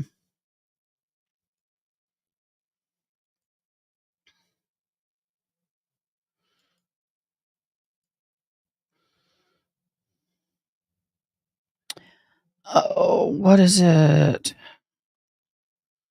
Motion. Reply to Commonwealth motion.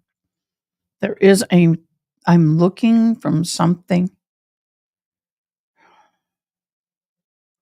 Is it here?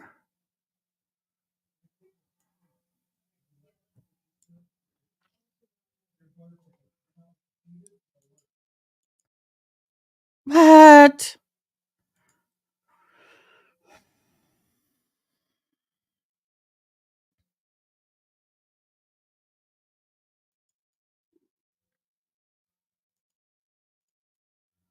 Oh, the Sallyport evidence. Let's watch that again. Okay? Let's watch the Sallyport evidence again.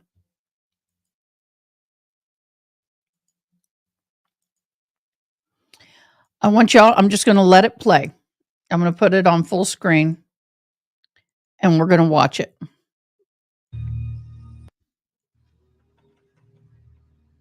First of all, you have multiple people around it with no gloves.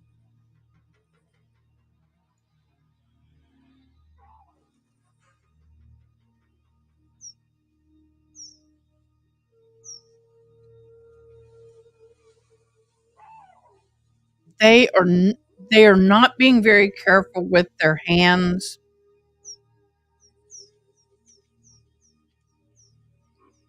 Let's kick things off with a little Muppet Show music from Nippy Nefarious. Nippy Nefarious. Nippy Nefarious. This is not my video, and I'm hoping I don't get hit with the music.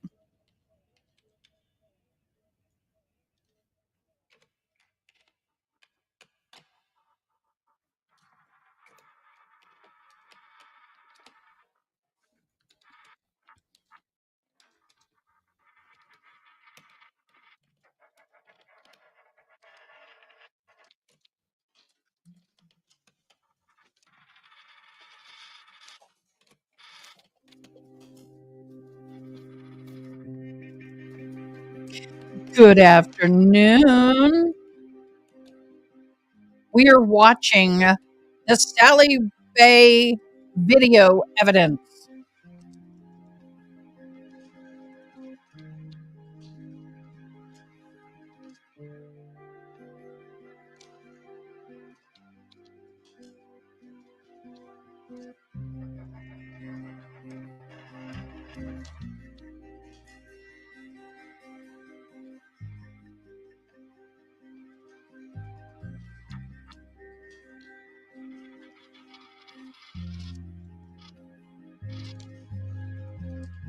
Mm.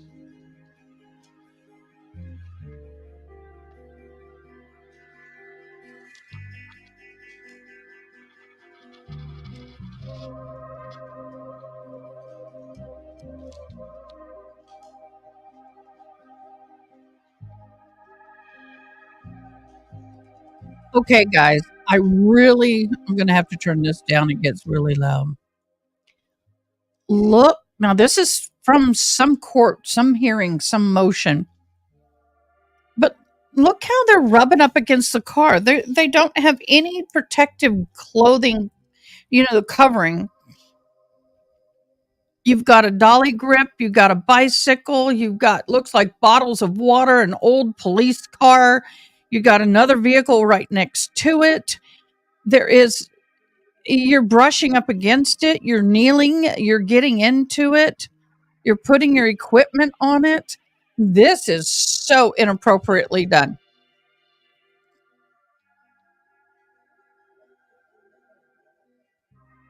Um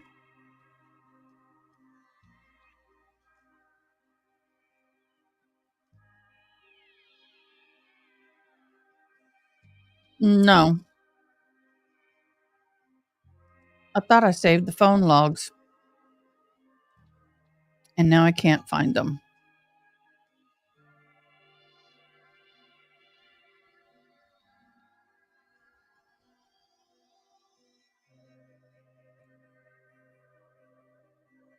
Mm.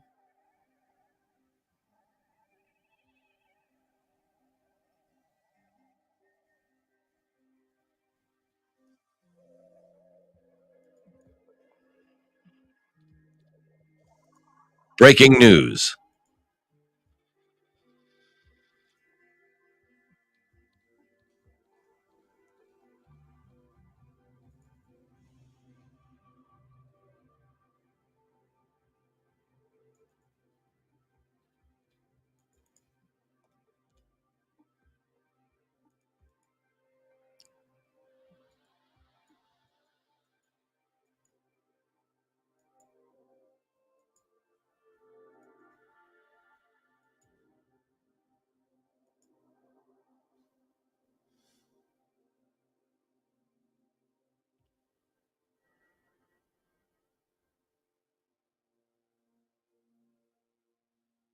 So this is a little repeat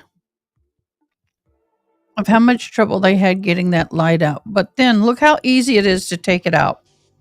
You pop those two off, there's 2 screws, and it's done. Seriously, y'all. Pop it out, 2 screws, and it's done.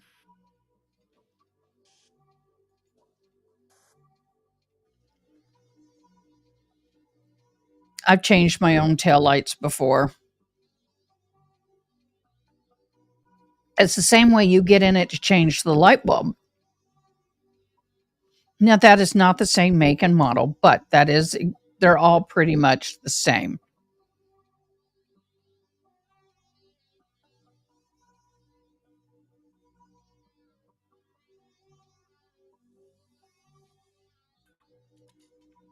That's simple. And you unplug that and you're done.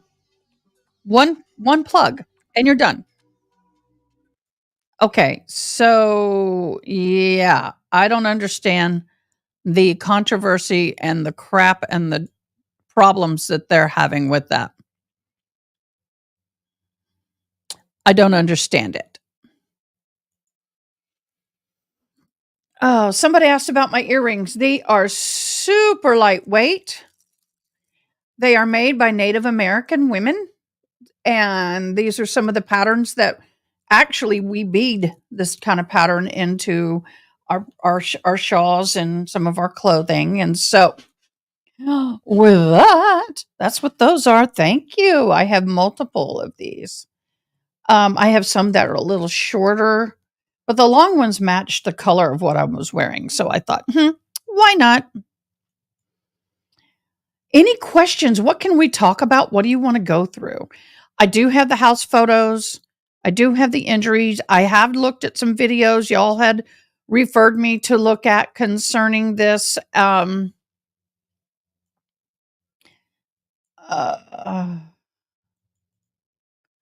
that's the wrong video. That needs to go in the George Kelly trial.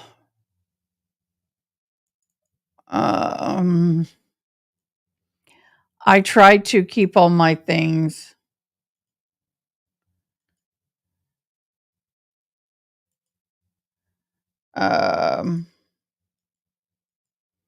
Anyway, I had, and I don't know what I did with it. I thought I had a thing on my desktop that would have been for, I had the logs. I found them yesterday. I don't know how I found them. I came across and got all excited about the,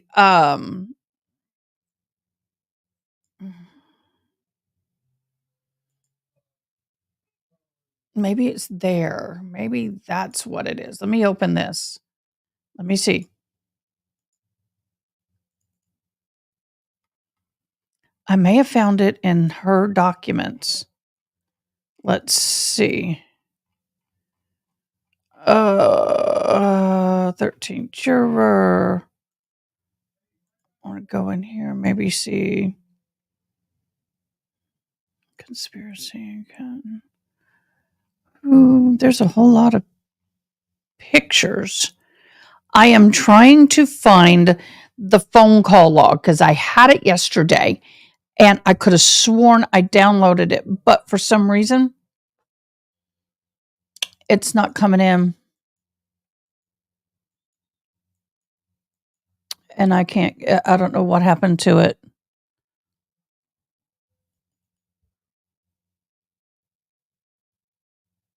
It was awesome. Nope, that's not what I'm looking for. Okay, I'll find it again. But let's talk about this day. First of all, for those who are just joining us, you have missed a very, very eventful morning. It has been the cross of Brian Albert, and it has been, like I said, I got days. I literally have pages and pages and pages.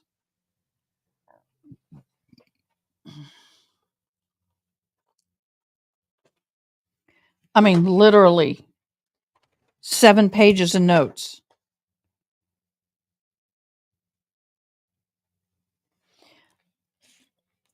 Miss Kevin, what is your takeaway from today?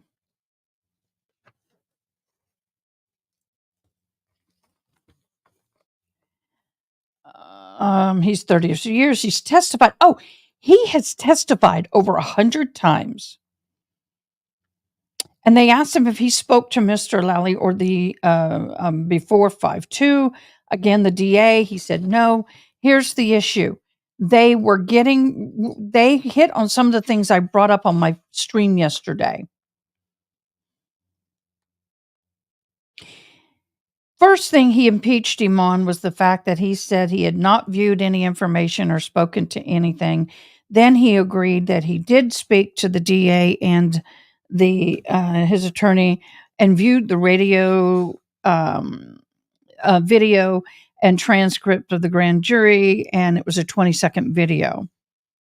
Then he talked about going on a long road trip and all of that, and going to a bar and grill with Brian O'Keefe.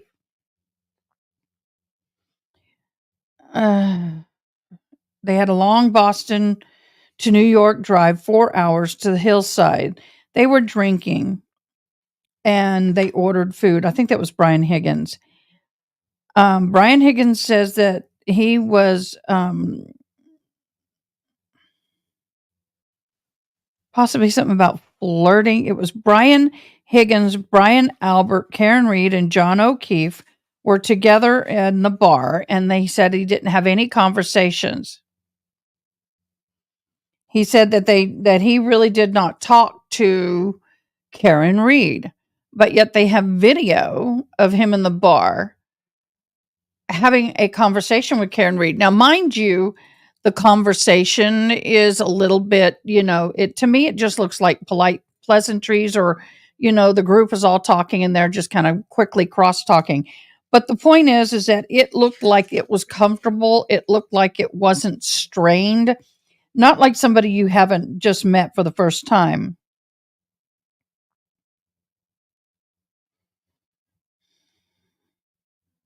He said he didn't know John O'Keefe very well, but I'm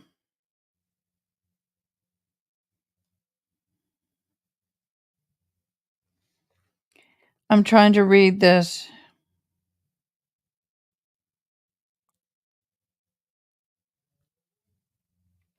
So they did socialize. He and Brian O'Keefe and Karen Reed did socialize. There's photos of them in a group. And Karen Reed, there's a photos of 4 men. I think it was Brian Higgins, Brian Alberts, John O'Keefe, and one other person. I'm just kind of glazing through. He talked about Brian Higgins moving his Jeep out of the driveway. It's a white Jeep.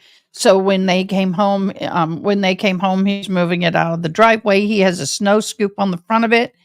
And so he did that. And then Brian Alberts pulled his vehicle into the driveway. They exited and went into the kitchen. They talked a lot about the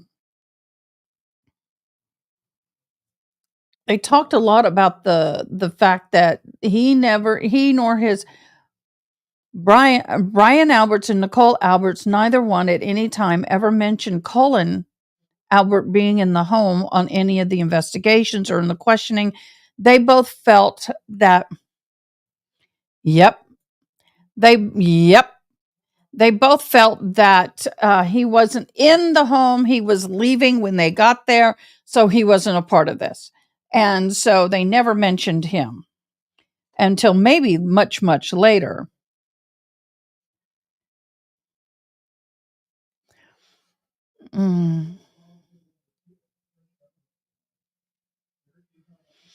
Now, they are saying that they did not see that he did say that O'Keefe was not in the house.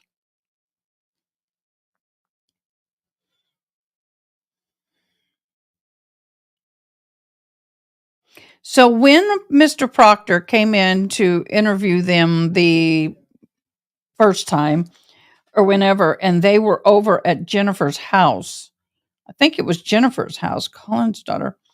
That morning was or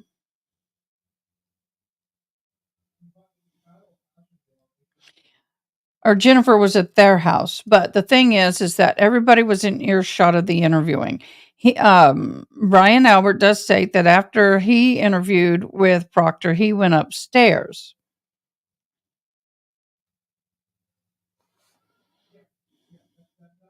So on 129 at 11:30 to 12, Jen McCabe was interviewed. Were you notified of the interview of her? And he said no, but he knew. You knew it was going to happen. He goes, yes, I knew the interview was going to happen.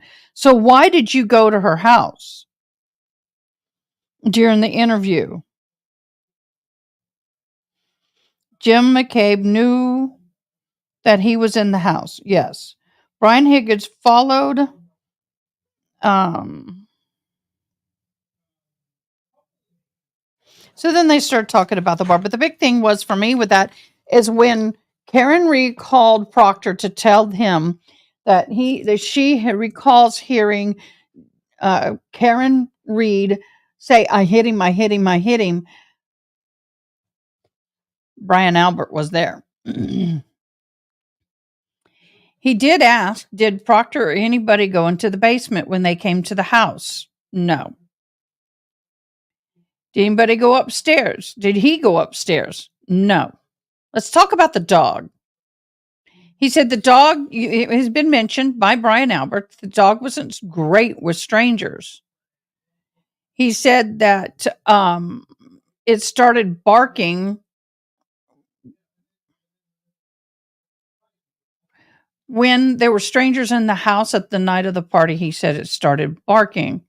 He is normally not a barker, but there was a strange people he'd never met before. So he's had at 129,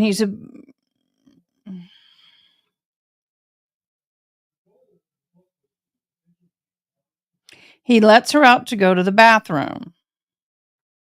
He did say, now this is where I get confused.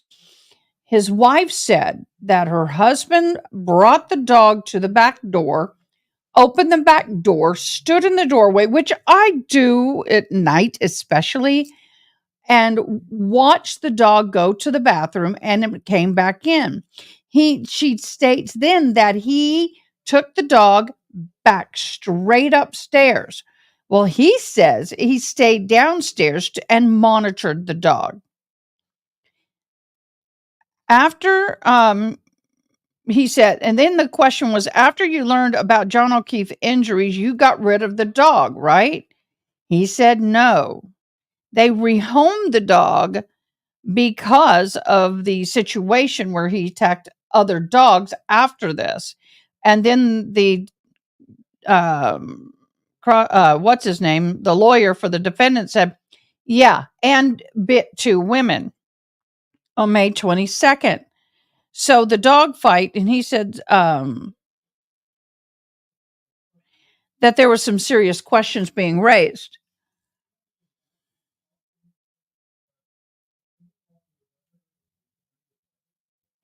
He says John O'Keefe has never been in his home. If he had been in the home, would John O'Keefe been a stranger? Yes.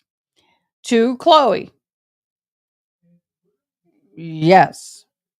So that dog was not good on with the strangers at all. Now, we're going to go over from the dog situation to the bed sleeping and all of that. At 6:30 a.m., he was sleeping in bed. Yes. Did you have any meds, a CPAP mask? Did you have earplugs, an eye mask? No, and neither did my wife. So You never came out of your house after you were awoken? He goes, nope. And then let's talk about the basement. This is new to me. This was hugely new to me. There is a bulkhead or storm door on the back of the basement. He asked if there's any way, if you need to move something large or heavy without going through the house, is there another way to get out of that basement? He said, yes, there's a bulkhead door that comes out of the ground. Do you know how like you have the kitchen window and then under it you have the what I call the storm doors, and you can go down into the basement. So you can remove big items through that. And then it goes directly out the side vent, out the side, and the body can be laid and it goes right out. I'm going to pull it up to show you. This to me was super interesting because I can't understand why this has not been brought up earlier, y'all. I'm all like, for real?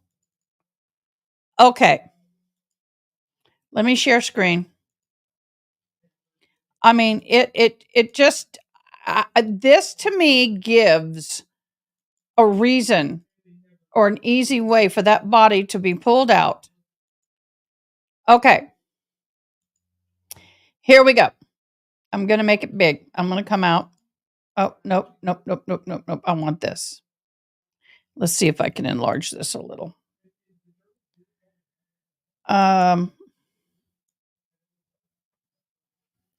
Okay. Y'all. Down here is the basement. I'm going to enlarge it a little more because that's all we need. Down here's the basement and exercise room. I have a photo taken pretty much from this area where my hand is, where you can see the exercise in here. But what you cannot see is right in here, where my hand is the bulkhead doors. And it comes out right underneath the kitchen window. Y'all, right here. Then they are saying, I'm going to scroll over. Can I? No. I'll bring it down a little. What the defense is saying is, so technically you're telling me you can remove something very large and heavy from the basement going through those storm doors or whatever you call them, and you come out on ground level and it goes straight to the left out the fence, and boom, the body is dropped right there at the property line. That's what they alluded to. I was pretty impressed with that. That was something that I hadn't thought of. That was pretty cool. That was cool to me. So,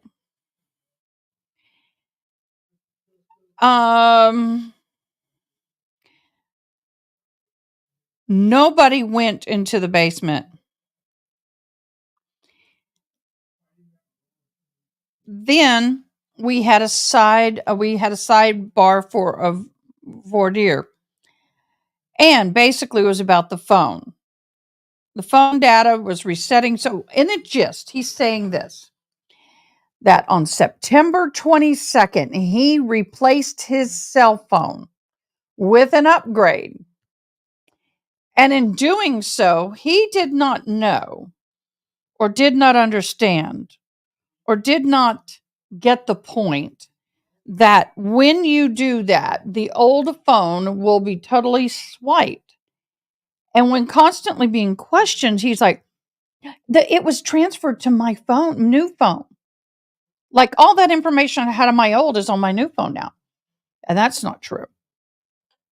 But the old phone gets wiped clean and is sent back to the company or wherever somebody buys it, refurbishes it, and sells it. So the issue they're having is that on the 22nd or the 23rd-ish, he received a letter from the Commonwealth telling him, warning, Your phone is getting ready to get seized. Do not delete anything. Do not alter it in any way. Do not dispose of it. Your phone is now evidence. And he was going to have to turn the phone over. That phone was not turned over. I don't know if I got that date. He was ordered to preserve the phone. And it was not returned.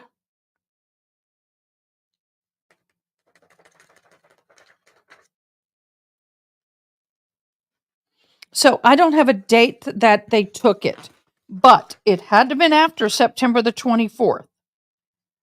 It may have been September the 24th because the order was through the 23rd.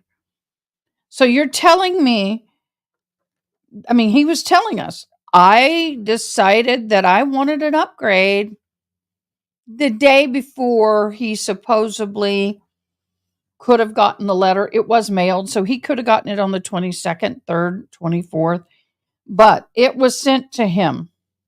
He said he never got it. They did talk about listing the house, but it was a mute issue.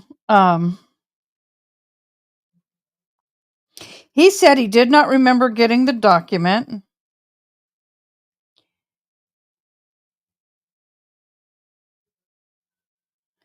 They asked if he had spoken or gotten a call from Lally, the DA, about the motion.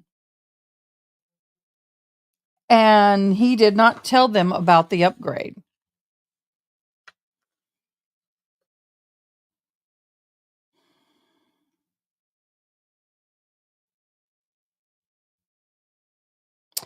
That was the biggest thing, I think, for me, was that phone issue. He was asked, is it not true that the first 48 hours is critical? He goes, I don't know what you mean. He goes, don't you know about the show, 48 hours? I don't know what you mean. Isn't it true the faster you get things done, the better it is? It was objected. They had to move on.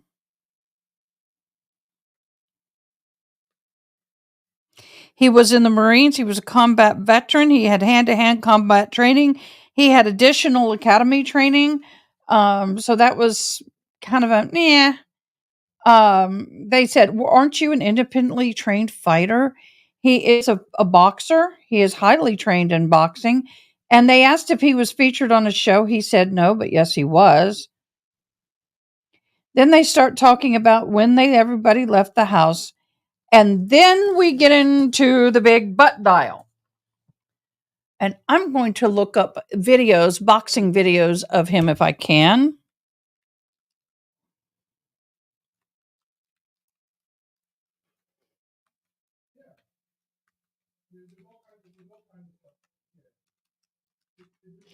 And he states, oh, Boston's finest. He was on that show. Oh, you have to buy it.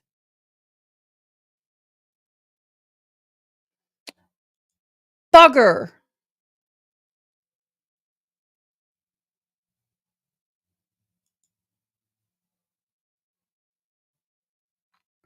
Maybe I can find it on YouTube. Oh, let's see.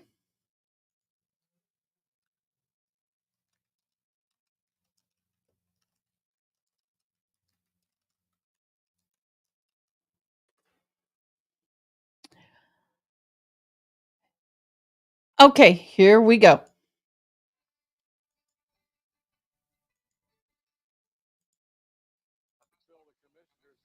Finds the video very disturbing, and the sergeant needs a little remedial training and needs to show more respect. I was just filming I don't what know. happened down in Baltimore. Edgeworth Street, Roxbury. Lawrence Dugan taping a group of police surrounding a teenage suspect. Sergeant Henry Staines comes over. Nothing going on? No, that's what. You just like filming? Yeah, that's it. You want to jump on the cruiser with us someday? Drive with us? Why do you say that? I don't know. Just thought you might be interested in getting some real life footage. I Oh, thought boy. that meant that I I could don't be agree arrested. with that. Everyone has a right to film it, and I think that's more of a retraining issue. We've already talked to Officer Staines here, the chief has. We've already been counseled, but the minute we were made aware of this, Jack, we were all over it. Police brass say the sergeant was wrong, but was caught up in the moment after apprehending a teen with a toy gun. There is no way you can tell that this is a replica. A gun which looked real when he flashed it before Lawrence Dugan. What is that? This is why we're here. And I don't know why you're here. Close video of this. See that? Yeah. See that? Yeah. That's why we're here. Okay. Have a good day. Okay. All right. I was afraid to the point where Oh my God. to laugh about it. Is that Albert? The laughter was out of fear. It is a disturbing video, but I think under the circumstances, I think after just chasing this young kid down and realizing, this kid very well. Is that could be Albert? shot, but, his conduct obviously is something we're going to deal with. I think he has to be obviously a lot more respectful. Sergeant Staines has 18 years on the force, well respected on the street, never had anything before. Okay, that's interesting, y'all. Okay, let me see. That is interesting. Wow. If that's how the Boston police are operating, I could see why people are struggling with them.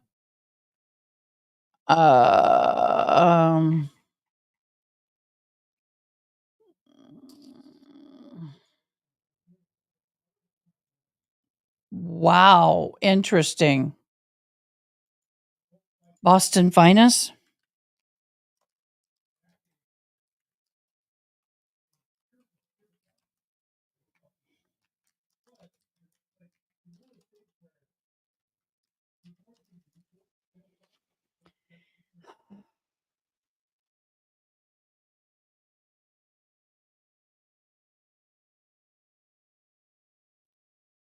I'm trying to find the one with Brian Higgins.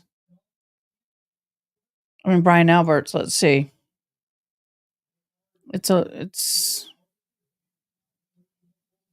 Oh, I need to share screen. I'm sorry.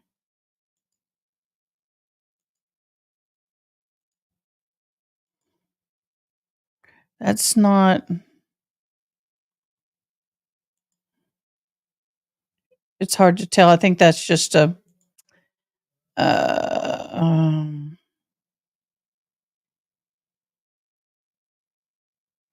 I was hoping we'd find it.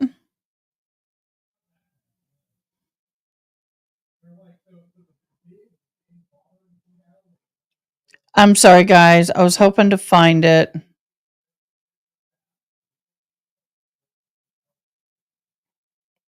Oh, y'all, what's this? Let's watch this. Oh, we got to buy it. See, that's what frustrates me, and I can't get it.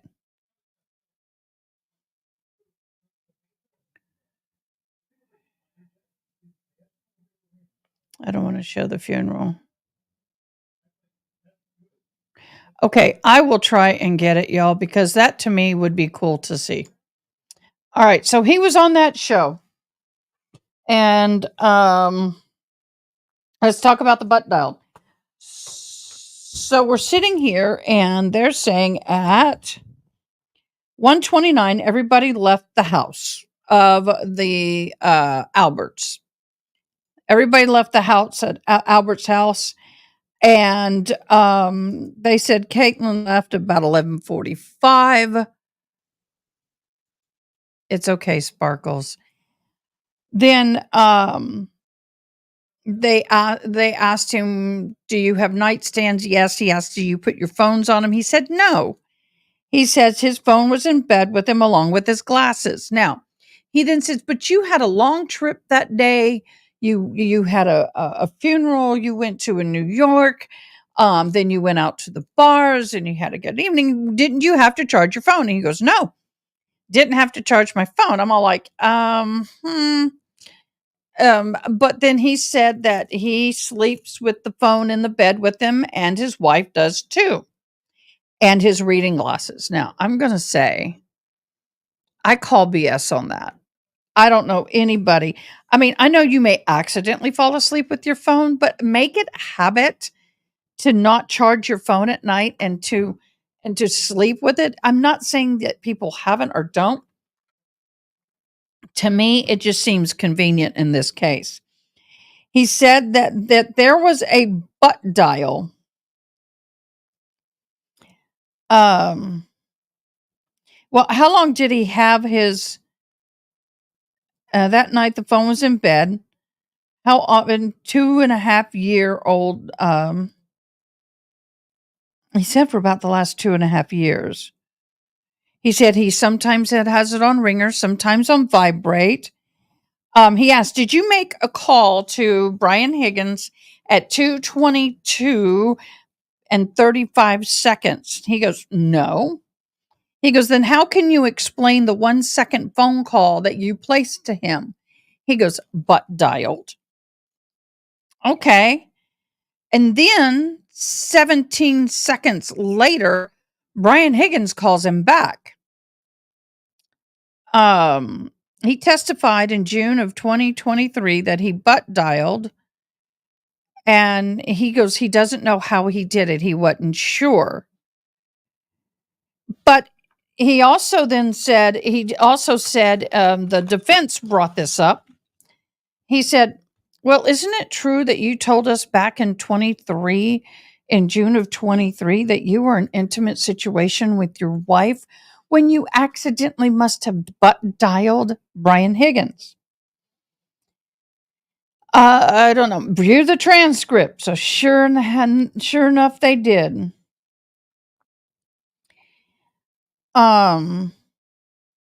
He introduced the call log. So at 2:22 a.m., he called Brian Higgins for 1 second. At 2:27, I think it was, 2:22, 52 seconds, 17 seconds later, Brian Higgins calls Brian Alberts. There was a 22-second phone call. "When you got up, did you check your phone?" "No." He says, "I never saw the call. I never heard the call. I had no alerts of the call. I knew nothing." He said, "Well, when you got up, did you check the phone?" "No." Then he was asked, "Is it not true when you miss a phone, you get this red line that says missed phone call? There is on your home screen a missed phone call alert." "Nope, didn't see it." He said, "Did you tell anybody in law enforcement when you spoke to them that you had a butt dialed and missed phone call between you and Brian Higgins?" He said, "No." Then they started going on through the process of all this, and he says, "Okay, so did you have a 4-digit or 6-digit passcode? Don't tell me what it is, but did you?" He said 4-digit. And he goes, "It self-locks. You know, our phones, after a certain period of time, they lock up. So in order to turn on the phone, you have to either punch in the code or do your face. Then, in order to place a phone call, you have to go to the phone or contacts, scroll down, click on the person. It is a process. The only way you're going to butt dial is if, and I have done this, is if I make a phone call, like right now I'm going on. If I make a phone call to someone and I don't close this screen out and I'm carrying it, I have accidentally called, like I just did. Sorry, Matt.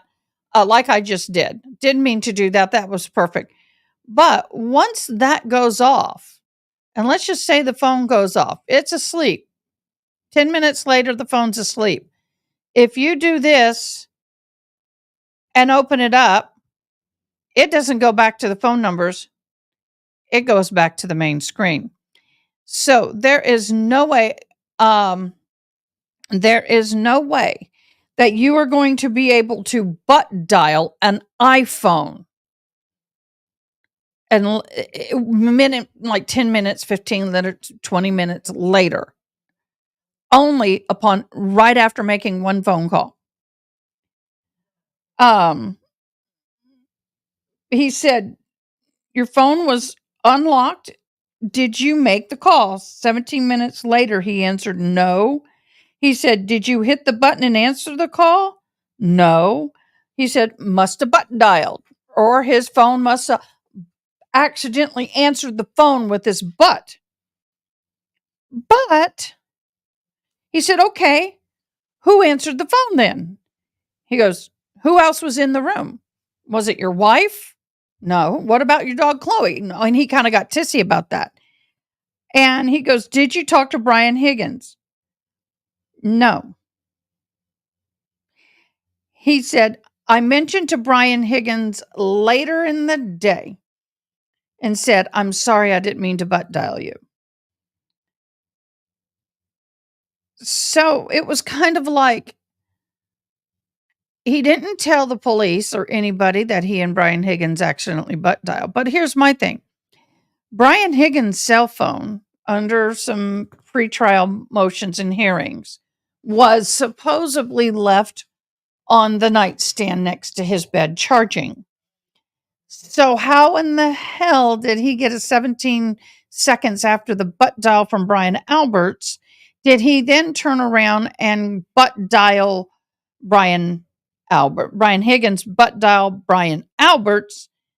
If Brian Higgins is asleep in his bed and his phone is on the charger on the nightstand, and Brian Alberts' phone is in bed with his wife's phone, his glasses, and they're all five having an intimate moment together. Yeah, let's figure that one out. We have a 5-way going there.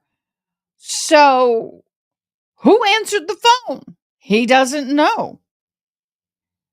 So, did you talk to Brian Higgins? He said, later in the day. Okay. Now, Brian Higgins, did you know he got rid of his cell phone too? And he goes, yep.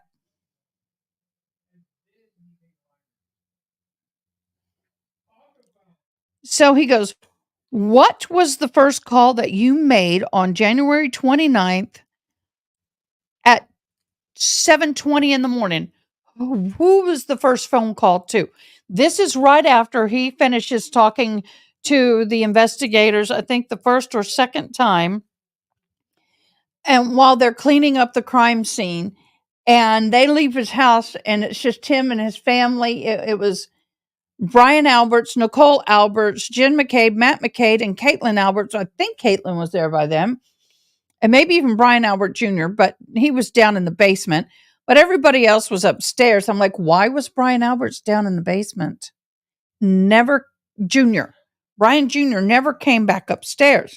Well, we know why, or some people suspect why. We don't know anything. And he said, well, he said, I don't know. So he said, okay, let's look at the records.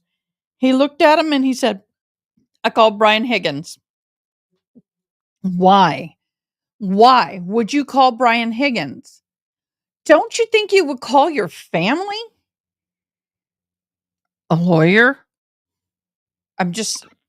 Now got the hiccups. A lawyer?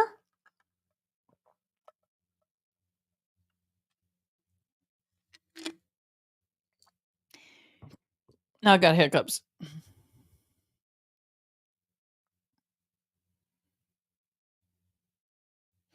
And then he was asked, so what'd you talk to him about at 7:20 in the morning?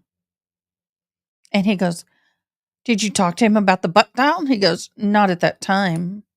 I spoke to him about John O'Keefe and what had happened. And then later mentioned the butt dial. And that's where we stop. Y'all, mercy me. Now, I'm really struggling. He says he didn't have a CPAP machine, didn't wear earplugs, didn't have a mask, and all that stuff. And you have 5, 6, 7, 8, anywhere from 8 to 10 vehicles at any time outside your front window. And one of them has a siren that sounds like this high-pitched, irritating xylophone goes brrr, brrr, going off over and over and over again, at least for the first 10, 15 minutes when they get there. Here comes the court. How in the world can you sit there and tell me that you didn't hear all that. And your dog, who is an aggressive dog, a very protective dog, didn't alert you, who was sleeping in the room with you? Come on. You are muted. So, Mr. Jackson, if I had realized that you only had a couple of questions left, unmuted. we would not have taken the break when we did. So, Oh, thank you, Your Honor. please. Thank you. Mr. Albert, I want to address. Once a again, couple of thank quick you guys things so much for that we watching. talked about Please in do the this YouTube thing September and 22nd, subscribe. It would 2022 bless my date. socks off. Recall that I haven't date? looked at my Yes. subscriber count lately. I hope it's moved. You got rid of your phone. Because y'all, Your that phone is the one way you can help me out the Did most. you watch the proceedings that That on this moved. case, the Commonwealth versus Karen Reed, on September 22nd, 2022? No. You were not aware that that was the first date that I appeared on this case, and it was nationally Come on. broadcast? Get a video. Objection. Sustained. Were you aware that that hearing date of September 22nd, 2022 was a televised hearing? Objection. Sustained. What did you know about the hearing date of September 22nd, 2022? I didn't know anything about it. Knew nothing about it. No. Let me ask a different question. This is going to dovetail into an earlier conversation you and I had. I don't know why they don't have it back on. concerning, statement that you gave to in June of 2023 to the other hearing. You understand what I'm saying? Yes. I'm fumbling the language a little bit, but you understand the hearing that I'm talking about. Yes. You had indicated a little bit earlier in my questioning that you did not recall saying something to the effect of, yeah, it's only possible that it was me who answered the phone. You remember saying that? That you didn't recall that? Yes. Okay. May I approach, Your Honor? Yes.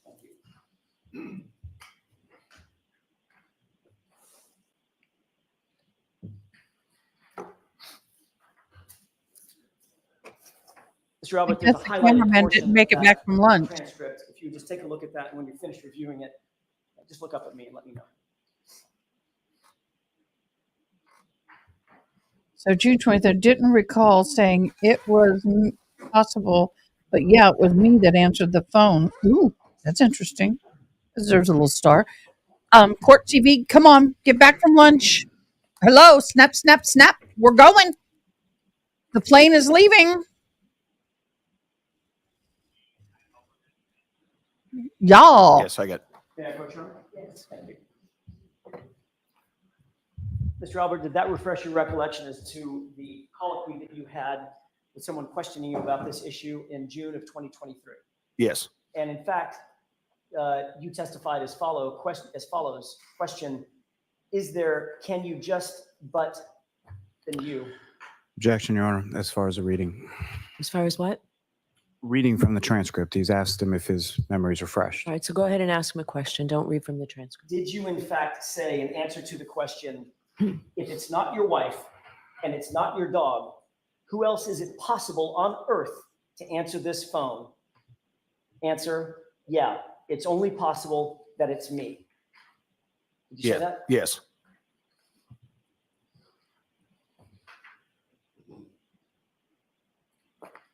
Just before the break, I was asking you about those, as you indicated, many phone calls that you traded between and among your family members and friends, including Brian Higgins. You recall that? Yes. Were those many calls an effort to get your stories straight about how you were going to, what statements you were going to give to law enforcement, and how were you going to testify if this case ever went to trial? No, absolutely not. Were those calls, or those many calls, an effort to coordinate narratives between you and your friends and your family? No. Were those many calls in any way discussing the fact of creating a story of mysterious butt dials? Objection. Sustained. Oh, come on, Court TV. Yes.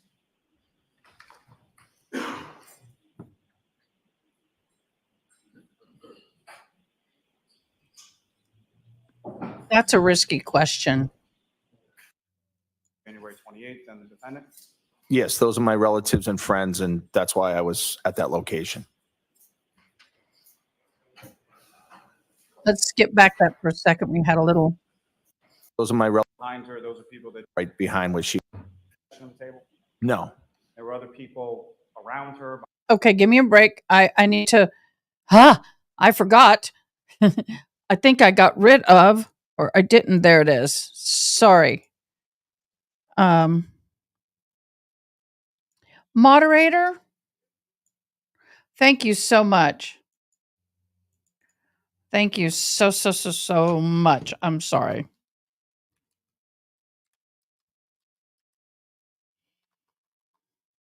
Okay, y'all. Moderator, thank you for turning that on. I appreciate it. I really, really do.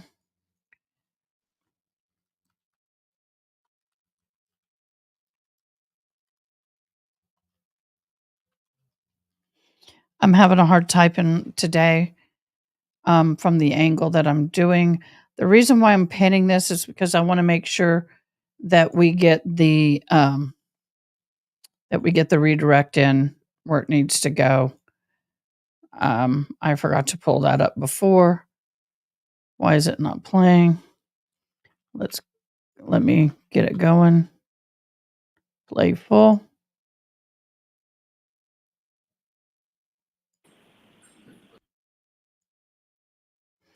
Sorry, I'll back her up. There we go. There we go. Good afternoon, sir. Because Good afternoon. I miss Kevin, because of the court TV thing up there, it's really hard for me to tell my sound You were because of asked my some deafness questions, who's I believe, talking. prior to being at the So I waterfall at had some to point you stamp were at it. the hillside. Sorry. Yes. And you were there with friends and family, is that correct? Yes. You weren't specifically there with either Mr. O'Keefe or the defendant, correct? No, I was not. And same with respect to the waterfall on January 28th, you were there with friends and family, is that correct? Yes. You weren't specifically there with Mr. O'Keefe or the defendant, correct? No, they came unrelated to anything I was doing. And you were shown some video from the waterfall from January 28th in which you were speaking at a sort of I'll be right back, y'all. section of the table, correct? Yes. And was the defendant the only person in that section of the table? No. There were other people around her, behind her, is that correct? Yes, it looked like there were other people at the table as well as situated right behind where she was sitting. And those other people around her, behind her, those are people that you knew far better on January 28th than the defendant? Yes, those are my relatives and friends, and that's why I was at that location.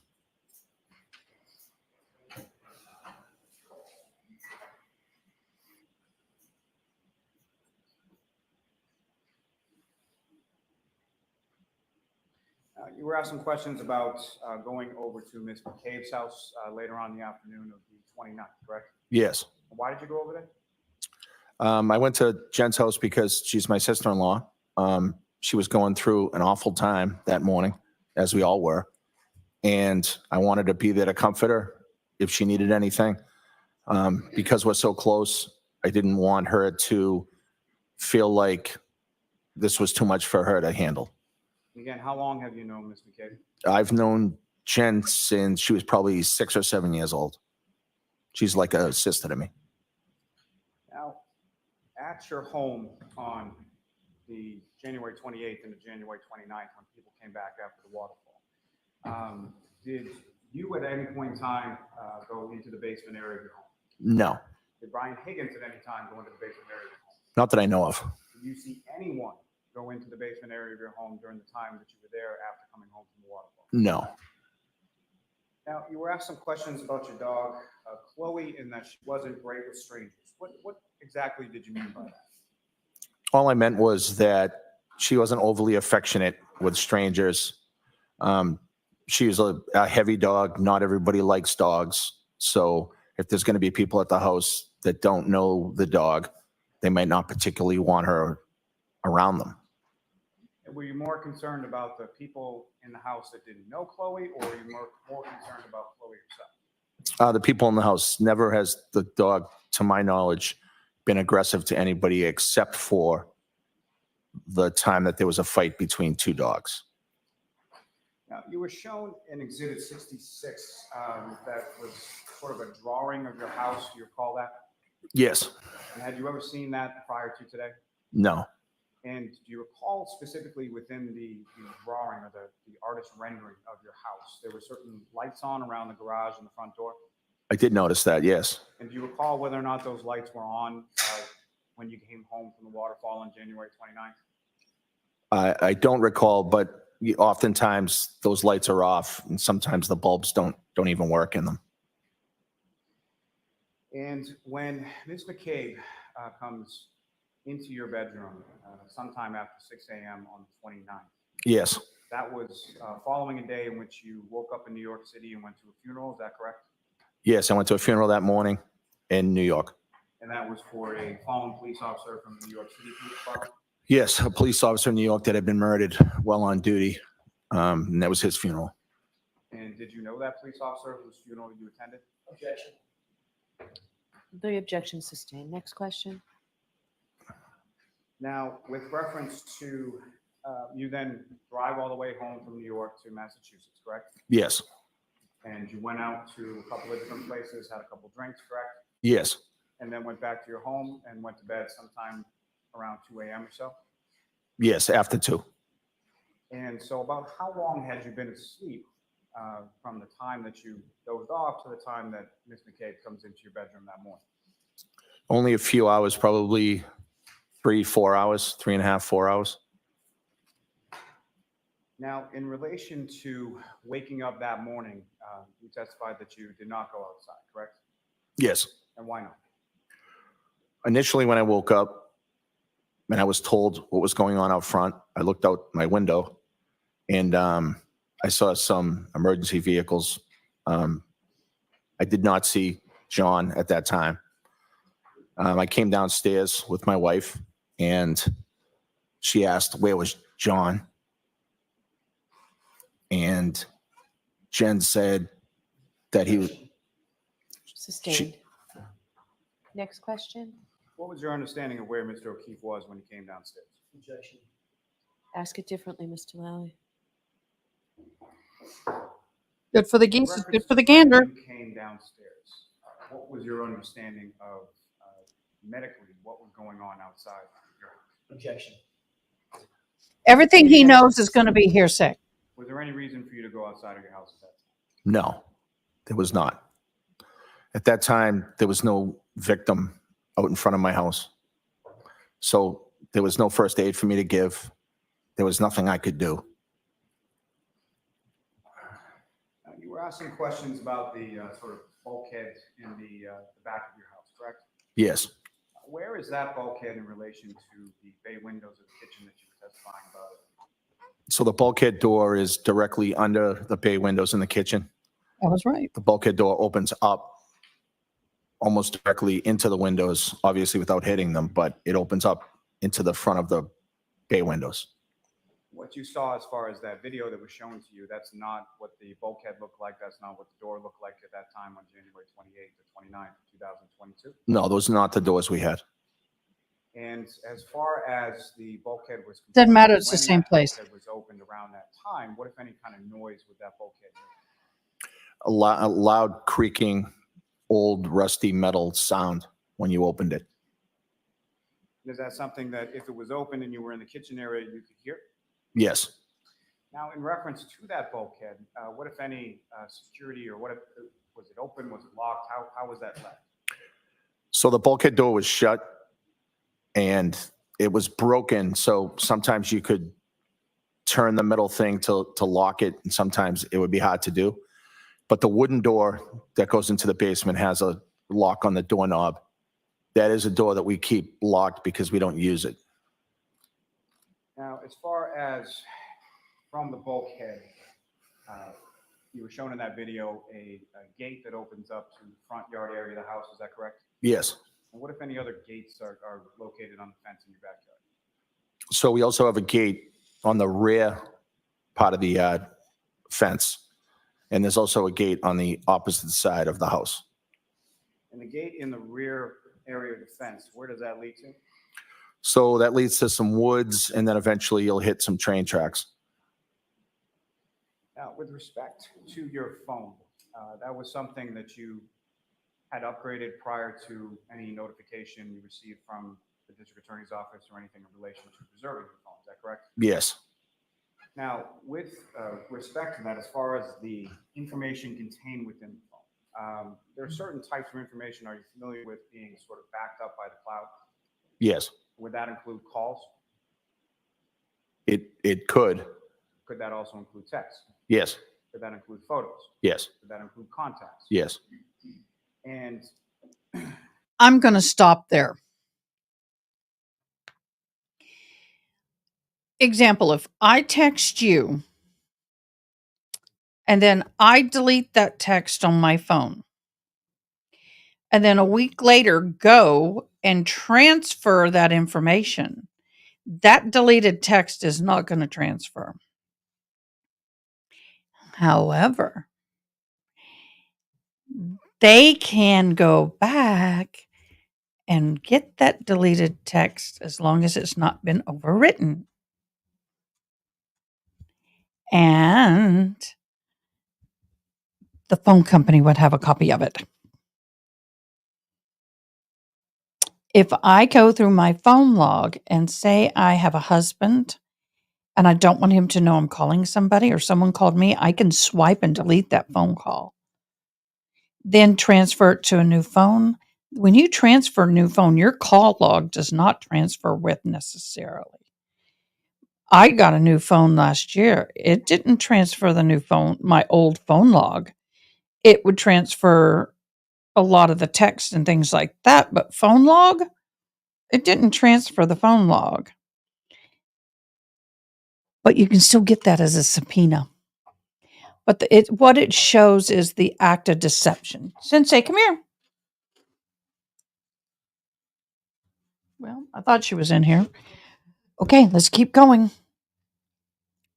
the information that you were shown as far as certain call logs or call records, as far as you know, was that generated after that September of 2022 date? Yes, Now, with respect to the preservation, that was in regard to a motion the council had filed for your physical phone, correct? yes, Are you also aware of a judge's order denying that repeatedly as far as them gaining access to your physical phone? Objection. I'll allow it. yes, it was denied on multiple occasions. I'll strike the multiple occasions.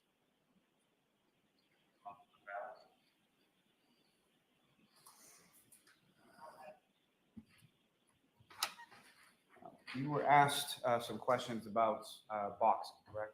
Yes, And the boxing that you did, that was in relation to a group associated with the Boston Police Department, is that correct?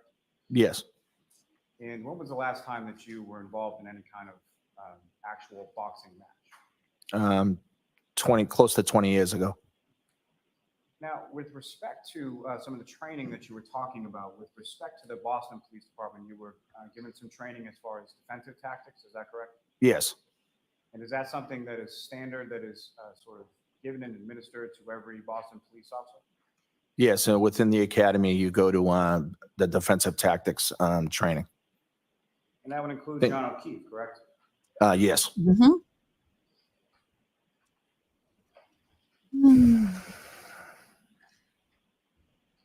Now, as far as your house, where you used to live, 34 Fairview Road, what, if anything, did you observe or notice with reference to cell phone reception in that area of your home? So oftentimes, using the phone within my house, it seemed like it was and it's a slang term, the dead zone for the phone. The reception wasn't great. And is that something that recurred over the time that you lived there? Yes, Now, with reference to the phone and prior to the intimate moment that you shared with your wife sometime after 2 a.m., do you recall whether or not the phone screen was locked at that time? Were you checking that at that particular time? I don't recall the exact timing, but I know it was opened sometimes and then it was closed, obviously, at some point. But I How don't would the you know exact what timing. were you doing with the phone? So the phone may not have been locked at the time that you began that situation with your wife. It may not have been. With reference to the call logs. and Is phone that why records you that didn't want? shown- Oh, y'all. My mind just went somewhere. Are you telling me? Are you telling me that sometimes it was on, sometimes it was locked, sometimes it wasn't, sometimes it was? Were y'all doing anything with that phone that you shouldn't have been doing? And maybe that's why you wanted to get rid of the phone? There may have been some compromising information other than communicating with Brian Higgins. Refresh Odd. your memory, is that the Devil's entirety of advocate the here. phone calls that you made around that time? Adults are No, it looks like it's selective people and numbers. And with respect to those conversations, if you recall, what, if anything, in general terms, were you discussing with either those people in the logs or other people in general? In general, I'm sure there was some discussion about the awful thing that had taken place, and there may have been other calls unrelated as well. I'm so bad, y'all. I'm sorry. Yes. Dad, I'm not sorry.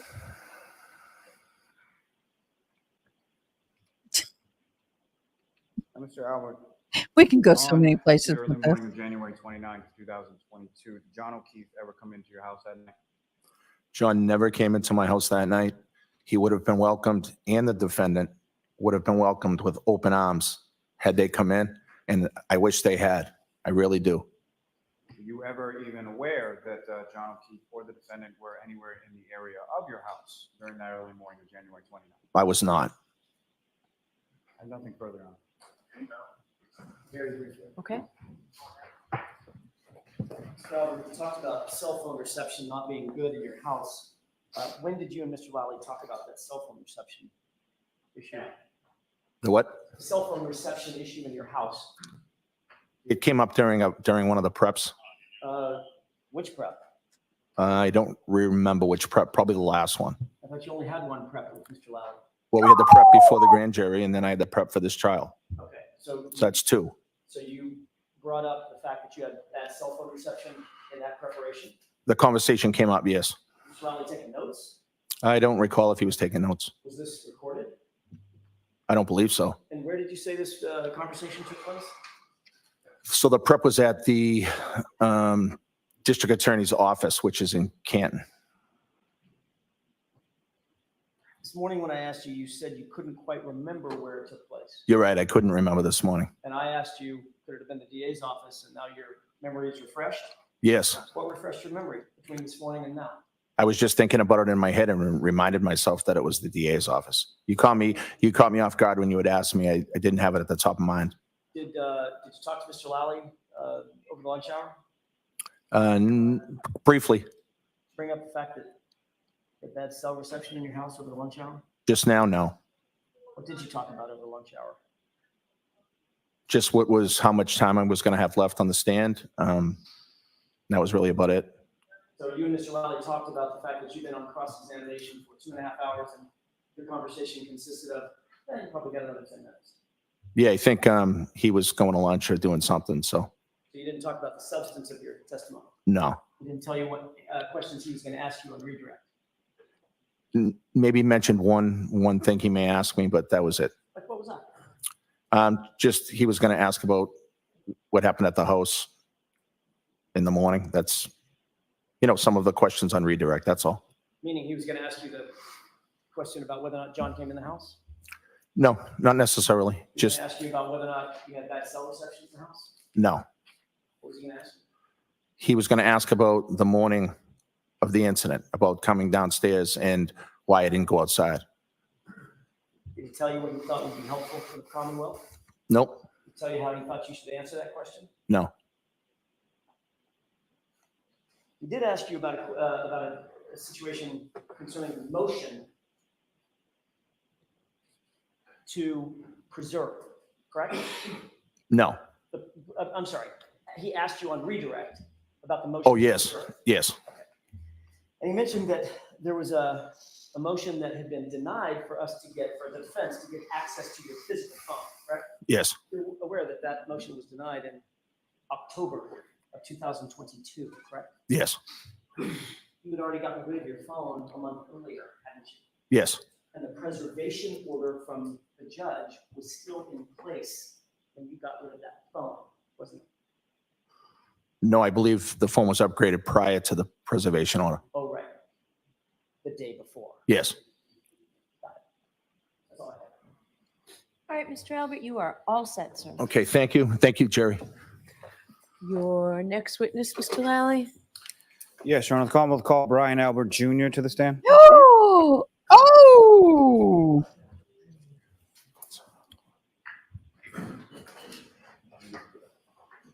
We'll call Your Honor, him with the Junior. court's permission, the papers that were left up there with the last witness, I don't think are marked as anything. I just return them to counsel.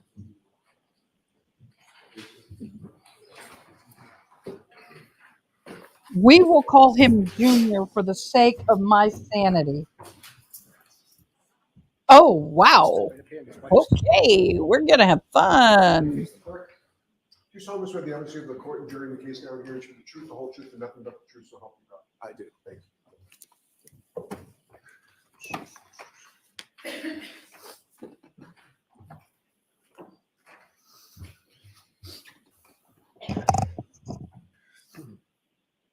Okay, whenever you're ready, Mr. Lally. Thank you, Your Honor.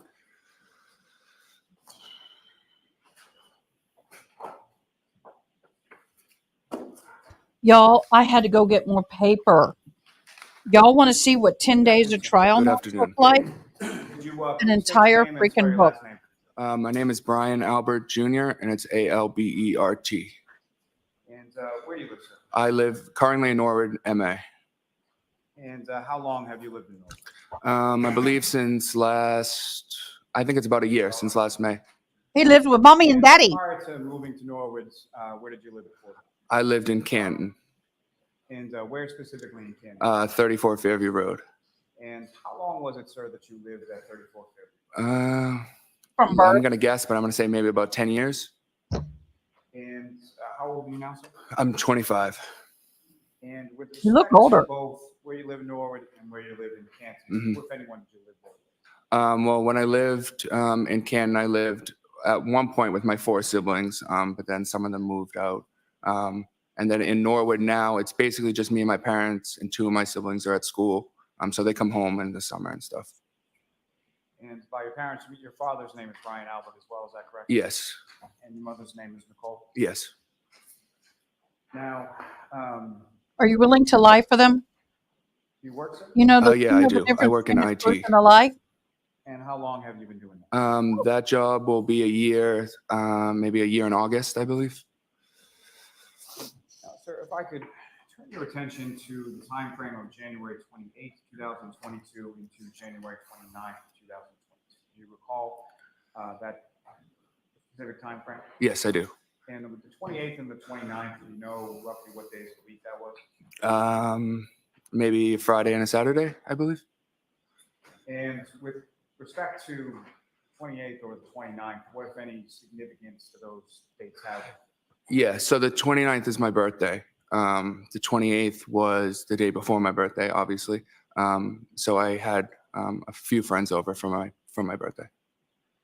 And do you recall how old you were turning on the 29th, 2022? That was what, 2 years ago? So I'd be 23, I think. Yeah, 23. Now, in the week leading up to that weekend, what, if any, plans did you have with respect to sort of the night before and the night of your birthday? Yeah. So I was kind of up in the air. I didn't know if I wanted to go out. I'm kind of a homebody person. I like to stay at home. So I was kind of up in the air. So my plan was to have some of my friends over to my house.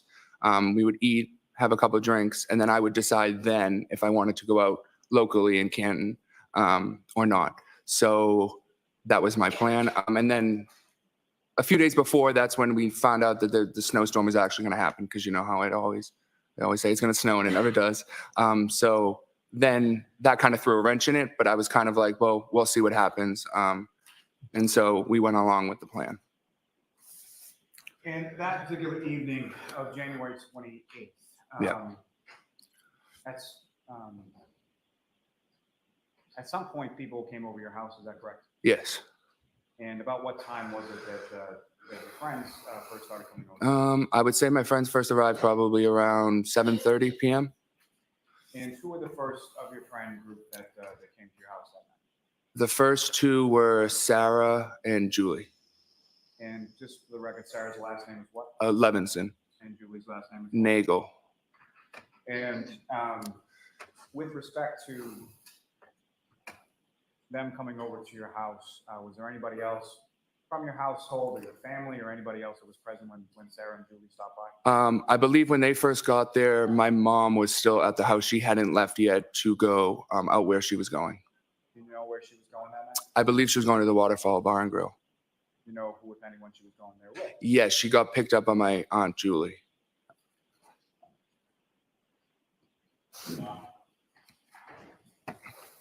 Now, Ms. Levinson and Ms. Nagel, how long have you known them? I've known them, I would say, since high school. I think I was a sophomore and they're a year older than me. They were a junior. So probably a good 7, 8 years, 9 years, 10 years in between there. And when they came over your house, what was it that you did? Well, we were just hanging out. I had a few more friends who were on their way, so they came after. Probably around 8 o'clock, I would say, 8:15. They were there, and we were just all hanging out, listening to music. We ate some food. I think we played some card games. Just normal hangout stuff.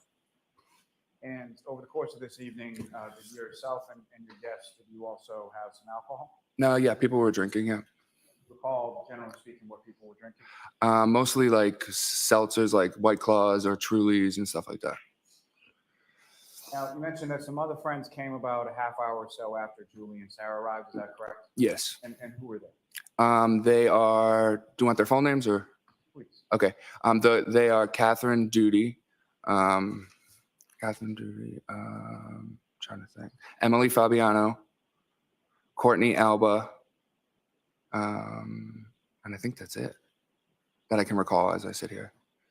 And with respect to those other friends, how did you know them? How long did you know them? I knew everyone from school. We all went to high school together. So the other ones were in my grade. So we were closer friends because they were in my grade. So I've known them for a long time. And just to be clear, when you say from school, you're talking about high school? High school, yes. You went to Canton High School, is that right? Yes, I did. Now,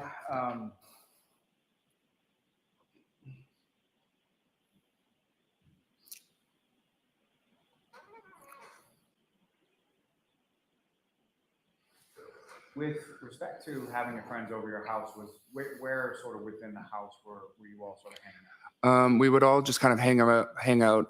Probably, I would say, mostly in the dining room. The dining room and the kitchen were kind of like one big open space. So we would be like in the kitchen or the dining room. And sometimes I think we may have like walked into like the family room area, sat down for a little bit, but mostly it was just the dining room and the kitchen. And the family room area, is that visible from the kitchen and dining room area? There's a wall, but there is a doorway, door frame. So you can't see all of the family room, but you can see a good amount of it, yeah. And as far as each of your prospective friends that you were testifying from over your house that night, do you have any idea how they got there?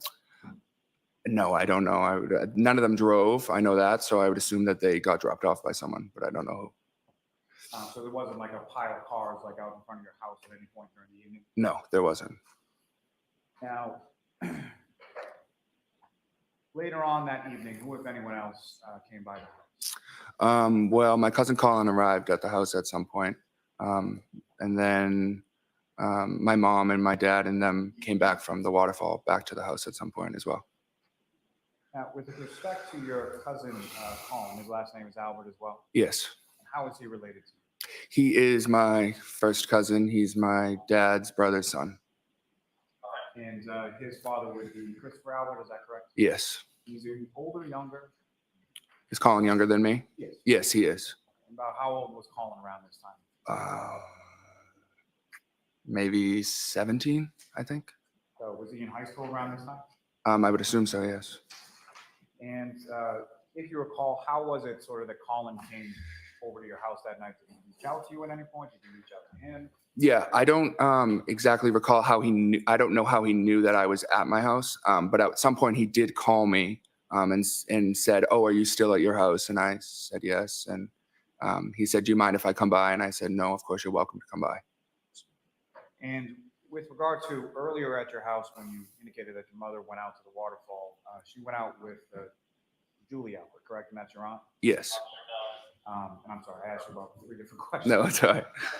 As far as Colin is concerned, Julie is Colin's mother? Yes. Do you recall about what time it was that Colin came by? I don't recall exactly. I would say maybe closer, maybe 10:45, 11 p.m. And as far as the other people at the house, the women that you had over, did Colin know any of them that you knew of? Yeah, Colin knew some of them just from being in the same town. And Colin's older brother is just 1 year older than me. So Colin's brother is in some of the greatest. Did I miss anything, y'all? Some of the girls that were there. So that's how we knew. I got a And just to be package. clear, I'll show Colin's you older later. brother is also named Christopher Albert. Yes. And now, when Colin came over to the house, as far as the things that you were describing before, as far as hanging out, is that essentially what continued after Colin's arrival? Yeah, he was just another addition. We just were continuing to do the same stuff, hanging out. Now, with respect to within the home, you've mentioned sort of the kitchen, the dining area, and the family room. Were there any other areas of the house that anybody went to during the course of the evening? Not to my knowledge. I mean, there's a bathroom, but it's just off the kitchen. So I assume the bathroom. But that's really it. We didn't go anywhere else than that first floor area. So mainly in the first floor, is that correct? Yes. Did you see anybody at any time go down to the basement? No. Did you see anybody at any time go upstairs? Not to my knowledge, no. You mentioned that at some points, your parents and some people that were at the waterfall came to your house. Is that right? Yes. So first, a group of my friends had left my house, and I think that was probably around. They were only there for a few minutes while Colin was there, so I would say probably around 11:10. A few select people left the house to go home. So at that point, it was just me, Colin, Julie Nagel, and Sarah Levinson at the house until my parents arrived. And so Courtney, Catherine, and Emily would have left at some point shortly after Colin arrived. Yes. And when your parents came home, if you recall, what was sort of the order of, do you recall about what time that was? I would say that would be right around midnight, I would say, maybe 12:05, 12:10-ish in that area. That's odd to me. 12:05, 12:10-ish. Do you recall, do you know how Colin came to be at your house? I did get names of that. Like how he was dropped, like if he was dropped off? Yeah, yes. Did you know whether or not he drove there, was dropped off there, similar to the other people that you were Well, I know he didn't drive there, but I would assume he got dropped off. He didn't say how he got there, though. Oh, wait. I got to go back on that. You don't know how we got there. Okay. I have a question. How many of you, it would ever, my dog ran. Sorry, the dog hit the camera. The cord. I can sit here and say that I'm at a party. I'm trying to think. Yeah. Okay. I know that I ended up at a party approximately 3:30 because the party was supposed to start at 4 and I arrived early to help. Then I arrived home somewhere around 8-ish. It is. I turned down the sound. Is that better? Is that better? I turned down the gain. Is it always that loud? Usually I'm told my sound is too soft. Usually it's like, you're too soft with the video. That's why I turn it up with the video. Okay. So here's the deal. I'll just pull the mic away. Who knows someone came home between 12:05 and 12:10?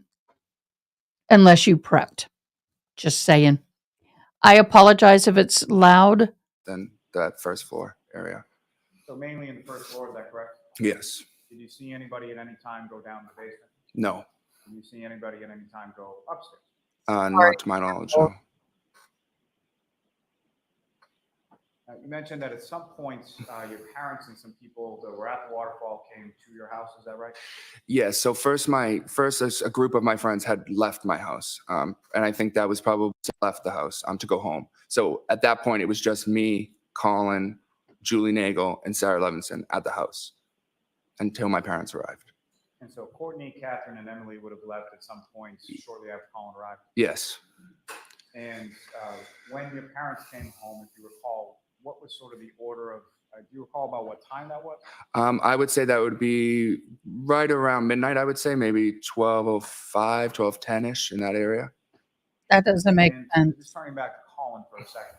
Now, can you do still hear me? recall, do you know how Colin came to be at your house? Like how he was dropped, like if he was dropped off. Yeah, yes. Did you know whether or not he drove there, was dropped off there, similar to the other people that you were Well, I know he didn't drive there, but I would assume he got dropped off. He didn't say how he got there though. Right, so we'll strike, you don't know how we got there. Okay, yeah. And as far as the order of people that arrived back at your home, who were the first people to arrive back at your home from the waterfall? The first people to arrive were my mom, my dad, my sister Caitlin, and my dad's friend Brian Higgins. And prior to that evening of January 28th, had you met Mr. Higgins before? I don't recall ever meeting him. I could have met him in passing, but I don't ever formally remember meeting him, no. Do you recall ever seeing him at your house at Fairview Road prior to that? I don't think he'd ever been there that I have saw, no.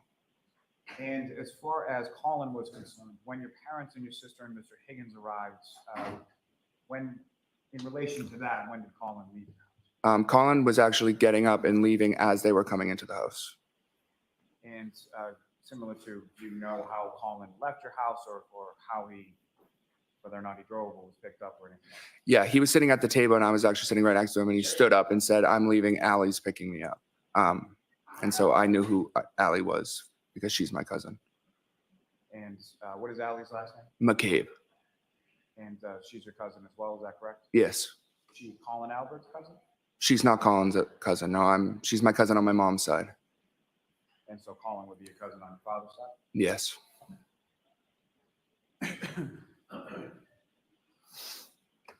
And following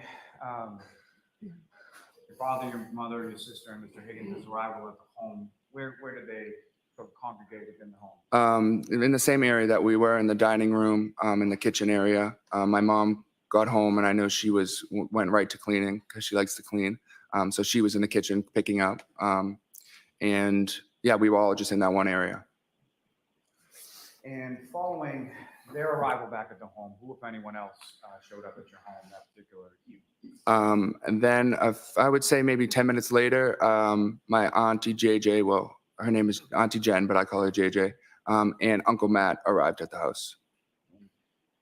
Your Auntie JJ and your Uncle Matt, what is their last name? McCabe. And was that, their arrival, was that before or after Colin had left? Colin had already left at that point, yes. And so the alley that Colin was picked up by, what if any relationship does she have to your Auntie JJ and your Uncle Matt? That's their daughter. Now, throughout the course of the evening, well, let me ask you this, as far as when was it that the last person who didn't live at your house on Fairview Road, when was it that the last person? The last, I wouldn't know I couldn't tell you the time. Well, the last people to leave were Auntie JJ, Uncle Matt, Sarah, and Julie. I don't know exactly what time that would be. I can't even guess. I don't know. And you mentioned your sister, Caitlin, is that correct? Oh, yes. I'm sorry. I was just thinking of her as my sister, like sibling. So she didn't live in the house. So she was the last person to leave. And prior to her leaving is when your Auntie JJ, Uncle Matt. And Yes. Yeah. so with respect to after your Aunt JJ and your Uncle Matt McCabe arrived at the house, who, if anyone else, came by the house that you were aware of? No one. Well, let me ask it this way. As far as anybody else following them actually physically come into the house? No one else came into the house after them, no. And at some point, were you made aware of someone out in front of you? I saw someone outside of the house, yes, a car. And what was it that sort of drew your attention to the front area of the house? Yeah, so at some point, my friend Julie stood up and said, "Oh, my brother's outside." Her brother was there to pick her up. and someone made a comment saying, "Oh no." Not what they said, what happened as a result. Okay. She went outside to talk to her brother. And so I looked out the window at that point, and she was outside talking to her brother. So his truck was there, and I saw another car there as well. And with respect to your friend Julie Nagel, her brother, what is his name? His name's Ryan Nagel. And if you recall the time that Julie gets up and goes outside to talk to her brother, where were you within the house? I was still sitting at the dining room table. And with regard to that area of the dining room table, how is it that you were able to see out in front of the house? There's 2 windows there. So I just turned around and looked through the blinds. Yeah, right now he is very When you believable. look through the blinds, what is it that you saw out in front of your house at that time? Yeah, so I saw a truck, which was Julie Nagel's brother's truck, I believe. And that was a little ways, almost like in front of the driveway of the house. And then a little ways in front of it, there was another car that I hadn't recognized before. It was a dark SUV-ish, and that's all I knew about it and could see about it.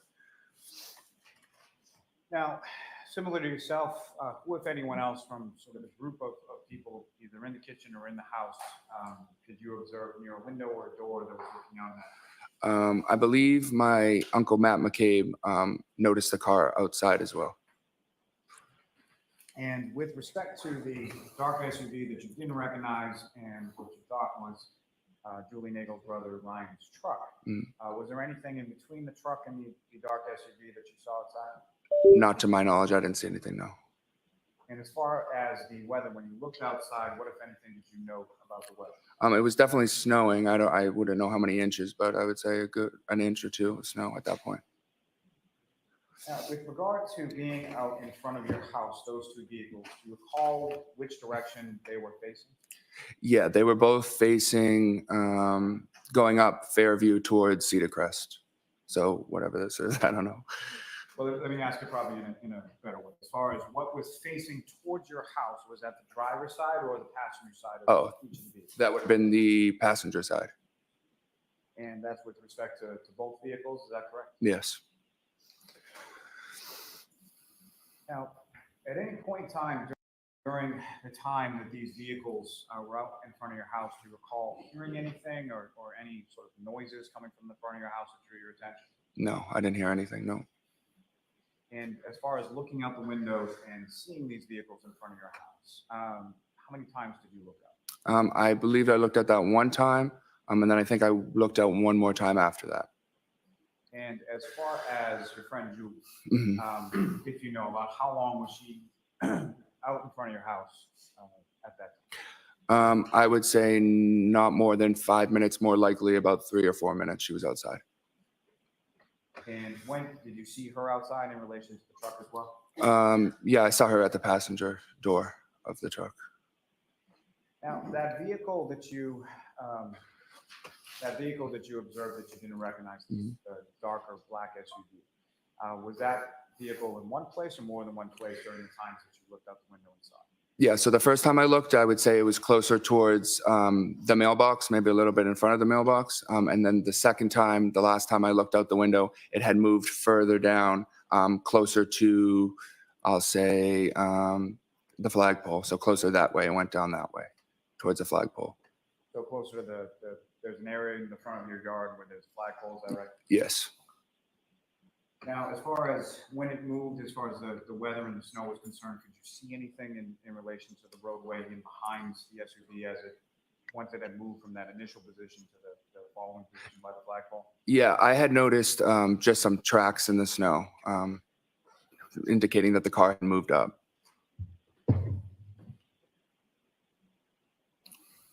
Now, your friend Julie, did she take that ride home with her brother Ryan at that time? No, she came back in the house.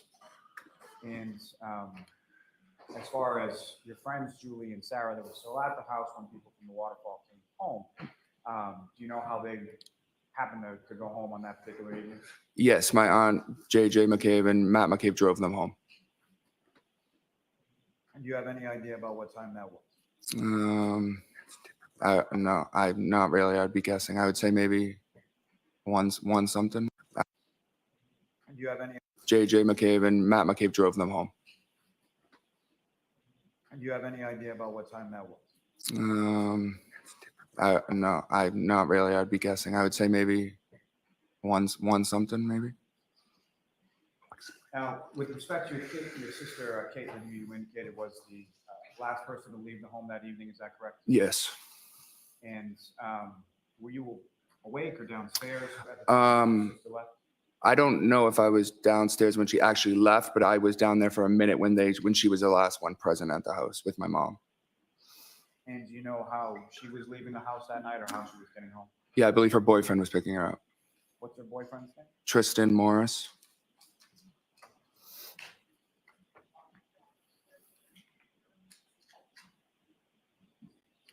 Sir, if I could turn your attention to the following morning. At some point you go to bed. Do you know about what time it was that you went to bed? I would say, I don't know, late 1, early 2 o'clock in the morning. And your bedroom is in the second floor of the house, is that correct? Yes, it is. And with respect to, how many bedrooms are up on the top floor? Or what? 4, I believe. And with respect to your bedroom, where was that in relation to sort of the layout of the house? My bedroom would have been the middle back of the house. So I had 2 windows, but they were in the backyard of the house. So the middle, but the back side. So the 2 windows that from your bedroom face the backyard area? Yes. Now, at any point in time after you went up to your room, same question as before, were there any noises or anything that drew your attention outside of the home at any point prior to you waking up? No, I didn't hear anything.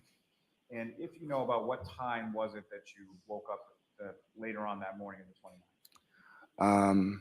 I can't recall the exact time. I'd say maybe, I know previous testimony I may have said earlier, but I don't believe it was that early. I would say 7:30, 8 a.m.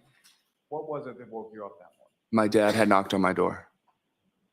And without anything specifically that you talked about, following that conversation, where did you go? I just threw on some clothes and I went downstairs into the main first floor of the house. When you came downstairs into the main first floor area of the house, who, if anyone, did you see? Yeah, so when I went down there, it was my mom, my dad, my auntie Jen, and my uncle Matt. And about how long were you down in that area of the home? I would say the first time I went down there, I would say I was down there for maybe 15 minutes or so. You said the first time you went down, were there subsequent times after that? Well, yes, I went back up into my room after I was down there the first time, and then I came back downstairs. And at that point, there was no one there besides me and my parents. And that second or subsequent time that you came downstairs that morning, do you know about how long it was after the first time? I would say maybe an hour and a half, 2 hours, maybe. Now, with respect to your birthday, as far as what, if any, sort of ritual or thing do you have with regard to your Aunt Julie? Oh, yes. So my aunt likes to get me donuts. It started, I don't even know, probably when I was like in middle school. Because I used to really like donuts. So every birthday she would give me 6 donuts in a box, in a card. And that was just our ritual. She would bring it over every day, every time it was my birthday. And did you get those as far as the donuts and the card and everything at some point on that particular morning? Yes, I believe that when I went downstairs the first time, the donuts and the card were there already. So I had known that she had come by and dropped them off for me. Did you physically actually see your Aunt Julie on that particular morning? No, I didn't see her then.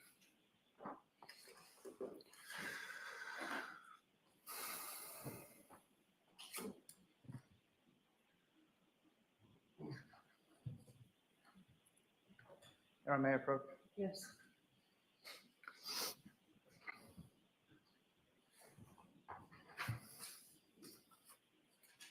What kind of donuts did he bring? Did she bring? Right now I'm believing him. Right now we're good. I don't have too much to say about him yet. He seems pretty. Show you a series of 4 photographs. I just asked you to look at those. Smooth. yourself and then Okay. look up with your fingers, Okay.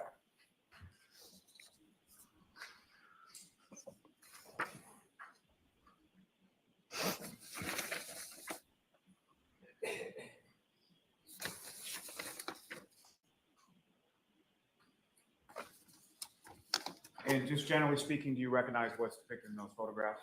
Yes, this is my old residence. Old residence at 34 Fairview Road, is that correct? Yes. And generally speaking, what's depicted in those photographs, is that a fair and accurate portrayal of what the house looked like around that time? Yes. May I approach again, Your Honor? Yes. Call multiple seat to introduce and admit as the next board exhibit. Any objection, Ms. Little? No objection, Your Honor. Okay, thank you.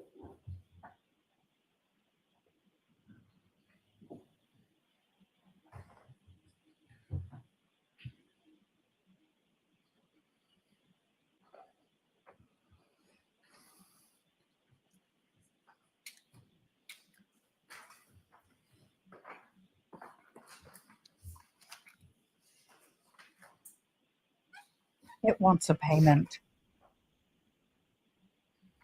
I think it's a virus. I think it's a virus. I think it is a virus. I think I have a virus, y'all. Really? That hurt, kitty, kitty. May I return to the witness, Your Honor? Just place before you what's now been marked as exhibit 71, 72. Okay. No, ma'am. You can be on me, but you can't be on my desk. And Your Honor, with the court's permission, I would ask that those 3 photographs be published in succession. Okay. Here. God, this kid's got sharp nails, y'all. And Ms. Gilman, if I could first have, I believe it's 2592. Y'all, that was sharp kitty nails. So what's up on the screen, is that what you have before you, as I believe it should be? Shoot, I think I have a thing popping Yes, up. that's the same. And again, just for the record, do you recognize what's up on the screen now? Yes, I do. Now, before I get into the photograph, there is one other question that I need to ask, as far as with respect to the sort of tenor and demeanor of that evening. Mhm. How would you describe sort of from when your friends were there to the time that the folks came back from the waterfall? How was sort of the mood within that? Cheerful, fun. Everyone was having a great time. Any fights, any arguing, any tension, anything else that you noted of note with regard to that? No, not at all. And I believe, sir, there should be a laser pointer on the desk here in front of you. Just push the button on top. Yeah. I'm going to ask you a question about it with respect to the pictures. Okay. Now, with regard to the front area of your house at 34 Fairview Road when you live there, there's basically 2 doors on the front of the house, correct? Yes. And if you could just use the matte laser pointer and direct the jury's attention to where in the photograph you observe each of those 2 doors. Okay. So this would be the first door right here, and this is the second door. And the first door is sort of further away from the driveway. Is that sort of the front door area of the home? Yes, that's the front door. And the other door, where does that lead? The side door leads just right into the family room. And as far as around this time of January or on this evening, if you recall, where were people sort of coming in and going out of your house? I don't know. I couldn't tell you specifically. I think some people use both doors. And what we're calling sort of the front door area, that's sort of one closer to the garage leads into the living room, is that correct? Yes. And so the front door further away from the garage, where does that lead? That's like a foyer area, and then if you take a right, it leads you to the dining room, kitchen, and then you keep going into the family room. Now, if you don't take a right and go into the kitchen and the dining room, and sort of into the family room, you just sort of go straight, where does that lead? Well, you can't really go straight. If you walk in a little ways to the left, there's a set of stairs that go upstairs, and you can go straight a little bit, and then to your left again, there's stairs that go downstairs into the basement. Now, in addition to you, your mother, your father, around the time of January 2022, did you have a pet as well? Yeah, we had a dog, Chloe. What was that dog named Chloe? Yes. But how long at that point had you had We had her for a few years. I don't know exactly how many years, but a few years. Now, on that night specifically of January 28th leading into the 29th, did you do anything as far as letting Chloe out to use the bathroom or anything like that? Yeah, sorry. So the dog was actually upstairs in my parents' bedroom. She likes to sleep up there and stay up there. So she was upstairs when my friends were downstairs. And at one point, after my dad came home, it was asked if someone let the dog out. And I said, sorry, I forgot, because it was my responsibility, because I was the only one home. So he went upstairs to get the dog, got the dog, brought her downstairs, let her outside. And so when someone would let Chloe outside around this time, so can you describe that process as far as would it be a leash or just let her out, or how would that? Yeah, so we had a fenced-in backyard, so we just kind of let her through the back door and open the door, and she was able to run around out back. Whoever let her out, would they typically sort of stay at the back door? Yeah, we stay around the kitchen that's area. look good. And Ms. Gilman, if I could have the next photo up on the screen, 2593. So the next exhibit would be number 72. Is that what's up on the screen? Is that what you have for you, sir? Yes. Now, if you could, with regard to this photograph, you were mentioning something about a flagpole in the area of your front yard. Is that correct? Yeah. Using that laser pointer, if you could direct the jury. Thank you, CJ and Tex. Nice to see you. Right here. Now, with respect to this photograph that's up on the What screen time do I right now, need to be there? This Nagel's brother Ryan. What time? If you could direct the jury's attention to where it was about to occur. He would have been more this way, so the photo doesn't show you all, but he would have been more in front of the driveway over here. And that first time that you looked out the window, where was the dark SUV? I believe sorry, I'm that voice was texting. right around the mailbox area, right about right here. My bad. I'm voice And texting. if you could direct the jury's attention to the second time that you looked out and the SUV had moved, where had it moved to? It was more down this way on the side of the road. Now, if you could, as far as the windows that you're talking about in the kitchen area that you were looking out of, you see those in this photograph as well? Yes, I do. Y'all, I'm so happy. I'm so happy. Those are about right. Those two right there. My daughter's making egg Yep. salad sandwiches. The last photograph from that set. I can eat that. And then what's up on the screen, sir, is that what you have for you now? Is it 73? Yes. And again, this is Y'all, photograph of the front area of your home. I am so hungry because I can't eat much. January 2022, correct? Yes. And Sorry. as far as the flagpole in this particular area, that's off to sort of the left center of the screen, is that correct? Yes. Now, in between the time that you saw that dark SUV, From that angle, there is no way, snowball, chance in hell. further down, you see it at any other points moving along? Sorry. No, body I just where my caught it pointer as is. it had already moved. By the time I looked out the window, I noticed that it How had moved in up. the hell that close could they not hear the ambulance? Yes. Same passenger side door that was facing. I'm not going to talk over him. How in the hell? That is a good angle. There is no way, snowball's chance in hell that you're going to have all of these vehicles pulled up in front here. You're going to have those lights bouncing that close, and you're going to have a body with someone screaming at the frickin' top of their lungs. There is no way they did not know she was hitting the fan. He may not have because his room is in the back of the house, but the dog inside, I can't believe a dog that is that aggressive. And I found out the dog is a washout police dog. That dog was training to be a police dog and it didn't make the cut. Yeah. In your house. Yeah. And as far as the dark SUV was concerned, at any point in time did you look out and not see the dark SUV? No, I didn't look out the window again. So for the rest of the evening, you didn't look out? No. Now, in reference to the time that expired between the time that you saw it in the area of the mailbox and the time that you saw it over by the flagpole, do you have any idea how long period of time that was? I would say probably within a couple minutes. It wasn't a long period of time that I looked out the window. And as far as you know, your friend Julie, who had gone out to the pickup truck to talk to her brother Ryan, was she still outside around the time that you looked out the second time? She could have been. I'm not sure if she was at that point, but she could have been. And Ms. Gilman, you can take that. I have just one moment, Your Honor. Yes. Let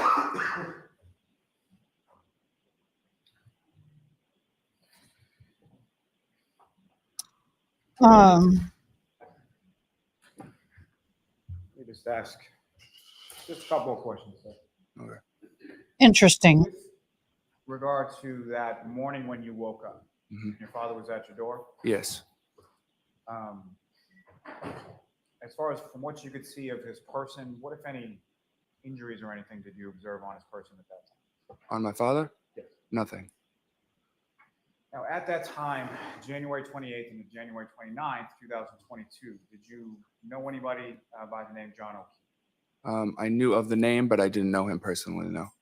And Name of you knew who? of the name, or you knew of him? How did you know? I knew he was friendly with my auntie JJ, Jan McCabe, and his niece was friendly with my cousin Jen's daughter. And as far as your cousins, as far as Miss McCabe's daughters, what if any sort of relationship did you have with them, specific to them, beyond sort of your other cousins? Oh yeah. So for a while, I think when I was in college or maybe the end of high school, I would help out because there was 4 girls, so they always had like multiple sports going on and stuff. So I would drive them to and from practices or be there after school if JJ had to be somewhere. So I spent a good amount of time with them and basically babysitting, but more just driving around and stuff like that. Who is he talking about? Is that how you came to know Mr. O'Keefe's niece, Kaylee? Yes. And you gave her rides to places as well? Yeah, occasionally when she would come back to the house after school, I'd drive her to CCD or whatever. And had you ever met, in your recollection, John O'Keefe or anybody by the name of Karen Reed prior to January 28th? John O'Keefe, no. I mean, he could have came into the house once when I was there at my aunt JJ's house. And we could have said hi, but I don't remember formally meeting him. And I never met Karen Reed either. And on that evening, again, January 28th or the early morning of January 29th, beyond the people that you've already talked about, and specifically John O'Keefe or Karen Reed, did either of them at any point in time come inside your house while you were there that evening? No, never. Nothing further.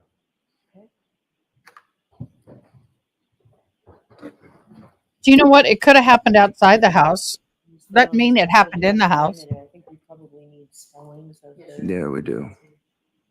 I don't know if I'm going to be the best speller, but I'll try.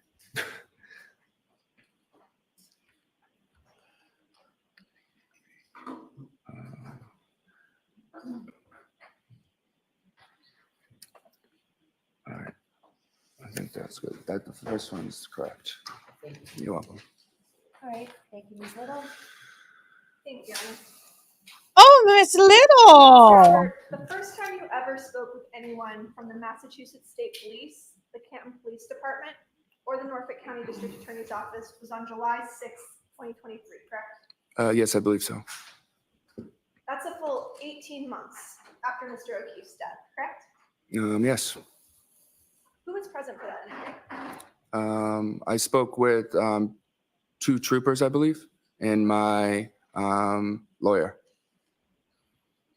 Trooper Proctor was there? Yes.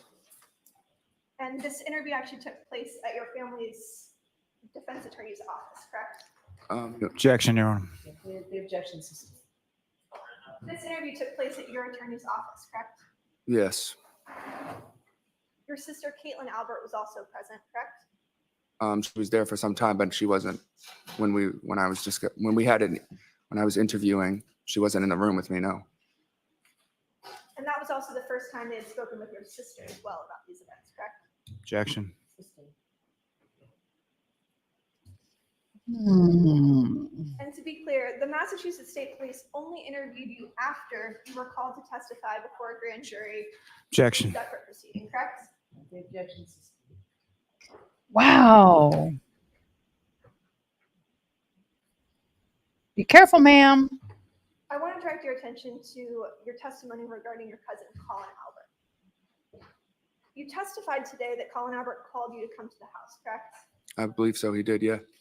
Do you recall some prior testimony in which you said that you all had exchanged Snapchats about what you were doing that night in the house? No, I don't believe I said that. I said for him to know that I was at the house, he could have seen a Snapchat that I had sent, but he didn't ask me on Snapchat if he can come over. I said more of that he had could have seen a Snapchat saying that we were at my house. That's how he knew, because I didn't know how he knew that we were there.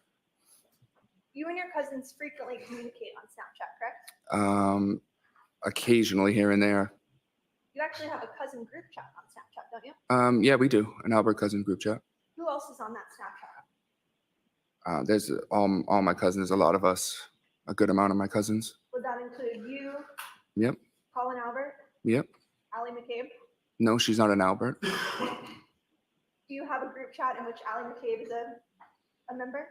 I believe we have a cousins on my mom's side group chat, yes. But she wouldn't be in that group chat with Colin, no. Understood. And do you still have any of the messages you exchanged with your cousin on January 28th? I don't know how, can you rephrase the question? Do you have any of those Snapchat messages or other messages that you exchanged with your cousin Colin Albert on January 28th? No, I'm not even sure if there was any messages. Not to my knowledge, I don't know.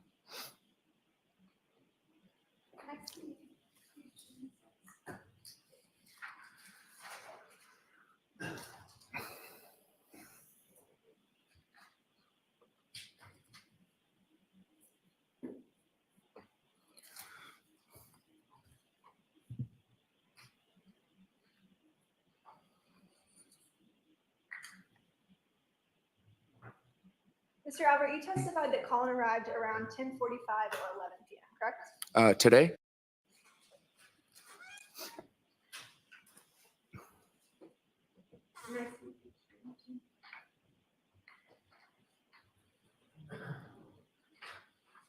Oh, gee gads, come on. This is like watching paint dry. Mr. Albert, I'd like to show you. May I approach your end? Yes.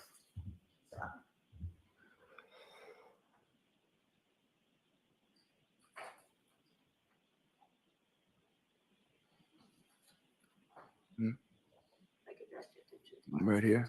Okay, all right.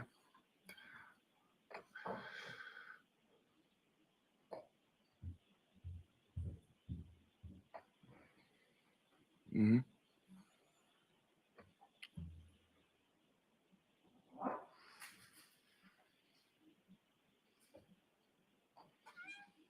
Mr. Albert, isn't it true that you told the grand jury, I'm pretty sure Mr. Higgins left first before my dad went upstairs, because he wouldn't have left if his friend was still there?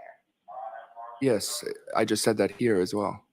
I mean, you don't have any specific recollection as you sit here today where your father was or where Mr. Higgins was when you looked out the window that night, No, correct? no, that's not true. I know that my father was in the room with us. I'm saying I don't know when Brian Higgins left the house. And when Brian Higgins left the house, then my father went upstairs into his bedroom. But what you actually said was, quote, I'm pretty sure Mr. Higgins left first before my dad went upstairs because he wouldn't have left if his friend was still there, correct? I see what you're saying. Yes, but I still say that my dad wouldn't have went upstairs until Brian Higgins left the house. Right, and that's based on an assumption, correct? Sure, yeah. Because you weren't interviewed about this case until 18 months later, correct? Yeah. She's trying to get spicy. Your father go upstairs, correct? No, I did. I watched him go up the stairs. I was in the kitchen. You can see the stairs right there. Your testimony is you can see individuals walk upstairs in your house? Depending on, Kitchen? yes, the dining room, from the dining room I meant. There's actually a wall that kind of blocks the dining room to the stairs, correct? Not if you're sitting at the 2 chairs with your back to the windows. If I was sitting in the long chair right here, the stairs would be right here. I could easily see through the doorway. But as you sit here today, you don't know what time that happened, correct? No, I don't know the time, no.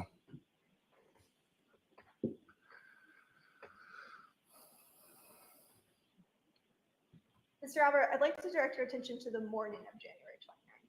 Sure. Can you describe sort of how you woke up that morning? My dad just knocked on my door, and I woke up and opened the door. You didn't hear any dog barking? No, You didn't see any emergency vehicles? no, Didn't hear any ambulances? no, Didn't hear any screaming outside? no. What did you do once you woke up? I went downstairs. Did you ever look out the window? I don't recall if I did or not. Oh, please. Would it refresh your recollection to take a look at your grand jury testimony? from Sure, May 18th, sure. 2023? Thank you.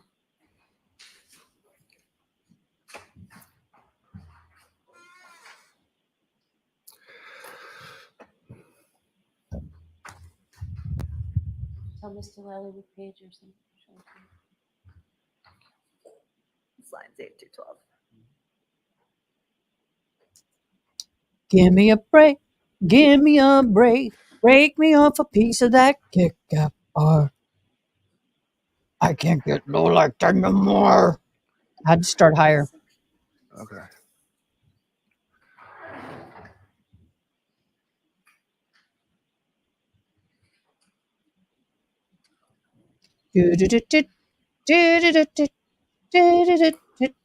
Dun, dun, dun.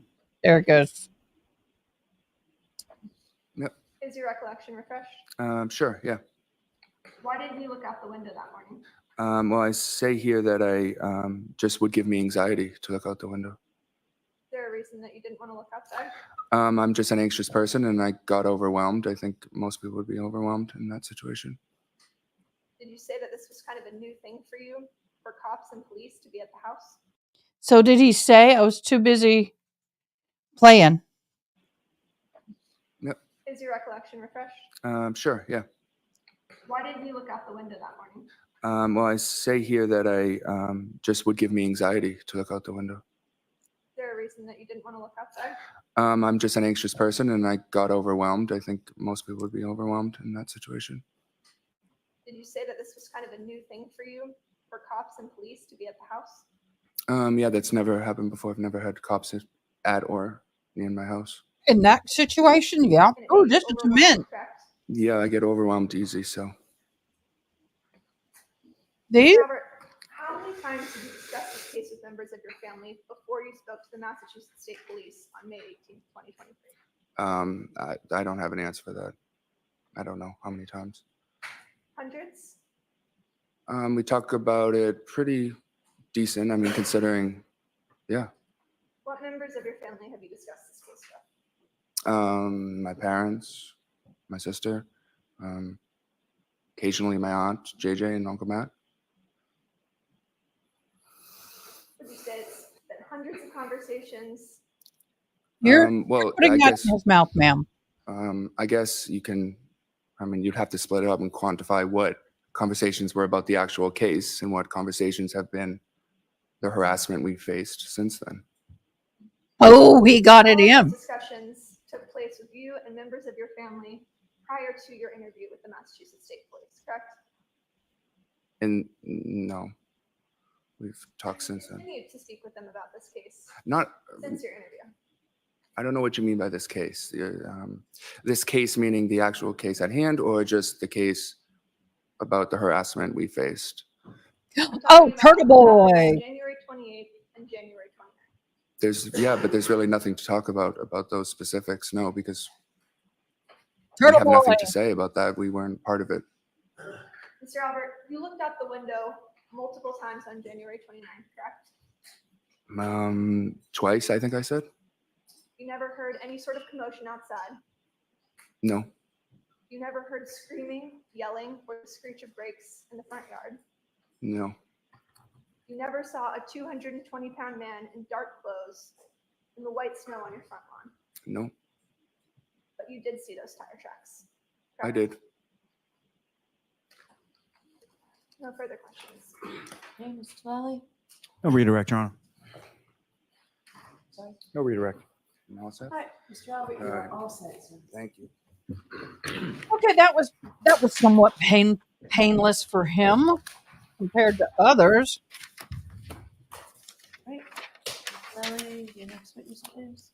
Yes, Your Honor, the Commonwealth call Ms. Caitlin Albert to the stand.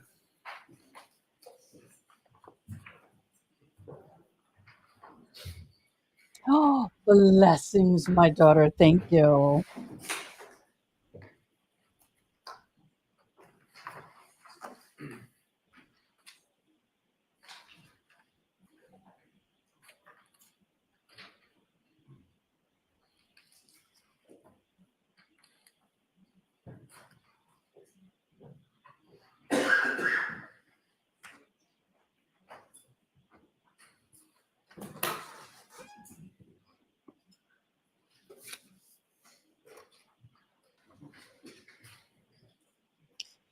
This will may be fun. We'll see.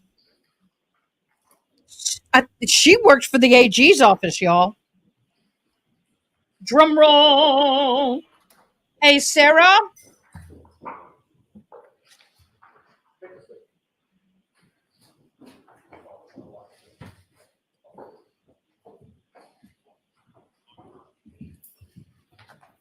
Step right up here and just watch your step for me. Step right up. You see any face of clerk. Can you raise your right hand? Do you solemnly swear the evidence of the court and jury in the case now here to the truth, the whole truth, and nothing but the truth, so help you God? I do. Thank you. You may take this. My God, this is good. My stars. I have a brim shot. No. Go ahead, Mr. Lally. Thank you, Your Honor. Good afternoon, ma'am. Good afternoon. Could you please state your name and spell your last name? Sure. Caitlin Albert, CaitlinAlbert. And where do you live, ma'am? I live in Easton, And how long have you lived there? about 3 years. Who, if anyone, do you live there? I live with Tristan Morris, my boyfriend. And you and Ms. Morris, about how long have the two of you been dating? Almost 8 years. Now, prior to living in Easton, where was it that you lived before that? I lived in Canton, And specifically, where in Canton did you live?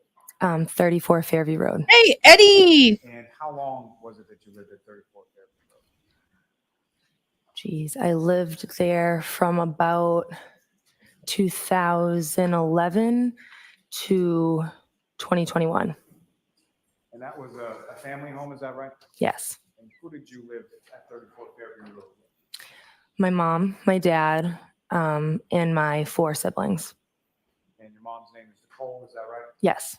And your dad or your father's name is Brian. Yes. And how many siblings did you have? I'm sorry. I have 4. Are you the oldest? I am. And do you work? I do. What do you do for it?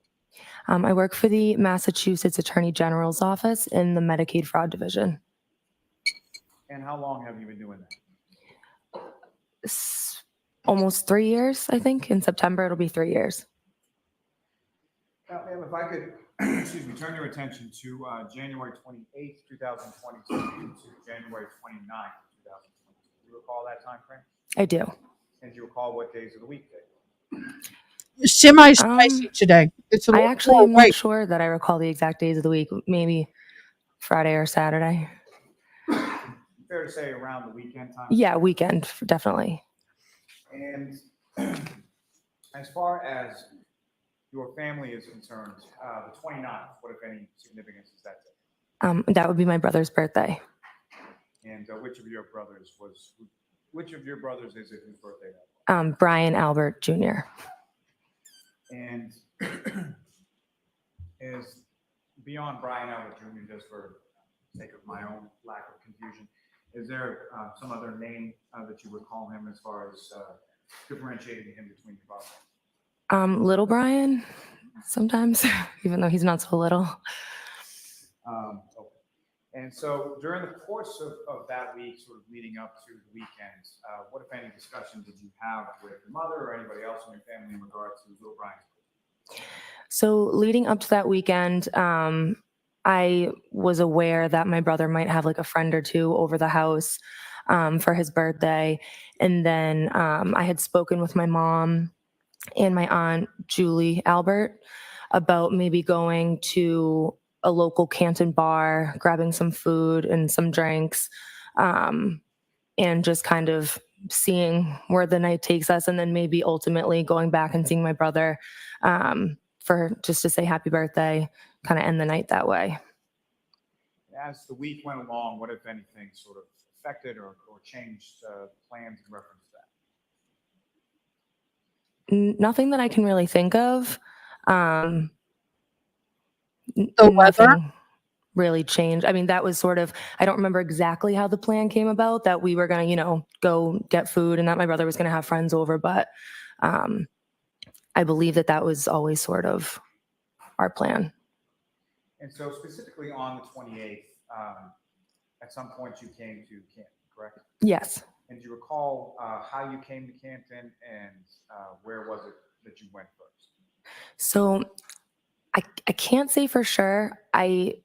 From what I remember, I believe that my boyfriend Tristan and I went straight from Easton to the waterfall and actually got there before my mom and my Aunt Julie, from what I can remember. And then my mom and Julie ended up meeting us there. And that's when we sort of started just kind of like hanging out, ordering food, some drinks. And we were there for a little bit, just the four of us. And do you recall about what time it was that you got to the waterfall? Unfortunately, I can't remember an exact time, but it would have been around like dinner time. So if I had to guess, maybe like 6. And as far as drinking was concerned with that night, you're at a bar and you weren't driving, correct? Oh, yeah, no, I was not driving. And do you recall specifically what kind of drinks you had or what you had to drink that night? I believe that night I was drinking White Claw, I think. And your boyfriend, Mr. Morris, as far as what, if anything, was going on with him that night, as far as how long was he at the bar? Yeah, so we were aware that it was likely going to snow that night. So my boyfriend Tristan had gotten offered to do some like plowing or shoveling.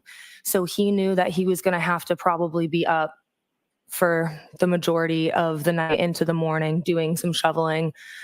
So he didn't stick around at the waterfall for too long. I think he had some food, maybe like 1 or 2 drinks, and then he actually ended up going home. And you stayed at the waterfall after he went home? I stayed there, yeah, with my mom and my Aunt Julie. And if you recall, as far as that evening at the waterfall, what, if anything, was going on as far as like live entertainment? I want to say that there might have been a band. I just don't want to say for sure, but I think I do recall a band coming in and setting up, and yeah, I think that there might have been one. Can you get me that information, recorded audio? As the evening progressed and went on, who, if anyone else, came into the waterfall and sort of joined your group when you were there? Sure. So I can't say for sure like times of people arriving or order of people arriving, but I know at one point my uncle Chris Albert, he ended up joining us. He owns a pizza shop across the street. So when he was done working, he came and joined us. And then my aunt Jen McCabe and her husband Matt McCabe joined us. And then at some point, my father, Brian Albert, and his friend, Brian Higgins, also joined us. So at one point in time, I'm not sure the order of which, everybody came in or the time that they came in, but at some point we were all kind of there hanging out. Now, in your father and Mr. Higgins, do you know where they had come from or where they were coming from? Yes, I believe they were coming from New York from a funeral. And I remember I had asked my mom, like, is Dad going to stop by? And she was like, I don't know. He's tired. He's coming back from New York. And I was like, oh, I want to see him. So I think I convinced him to come. And then Brian Higgins just kind of tagged along from what I can remember. Now, as far as Mr. Higgins was concerned, is that someone that you were familiar with prior to this evening on the 28th? I knew of him and I had met him a couple times, but nothing more than that. As far as you're aware, the house that you, for lack of a better term, grew up in or spent some formative years in, had Mr. Higgins ever been over to that house at 34 Fairview when you were there? Not that I know of. Now, at some point later in the evening, who, if anyone else, came and sort of came up to your group or joined you while you were at the wall? So from what I can remember, I remember sitting at like a high top table, and it was me and my mom sitting next to each other, and we were facing like the front door of the waterfall. And I recall a man and a woman walking in, and at first I didn't know who either of them were, but I noticed that the man started talking to like some of my aunts and uncles that I was with, and he seemed friendly with the people that were in our group. So I had said to my mom, like, oh, who is that? And she said, oh, that's John O'Keefe. And I had known of him because I knew his story about his niece and his nephew and his family. So I had known of him, but had never met him before. And so then I just assumed that the woman that was with him was his significant other, girlfriend, wife. I didn't know. So then, Okay. I didn't really speak to either of them. I think at one point, John came up to me and my mom and asked, like, do you guys need anything? Do you need a drink? And we said no, and that was pretty much it. So And so when you say you sounds knew of logical. John O'Keefe and sort of his story as you related, do you recall how it was that you came to know anything about Mr. O'Keefe? Or who was it through that you came to know about Mr. O'Keefe? Well, in general, it was kind of like a known thing. The tragedy of what happened in the O'Keefe family. And so I had just kind of heard that story. And then on top of that, John O'Keefe's niece is either the same age or around the same age as some of my younger cousins. So I knew that she was friendly with them. I knew that my Aunt Jen McCabe would like help out here and there, going to sports, going to different events, whatever. I know that my Aunt Jen was friendly with John O'Keefe. And I knew that my Aunt Julie and Bottle Uncle empty. Chris were somewhat friends with him as well. And just to be clear, New when you're talking bottle. about some of your younger cousins, Mhm. the younger cousins you're speaking of, who are their parents? So the younger cousins that I'm referring to would be the McCabe girls, and their parents are Jen McCabe and Matt McCabe. And they were present at the waterfall that evening as well. Jen and Matt were, yes. Now, with reference to Mr. O'Keefe and his significant other that you described, had you ever met them prior to that evening? I had not to my knowledge. I wouldn't be surprised if there was maybe like a sporting event or something where we, met each other in passing, but I had never formally met John or the woman that he was with. And so She's on that not evening of saying the January name, and she's 28th, sitting were you right met there. or were you aware of anybody by the name? That woman. No, I was not. And if you know, about what time was it that they came into the Oh, waterfall? three Brians walk into a bar. I can't say for sure. I'm not sure time.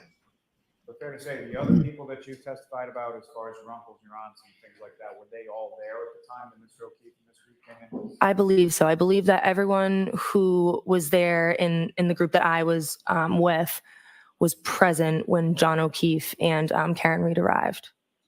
And about what time was it that things started to wind down as far as the waterfall was concerned? Again, I'm the worst with times, but I would say it was around like 12-ish that we kind of said, let's kind of head out and head home. I would say 12-ish, approximately.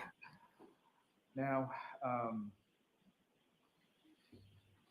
during the course of the time that you were at the waterfall, either before or after Mr. O'Keefe and Ms. Reed arrived, how would you describe sort of the mood or the demeanor of the group that you were with? I mean, I didn't notice any issues or any negative things happening. All the conversation seemed positive, lighthearted. Everyone was just kind of having a good time, getting along. I didn't notice anything out of the ordinary, really. So no issues as far as fighting or tension between your group, is that correct? Correct. And as far as you saw, with regards to Mr. O'Keefe, She's a good no girl. issues as far as fighting or tension. Come here. Not that I observed. No. And when you, around 12-ish or so, when you started to leave, who was it that, how did you come to leave and who did you leave with? So I left with my mom and my dad. And again, I'm not sure the order of when like everybody else left. But I went with my mom and my dad back to 34 Fairview Road. And if you recall, who drove home from the waterfall to 34th Field? My dad. And about how long a drive is that from the waterfall to Fairview Road? I would say like 5 or 6 minutes, give or take. And when you arrived to the house at 34 Fairview, do you recall where your father parked in relation to the house? From what I can remember, he parked in the driveway. The driveway. And if you know about how many other cars were in the driveway when he parked? I'm not sure. I know there was at least like 1 or 2, but I can't say for sure. I just don't really remember how many were in the driveway at the time. I had like younger siblings in college at the time who would sometimes take some of the cars, so I just don't remember for sure. And if you know, essentially, they're within the driveway. There's I'm a garage full. in the driveway. Is that correct? Yes. I had a whole Door on the ad. left, door on the right. Is that right? Yes. And do you recall whether or not your father pulled in the driveway on the left side or the right side in relation to those doors? I don't remember. And when you came into the house, do you remember how it was that you came from the vehicle to the house? Yes. From what I remember, I went in the front door. So I would have gotten out and walked on the brick path over to the front door area, walked up the steps, and then walked through the door that enters into like a foyer area. And just to be clear, sort of when you walk into that front door with the foyer area, what if anything's right in front? So when I first walked in, I actually had seen my cousin Colin. He was standing in the foyer area. And I remember I said to him like, "Oh, hi, what are you doing?" Next question. Not what you said. Taking you back to sort of when you're exiting the waterfall and when you're exiting your parents' vehicle and walking into the house, what, if anything, did you observe as far as the weather at that time? I remember at that point, snow was definitely coming down. And I could tell What that is it it was with like the damn progressively getting worse. snow? People, we know Walk it into the home, was front snowing. area, that's where you run into your cousin Colin. Yes. How is Colin related to you as far as how is he your cousin? So Colin is Julie Albert and Chris Albert's son. So he's my first cousin. And when you walk in, you sort of bump into him. Where was it that he was? He told me that he was headed. Not what he told you. Where was he going? To my knowledge, he was going home. Oh, next question. Next question. She's trying, y'all. This is probably the first time she's ever been on the stand. How long was it that he was in the home while you were? I would say They've all admitted that Colin was there when they got home. Let me pause this. Minutes. That has been a question that's popped up a couple of times. So let me clarify something. They all admit that Colin was there when they all came back from the bar. Now, Brian Albert Jr. said that Colin got there at about 7:30, 8 o'clock-ish with all the other, well, I don't know. He arrived that evening. At some point, I have to go back and look at my notes. I always review my notes, but I haven't done that yet because it's from today. But Colin did arrive, I would say, between 8 and 9. He had a bunch of friends. Julie and Sarah were there at about 7 to 8. Then Brian, and then Colin showed up. He found out about what was going on via the Snapchat that they had, and he came over to wish him, Brian a happy birthday. He was heading out the door, so to speak, when the adults from the bar started coming home. But everybody says he left within minutes of them getting there. That's where we are on that. By the way, I have a hard stop at 3:15, so let's just see how long they go today. All right, here we go. No, they were not mentioned, and I got what you're saying. They were not mentioned. The reason why they were not mentioned in the interviews is because they considered the fact that Colin had left as people were coming home. So people are saying on the interviews, well, we didn't include him because he wasn't a part of the group. He was ships passing in the wind, so to speak. And they were under the understanding that when questioned, it was about the people who were there that night after the adults arrived. Now, that's the excuse they give. Whether we believe it or not is another story. Let's continue. And from your group, this includes yourself, your mother, your father, is that correct? Sorry, what was that? From your group, when you enter the home, that includes you, your mother, and your father? Correct? Yes. And who, if anyone else from the waterfall, arrived at your home around the same time as yourself, your mother, and your father? I believe that Brian Higgins was the next to arrive. I think he very shortly after came inside. Brian after Higgins was there before myself, any my of them mom were and there. dad. He had to pull the When car Mr. out of the Higgins comes driveway. into the house at 34 Fairview, are you already in the house? I was already inside, yes. And so do you have any idea what Mr. Higgins was driving that evening or where he parked it? I do not. And then once you come into the house, when you come into the house, where is it within the home that you go? So I walked in through the foyer, and then I took a right turn, which leads into like the dining room area. And that's where my brother Brian and two of his friends were just sitting around the dining room table.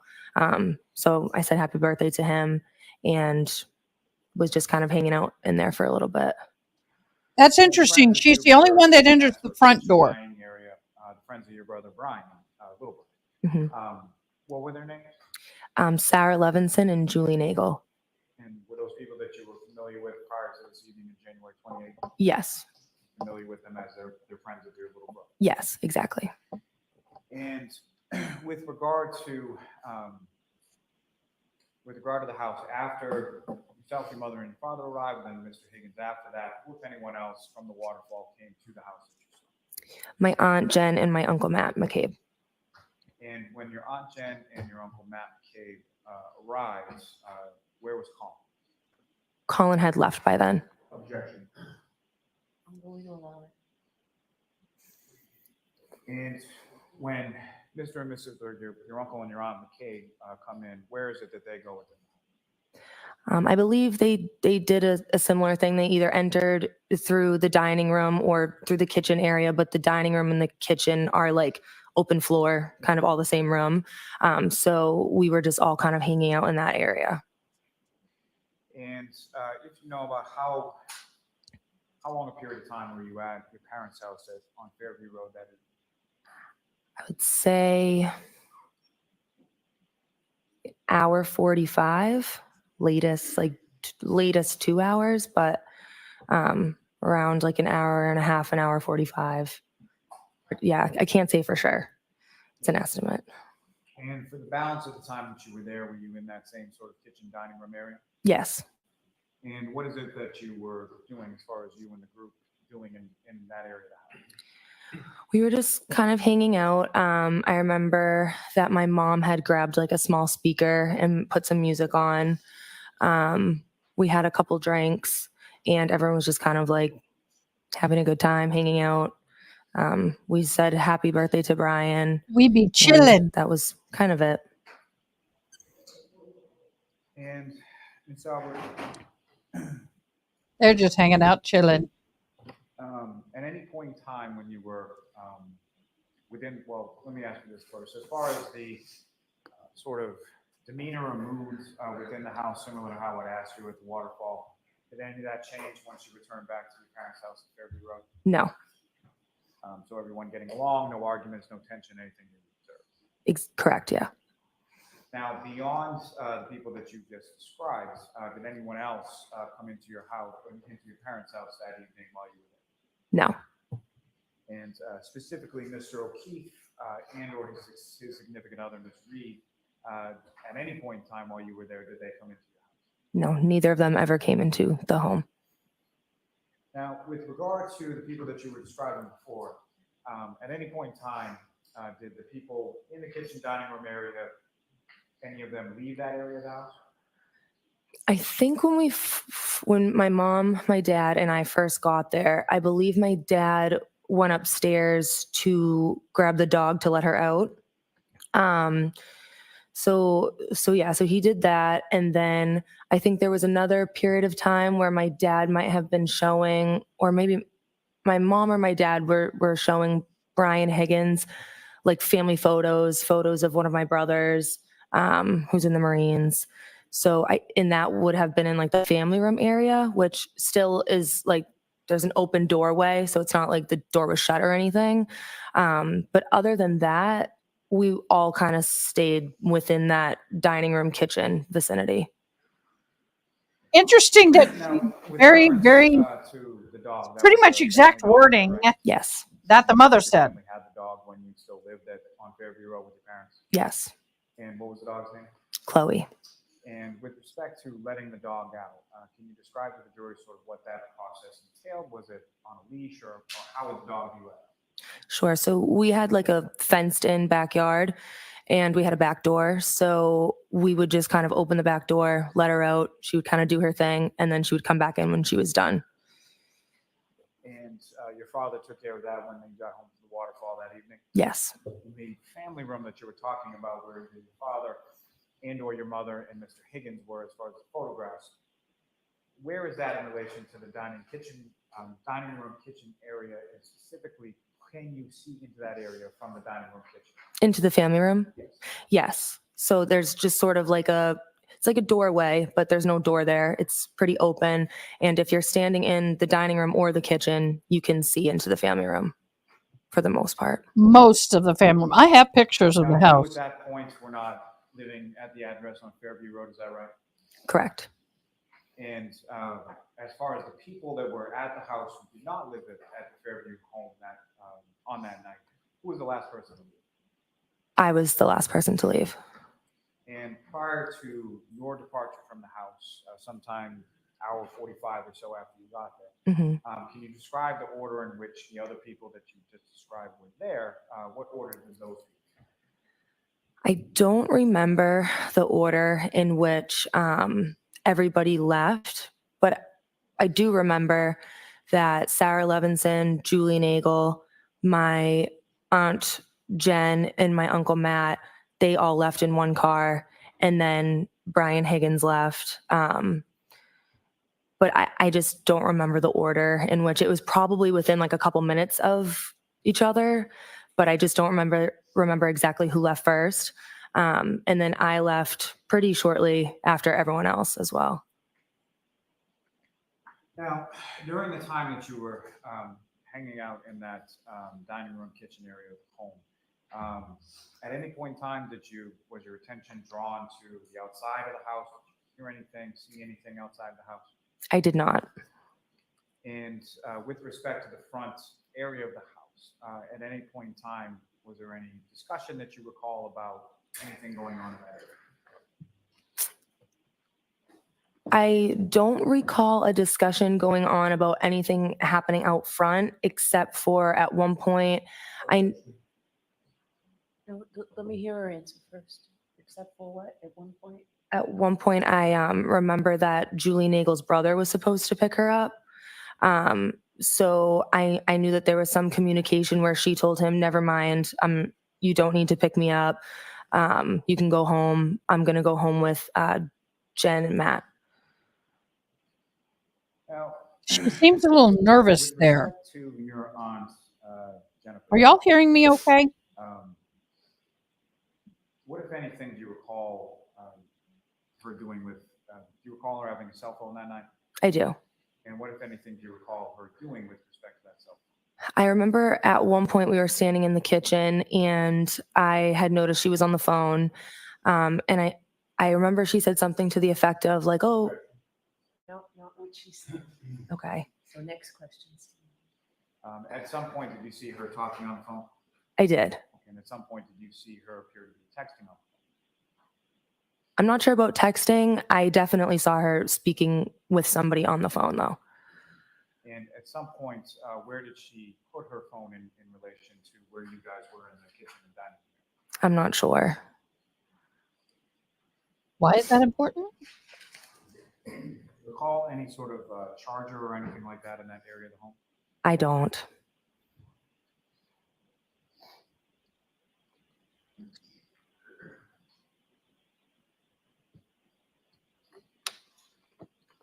Now, as far as who picked you up from the house that night? My boyfriend. And Mr. Morris came to the house on Fairview Road and picked you up at some point about an hour and 45 minutes or so after you arrived there. Is that correct? Yes. And do you recall what Mr. Morris was driving on that particular evening? I remember that he actually was driving my car, which is a 2019 white Jeep Cherokee. And what kind of car did Mr. Morris have at that time? At that time, he had a very old, I want to say like 2012 Ford Taurus. So that's why he took my car, because not very the Taurus wouldn't have been good in the snow. And, I'm ancient. How was it that you came? Did he call you, text you? How did you know that he was there? I believe that we texted, and that's how I was informed that he was out front. So you receive a text, something to the effect of here, and then you go outside? Yes. And when you went outside, if you recall, what was the weather like when you were coming out of the house? When I walked outside, I remember, again, I have not heard. Hi to y'all. Hi, lady.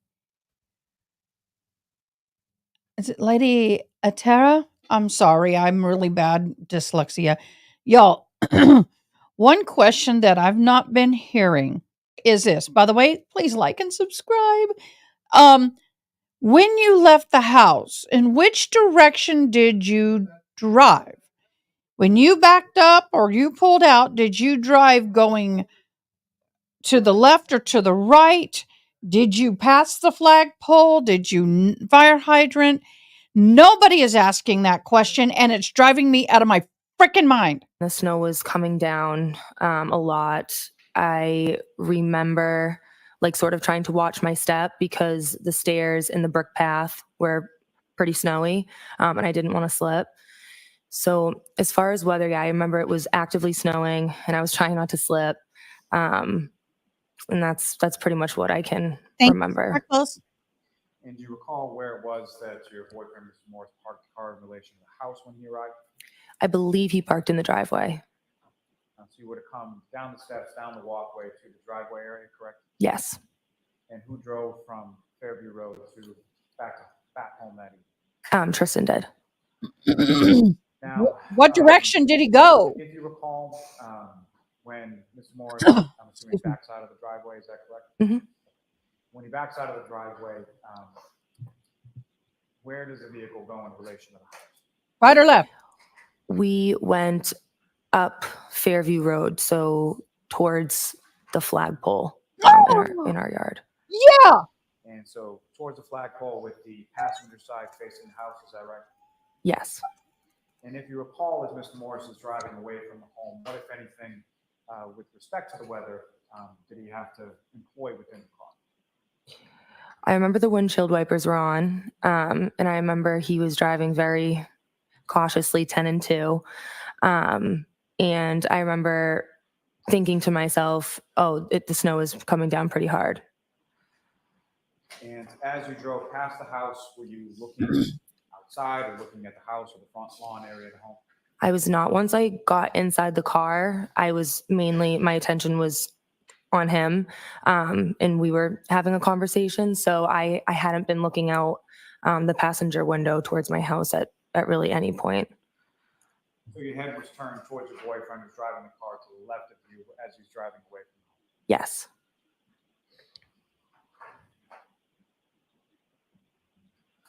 I have one moment, Ron. Yes.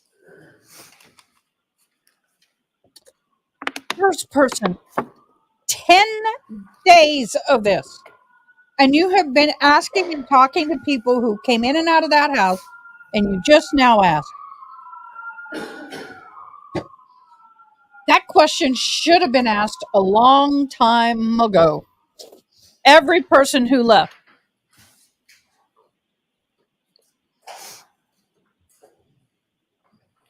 Nothing further, Your Honor. Okay.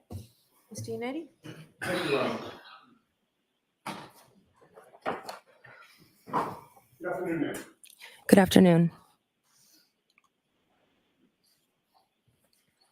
So, Ms. Albert, you were at your parents' home on January 29th by midnight or shortly thereafter, correct? Correct.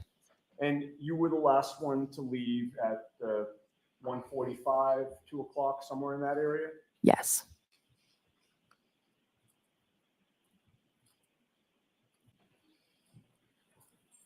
On January 29th of 2022, after you got up that day, did you receive a call, a text, any sort of communication from any investigator connected with this case? I did not. Trooper Proctor did not contact you on January 29th? No, He did not interview you on January 29th? he did not. What about January 30th, No. 31st? Nope.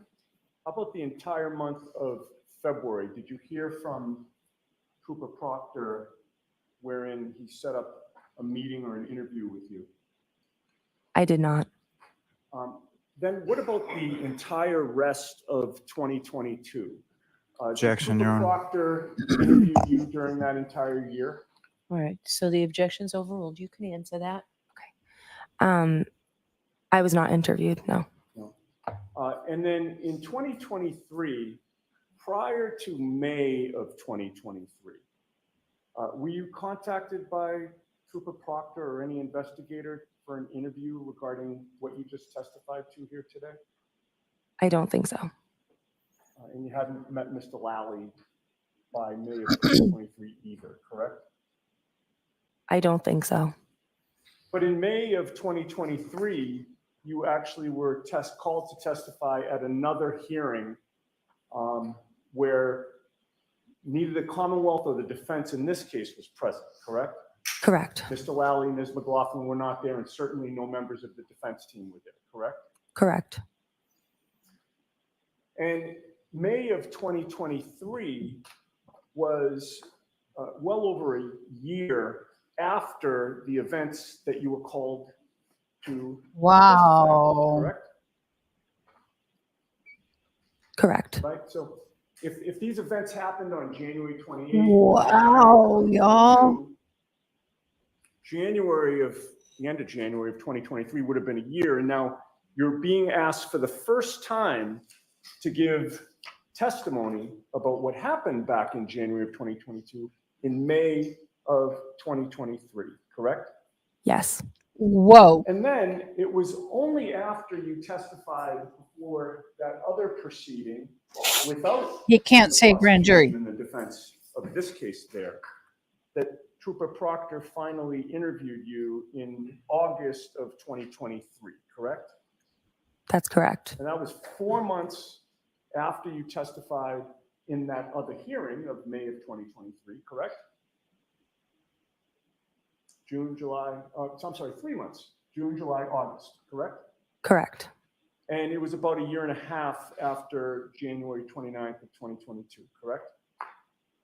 I believe so. All right. Now, on direct examination, Mr. Lally had asked you about whether you knew Brian Higgins. Do you remember that line of questioning? I do.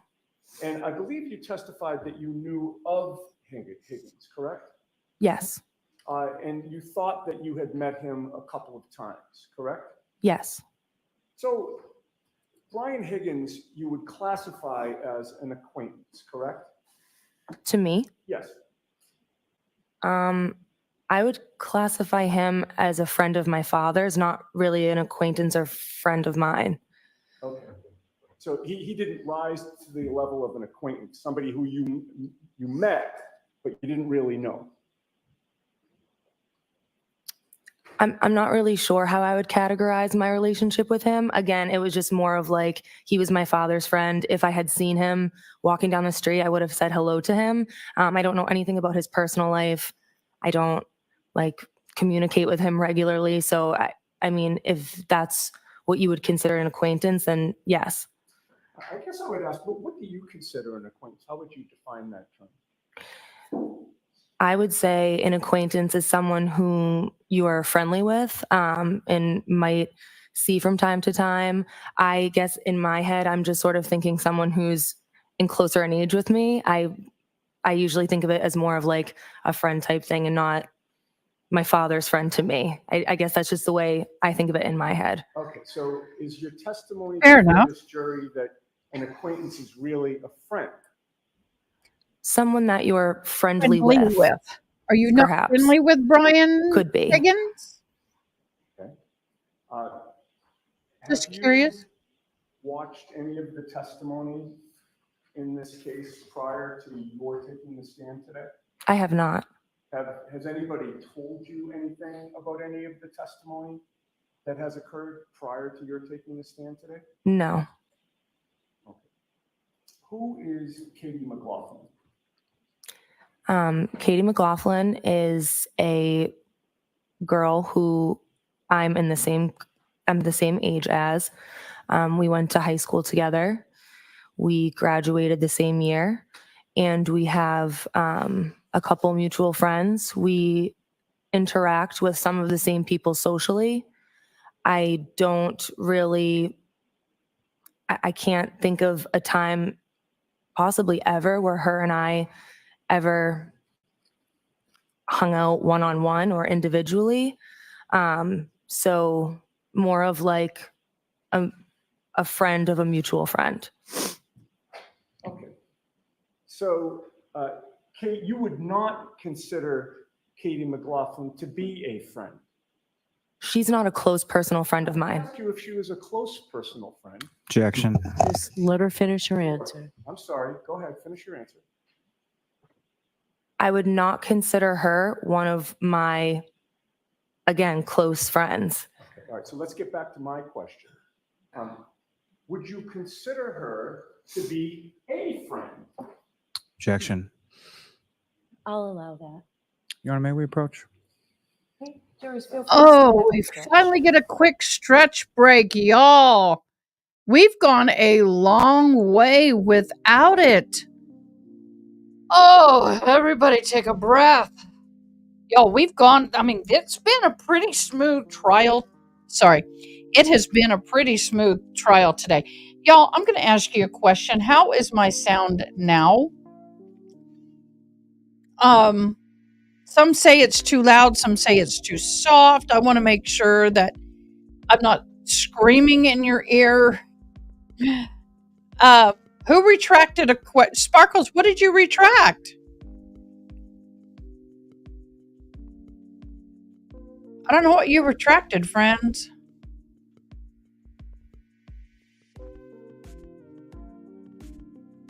Really? So is this, but the problem is, am I clear? Let me turn off this fan. Am I clear? Oh, am I clear with the microphone at this distance? Or is it better at this distance? The sound is better here. I can try and turn me down just a little bit in the gain. How is that? Is that still too loud?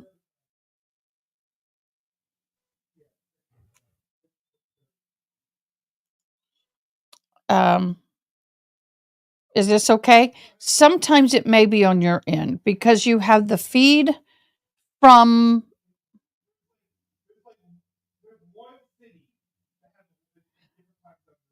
better far away. Okay. It needs to have the clarity. Okay. We'll go half and half. The problem is the court feed on the witness is super loud. The court feed on the lawyer is much softer. And then mine is competing with it. There's some things I can do right now and some that I can't. I will leave it at this level right now. I apologize. And it may be what's coming across on your end. I have monitors in and it sounds okay to me. Y'all, I have been at the same subscriber level for days. For days. Please subscribe if you have not. It means the world to me. I want to get to 1,000 subscribers by the end of the summer. It's very important to me because there's some things I want to do for the deaf community. For those who do not know, I'm deaf without my hearing aids, and my special ears.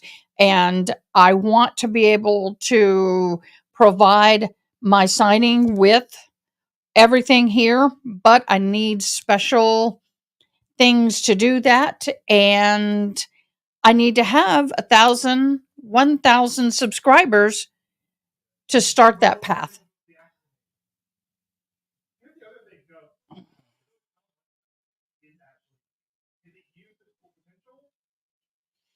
Okay, the court is quiet.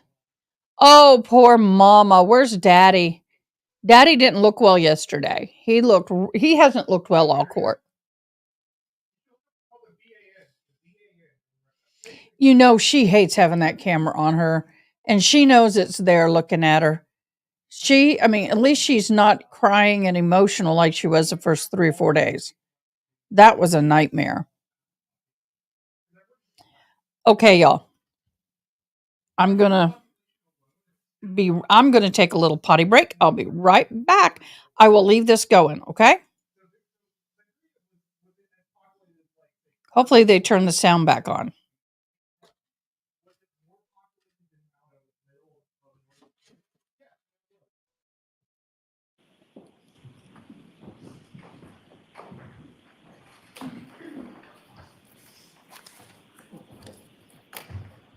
Okay, Ms. Albert, you know Courtney Proctor, correct?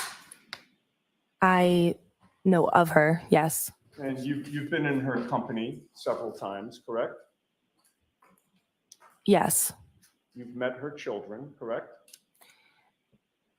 Once, yes. And you know she is Michael Proctor's sister, correct? Yes. When Michael Proctor ultimately interviewed you in August of 2023, did he ever ask you how well you knew his sister, Courtney Proctor? Did that subject ever come up? Not that I remember. And did you ever mention it to him that you had met his sister and met his sister's kids? I did not. Now, on January 28th of 2022, you went to the waterfall with your boyfriend, Tristan Morris, correct? Yes. And ultimately, he left and you stayed, correct? Yes. The reason that you stayed is you wanted to go back to 34 Fairview, your old home, to be there by midnight when your brother was turning 23, correct? Not necessarily. My plan was always to stay and just spend some time with my mom and my aunt. But Tristan left very early because he knew that he was going to have to be up at 3 o'clock in the morning shoveling or plowing.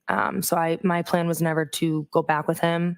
But it wasn't necessarily because it was my brother's birthday. It was just what my plan was for the night. Certainly the fact that it was your brother's birthday didn't deter you from going back, right?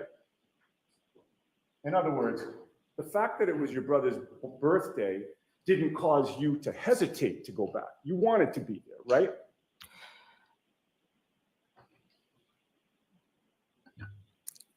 Well, my brother Brian wasn't at the waterfall. No, I'm talking about, let's start over. Tristan left, right? Yes. You stayed at the waterfall. Yes. And you planned to go back to 34 Fairview, did you not? At some point in time, that was spoken about, and I agreed to go back to 34 Fairview, yes. Okay. And you went back there to see your family, correct? Yes. Including your brother Brian, whose birthday it was, correct? Yes. That was your parents' home, right? Yes. You grew up there. Yes. You were comfortable there. Yes. There was plenty of room at the house, correct? In what sense? A bunch of bedrooms. Yes. Not all of them were taken up, correct? At that time, correct. You certainly felt welcome there, correct? Yes. And there was no problem with you staying there overnight, correct? Correct. And when you made the decision to go there after the waterfall, you knew that there was a snowstorm that was starting, correct? Yes. And you've already testified that when you went back to 34 Fairview, you saw your cousin Colin Albert inside the home, correct? Yes. In fact, you walked in and he was one of the first people that you saw, correct? Correct. He's been over your house many times, correct? Correct. You're close with him as your first cousin, are you not? I am. And your brother Brian Jr. is close with him as well, correct? Yes. Colin Albert is close with your parents, correct? Yes. He's certainly welcome at your parents' home, correct? Correct. And it was certainly not shocking to see your first cousin, Colin Albert, at your home, correct? Correct. And you had a brief interaction with him, correct? Yes. That was sort of toward the foyer of the house? Yes.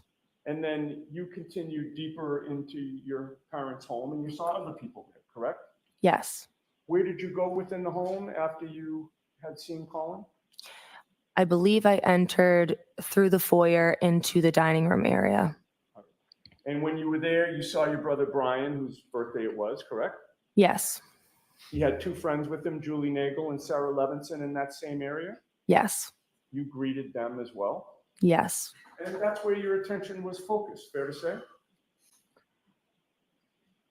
I would say that once I said hello to them, I didn't just sit with them three. I sort of was walking around. I wouldn't say my attention was solely focused on them three, but I did greet them, yes. And where you were walking around within the kitchen dining room area? Yes. And once you greeted Colin and left him, it's fair to say that you then were not looking over your shoulder monitoring what Colin was doing or where he was going, correct? Correct. And while you were in the kitchen dining room area, the door to the basement was kind of blocked from your view, was it not? If I'm in the dining room area, there is a spot in there where I could see it, but I don't believe I could see the basement door, no. Right. And from your vantage point, the door to the basement's kind of blocked from the area that you were in. For the most part, yes. And you weren't watching Colin to see where he went after you left him, correct? Correct. As my kids would say, I ain't his babysitter. Correct? Correct.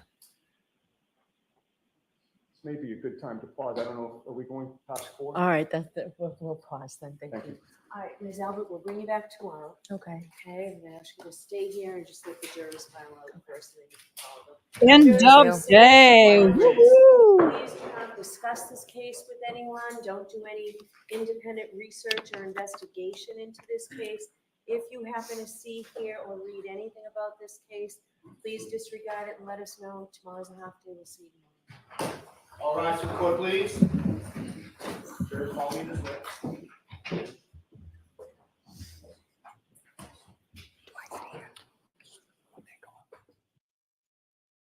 Yeah, you need to turn off that mic. There's a lot of sounds that are coming through that shouldn't. OMG, y'all, we actually got some information. Should I follow them out? Okay, thank you. Uh-oh. Yes.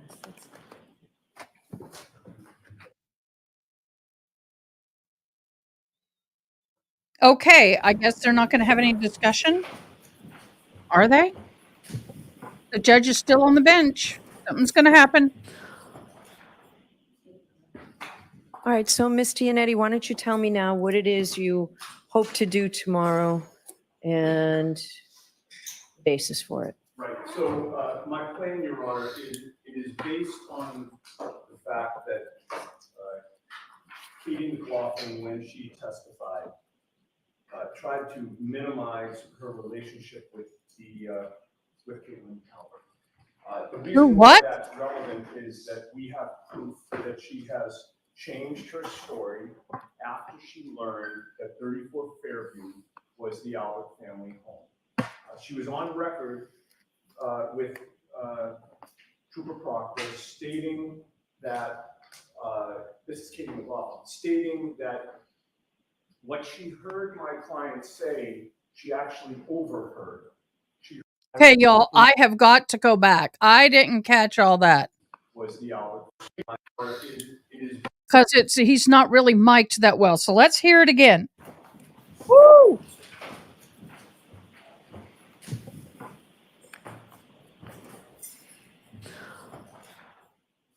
Uh-oh. All right, so Ms. Giannetti, why don't you tell me now what it is you hope to do tomorrow and why? Basis for it. Right. So my plan, Your Honor, is based on the fact that Katie McLaughlin, when she testified, tried to minimize her relationship with Caitlin Calvert. The reason why that's relevant is that we have proof that she has changed her story after she learned that 34 Fairview was the Albert family home. She was on record with Trooper Proctor stating that, this is Katie McLaughlin, stating that what she heard my client say, she actually overheard. She heard my client addressing Jennifer McCabe on scene in a hysterical manner saying, allegedly, I hit him, I hit him, I hit him. And that evolved in this case to a multi-part conversation with many different people, including starting with Katie McLaughlin saying, was there any trauma? And my client supposedly responded, I hit him. And then a police officer jumps in and asks another question. My client supposedly said, I hit him. And there were like 4 different times where my client was responding to others so that it wasn't really this burst of excitement and an excited utterance.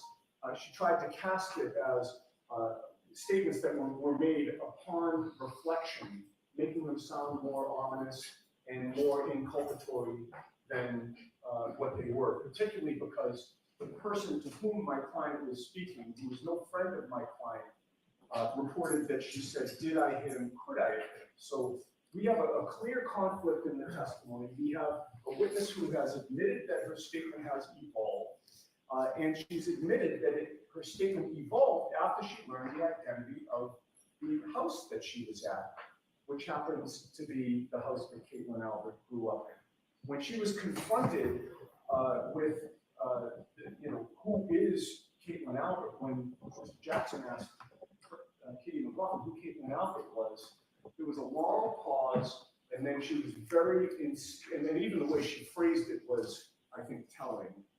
I went to school with somebody by that name, or it was something to that effect. It just sounded ridiculous. It sounded like it was somebody that she was trying to remember. At that point, we had 4 photos that we marked for ID, H, I, J, and K, where we have them together. We have them being Facebook friends. We have a nature of the relationship that she tried to conceal in our view. Since that time, we've been deluged by other photos of the 2 of them together, including one, intimate photo of them, the 4 of them.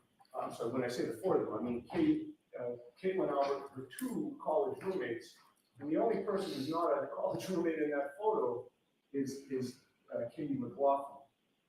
Katie McLaughlin also said that she never went on anything other than occasional day trips with Caitlin Albert. We now know that that's false. We have them together in a hot tub drinking in a photo that is from Maine, which is about. I'm going to have to go back, y'all, because I had to answer the door. When is that? It was posted in 2016, which is another. But when did it occur? Did it occur in 2016, or was it posted in 2016? It was posted in 2016. I think the information says that's when it was a new photo that was uploaded. I mean,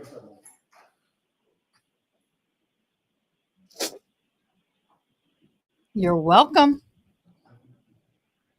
That location was tagged on 2016, so we know it was after high school, which again contradicts Katie McLaughlin's testimony because she made it seem like this was just some girl that I knew in high school, and then we happened to be at the same places at various times, but I'm not close with her, despite the fact that I have my arm around her in most of the photos. The other aspect of this, Your Honor, is that she said that she had not, Katie McLaughlin testified she had not seen Caitlin Albert for, I think, 2 or 3 years prior to January of 2022. We have a baby shower photo that is from June of 2021. They are standing next to each other. Do you have someone to authenticate that date? Caitlin Albert will authenticate that date. Why are you Because sure of that? She's going to be shown a baby shower which occurred in 2021. Okay. That's when it's timestamped on social media. And Caitlin Albert, her face and her body are in that photo. Katie McLaughlin's face and body are in that photo. How many other people are in that photo? I think there are 6. I got the photo. Give it back to Mr. Dermott. The ones for ID. Woo, this is getting good. Or actually, if I can just see those, I thought these were different photos. If I could have those, then you don't need to count the Okay, people. mods, catch me up. I had to go. Catch me up. They're together on the right side of the photo. Now it gets spicy. These photos And I gotta go in 10 minutes. Multiple times, and we should be allowed to explore the bias of these witnesses, particularly the bias of Katie McLaughlin, who purports to give incriminating testimony against my client, brand new testimony that only existed after she learned the identity of the homeowners in this case. This is classic bias and classic impeachment evidence. There's no reason why we shouldn't be able to show photographic evidence of this relationship, much like I'll rewatch it. Shown photographic evidence of the 34th Fairview, what it looks like. It's intended to assist the jury. And in doing a 403 balancing test, Your Honor, the probative nature of this evidence greatly outweighs. You're good, Sparkles. She's able to explain these photos any way she wants when Mr. Lavin does his redirect examination of her. But without being able to get into this, Your Honor, Katie McLaughlin's testimony, it's like she's wearing a suit of armor. We can't get through it. We have the tools and the evidence. That's for you, Sparkles. We have the ability to expose her as somebody that's misrepresented something very important to this court. But if we can't ask these questions and we can't get any of these photos, then we're not able to do it. All right, Mr. Lally, what do you say? You know, just as far as the authenticity of whatever these is, as far as social media is concerned, there's a variety of ways to fabricate that. And I think it's interesting that Mr. Iannetti is really vague about where these photos came from or how he knows the specifics that he's so sure about when they occurred, where they occurred, what state people were in, what day it was, who is college roommates of who within these photographs. But has no specifics about, where these deluge of photographs came from.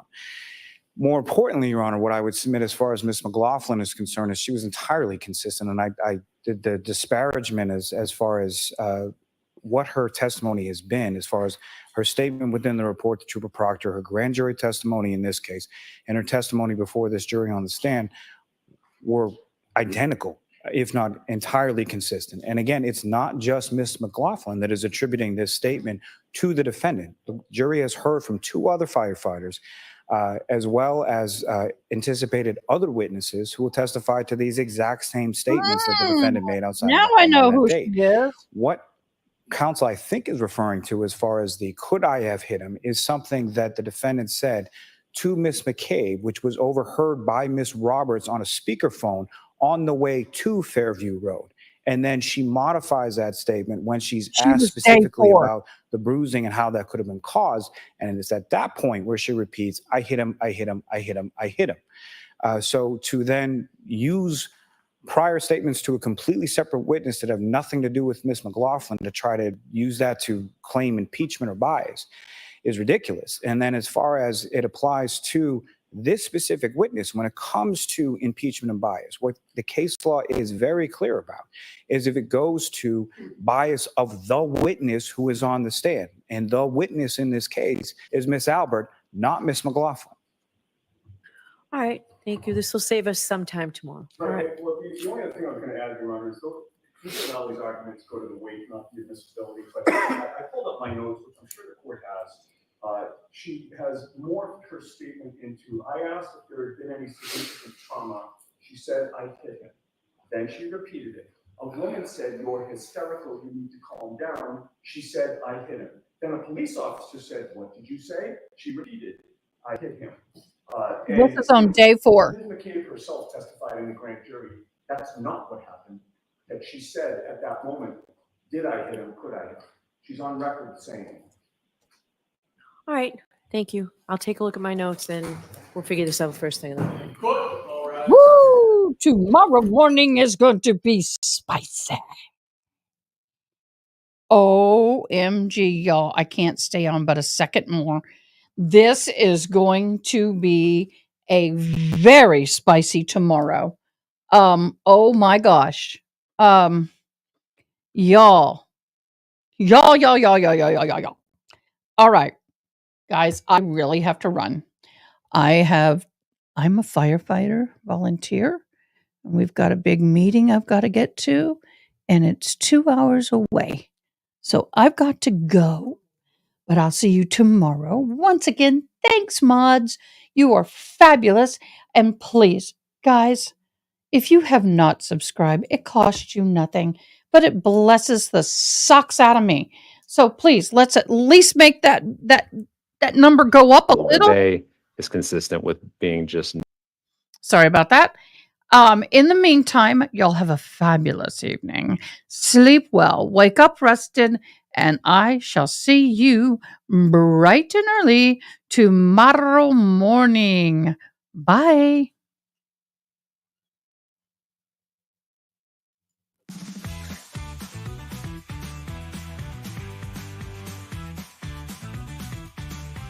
Yeah.